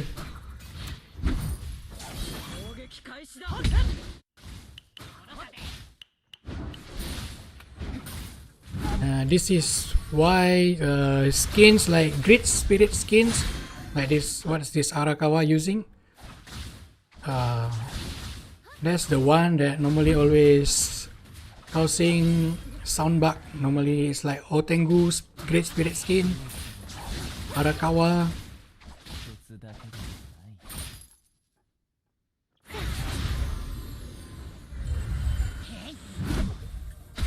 So this Tamamo is trying, this Tanuki is trying to zone this Teso and Akosozo from defending the tower, but apparently Yoko can push this tower fast enough.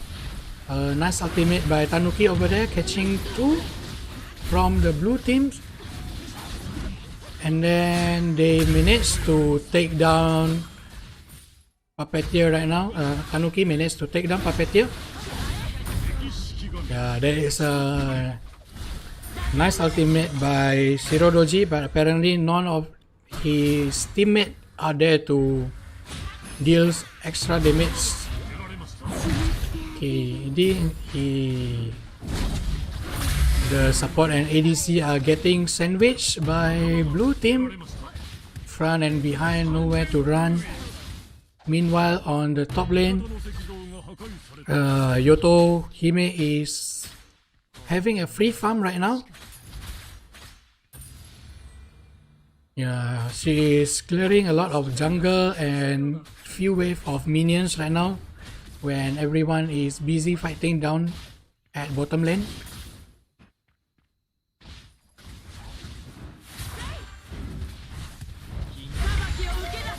Okay, so Arakawa is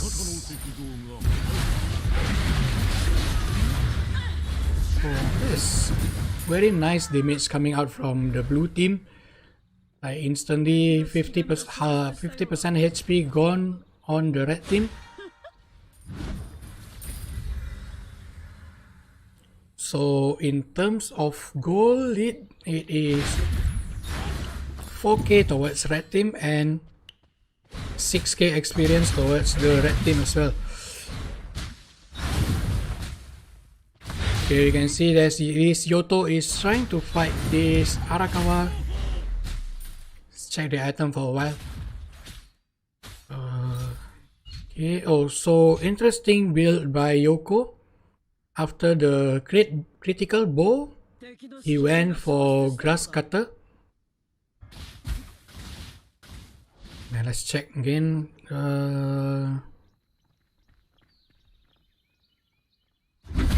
Okay, nothing much. Yeah, nothing more. That's the only thing that is interesting for me.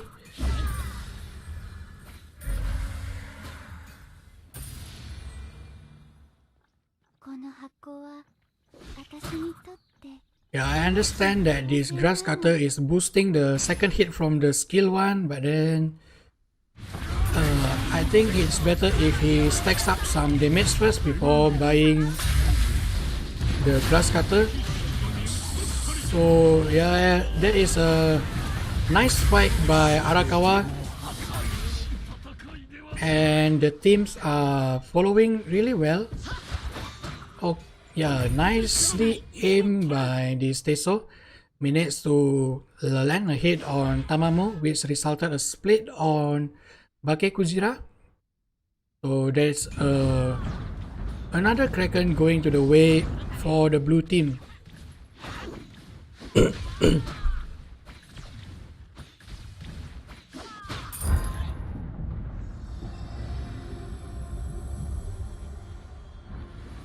So I assume the goal will be going up for blue team. Experience also is already going towards 0. You can see, means they are getting quite a lot from that fight. Now it's good if they just take down this tower so they can have like a bit of extra gold for everyone in the team.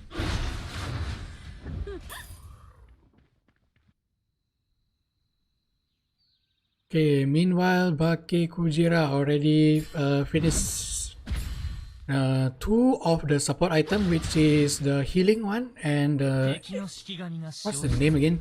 Egg Magatama, is it? This is the team armor kind of thing.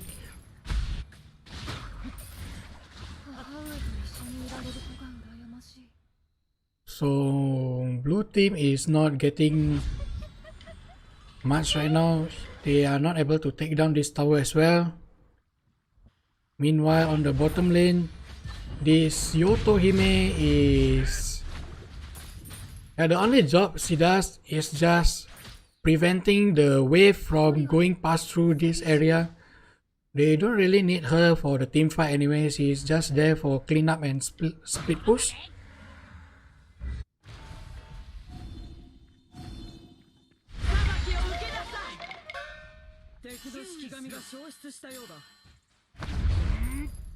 This is like a stalemate over here for this Arakawa and Yotohime. Oh, she's baiting. She doesn't come out. She's just waiting for Arakawa to actually go there. You see, both of them taking a one circle around. Yeah, they know each other are over there.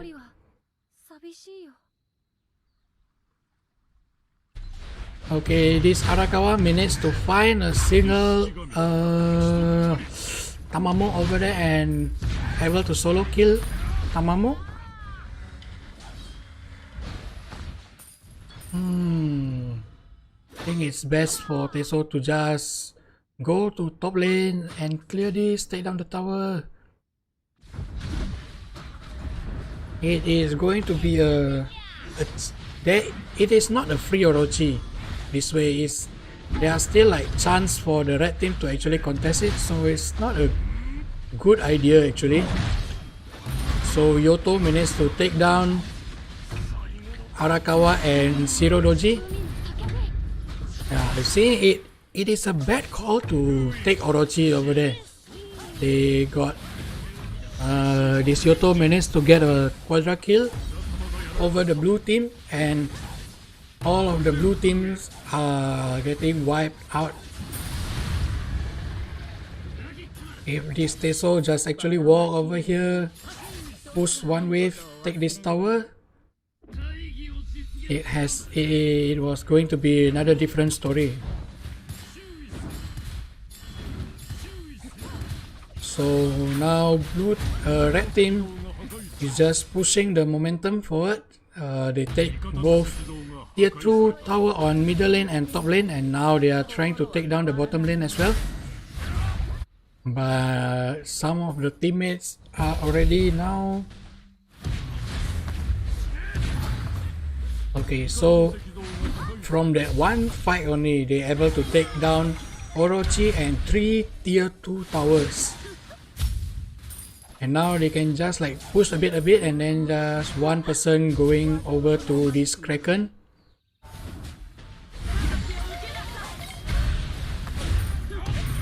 You can see that.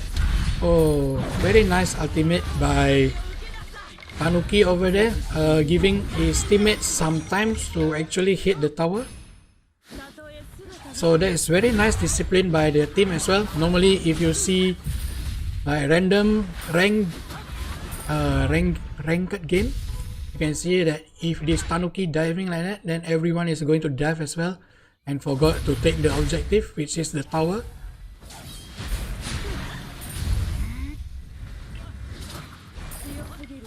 So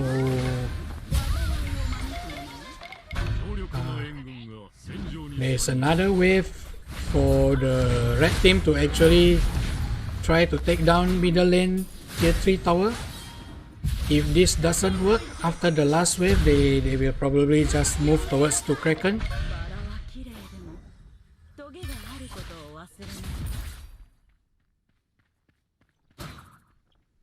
This Yotohime has been like split pushing and how to say, has been a really great diversion for the blue team. So Tanuki managed to solo kill this puppeteer. Meanwhile, you see this Yotohime is already on top lane, trying to pressure the top lane again. Like, okay, defend top. Okay, I'm gonna take mid anyway. So Yoto managed to take down Arakawa again.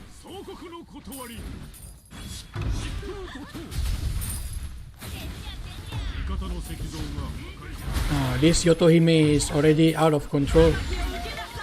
She's playing really well. And that's it. Another game won by Team R7. So I'm going to restart the game after this because I'm experiencing sound bug.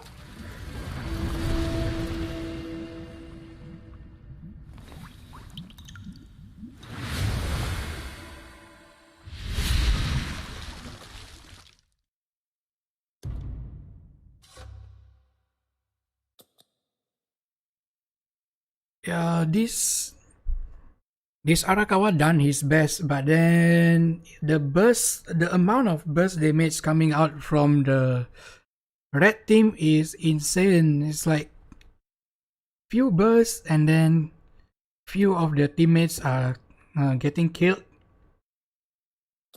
So the chart is almost all the way to red and then few mistakes going back to 0. But that's it. GG for both of the team.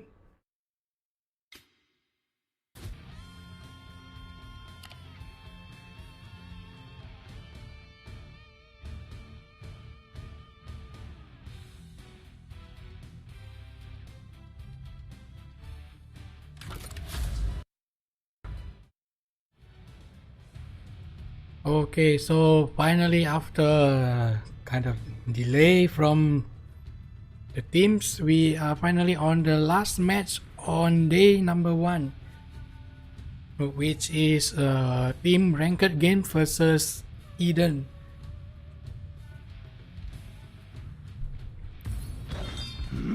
So the first ban is going to be Yumekui from the blue team. So let's see if there is anything weird ban. I assume blue team won't even ban Shiranui because they are able to play it. So they are probably gonna throw one ban, either like Imoto or something like that, or even Bake. Who knows? They are going to throw because they can either play Sisio or Shiranui. Okay, so it's Hiyoribo that's getting banned. So that's the disadvantage for second team. So they have Sisio open, which is instantly picked by the blue team. So that is like either or, either they ban Sisio or they ban Shiranui, they will pick the leftover. So Peso and Kaguya is instantly picked by the red team.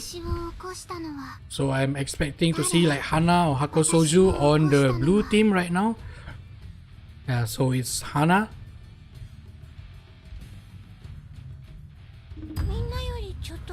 Okay, so it is going to be Hana and oh no, he's choosing Yamausagi instead. I think they can hear me. Like, oh my god, Ferios is saying I'm going to pick Hana, I'm gonna cuck him. I'm gonna pick Yamausagi. So on the red team, they have Arakawa and oh no, it's Aobozu and Susabi. Susabi, probably like Higan Menreiki, I think, as the mid laner. Or even maybe like Snake. So for the top lane choice, it is Kanihime. Just now she's like trying to show off Karasu Tengu, which he did really well on the first game, and then as what I said earlier, it's going to be Menreiki. So Kainin is kind of questionable in this kind of lineup. It's like who are you going to actually dive with Kainin? I'm not sure. It's like you are going to dive Sisio, you're gonna get ulti by Sisio. The only person you can actually dive is probably Menreiki, but you are having a huge chance to be like charmed by her skill 2. So it's very questionable pick over there. But I'm still not sure, maybe they can pull it off.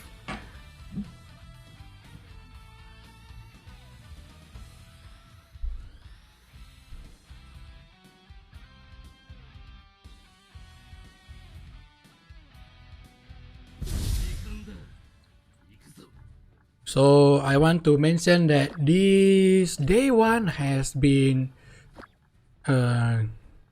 showing a lot of great match. Like there were like 14 matches earlier, 13 match plus this one is 14 in total. Like a lot of good match overall. But tomorrow there will be even more better match lineup. Okay, so red team apparently paused 2 times in a row. Oh, so it's the question mark guy is probably disconnected earlier.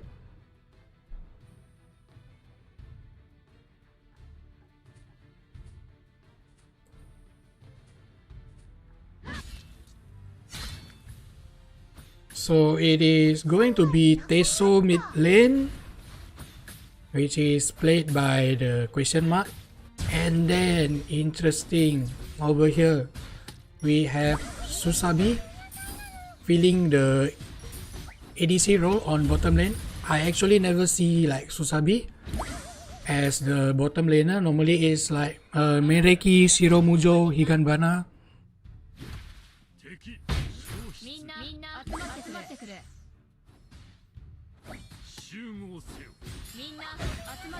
Okay, so they keep pinging over here on the middle lane. Both of the jungler are already around.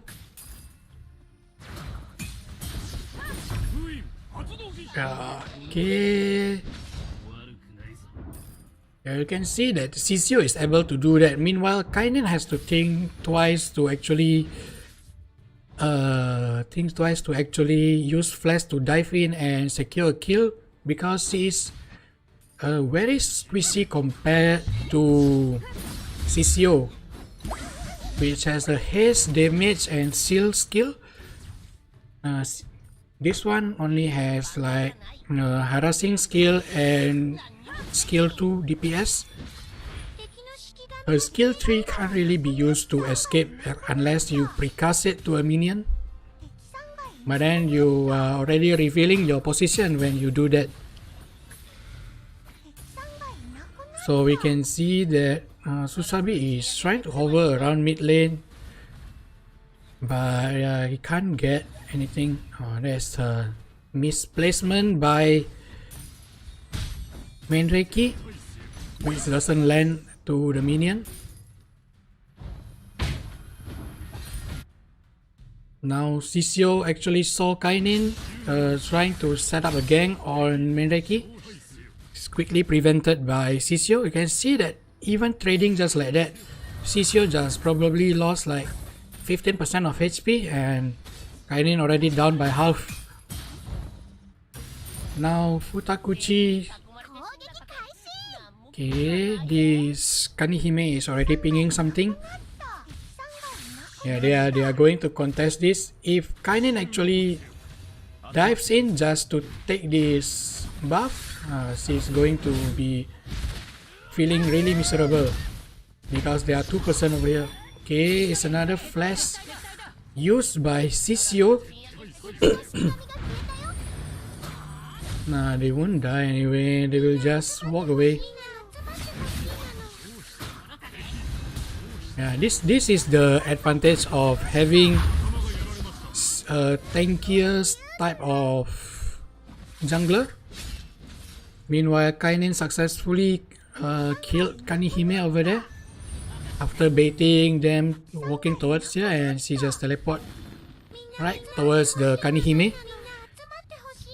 Okay, so this is the classical move which they will try to take down someone that has been killed or regen once again, but this Susabi is hugging this right side, so he won't take that much damage. Meanwhile, you can see that the rest of the red team are already rotating towards bottom lane. This is going to be a fight over here. Okay, Flash has been used by Minreiki. Yeah, that's exactly what I said earlier. When Kainin dives Minreiki, there is a huge chance this Kainin is going to eat the charm from Minreiki, so it's not really a safe one as well. Meanwhile, Susabi managed to kill Minreiki with the corrode damage. Now blue team is already having a free Kraken over here because yeah, you see this Kainin is already she hesitated over there. I think that buff minion won't even hit her at this area. It's already out of range. Okay, so Futakuchi lane clear is extremely fast, and that is why, like you can see, she can do something like clear wave, go to some other lane, use ultimate to harass, just like very fast rotation. Meanwhile, Sisio is already trying to take down this Sogendi. Okay, Teso is playing extremely aggressive. Nice heal over there by the Teso, preventing him from to be taken down by Minreiki. Okay, very nice ultimate by Sisio and also Kanihime. Okay, he doesn't have ultimate to chase this Teso. Yeah, they will be like ping dive. Okay, it's taken down. And then now this Susabi. Yay! Okay, I thought this Susabi is going to be killed by that one last hit, but apparently he survived because of the extra armor stacks. So that is overly aggressive play by blue team earlier around this area, which resulted the score to be 5-5, and then now Kainin is getting killed again, so the score is 1 ahead from the red team.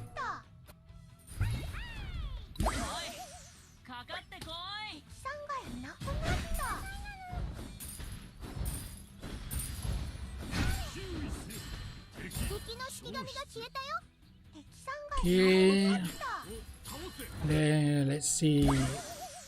Okay, middle lane is 0-2, but he is still second on the farm.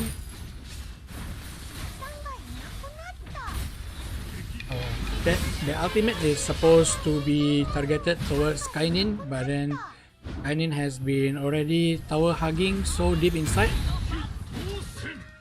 Yeah, you see CCO is still strong. So for those who is still playing like ranked game, please stop saying that no need to ban CCO because he just got nerfed. No, he is still strong.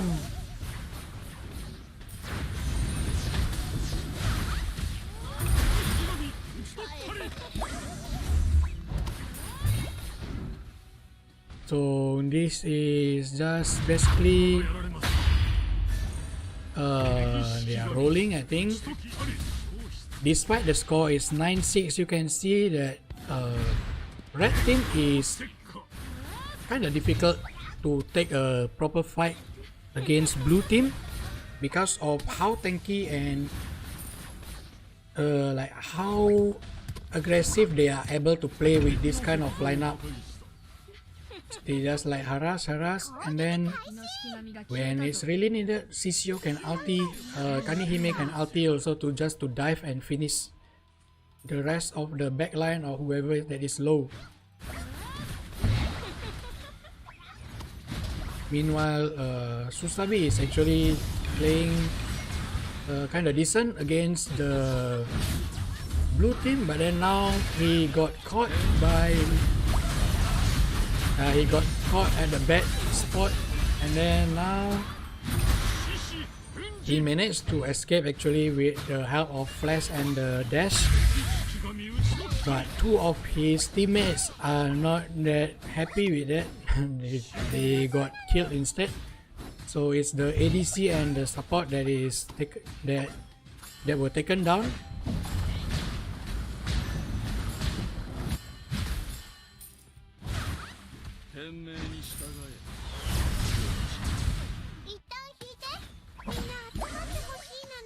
They can just take this Kraken, take some tower, and then look forward to do another objective. Kainin dies once again, 1 versus 1 against this Menreki. So are they releasing the Kraken? No, they are still keeping the Kraken. Now Kaguya is getting caught by this Kanihime and pushed away against safer area. I mean, like, pushed away from the safer area, which is this part.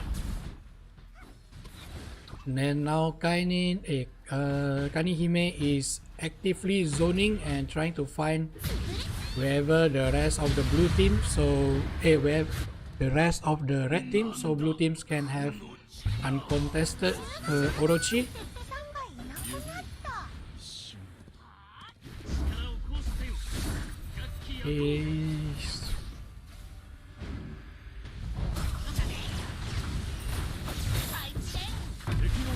So this Kanihime is playing extremely aggressive. He is diving tier 3 tower just to push out 2 of the red team. And then now the Kaguya has been taken down once again, already 0-5. This is extremely bad for the red team.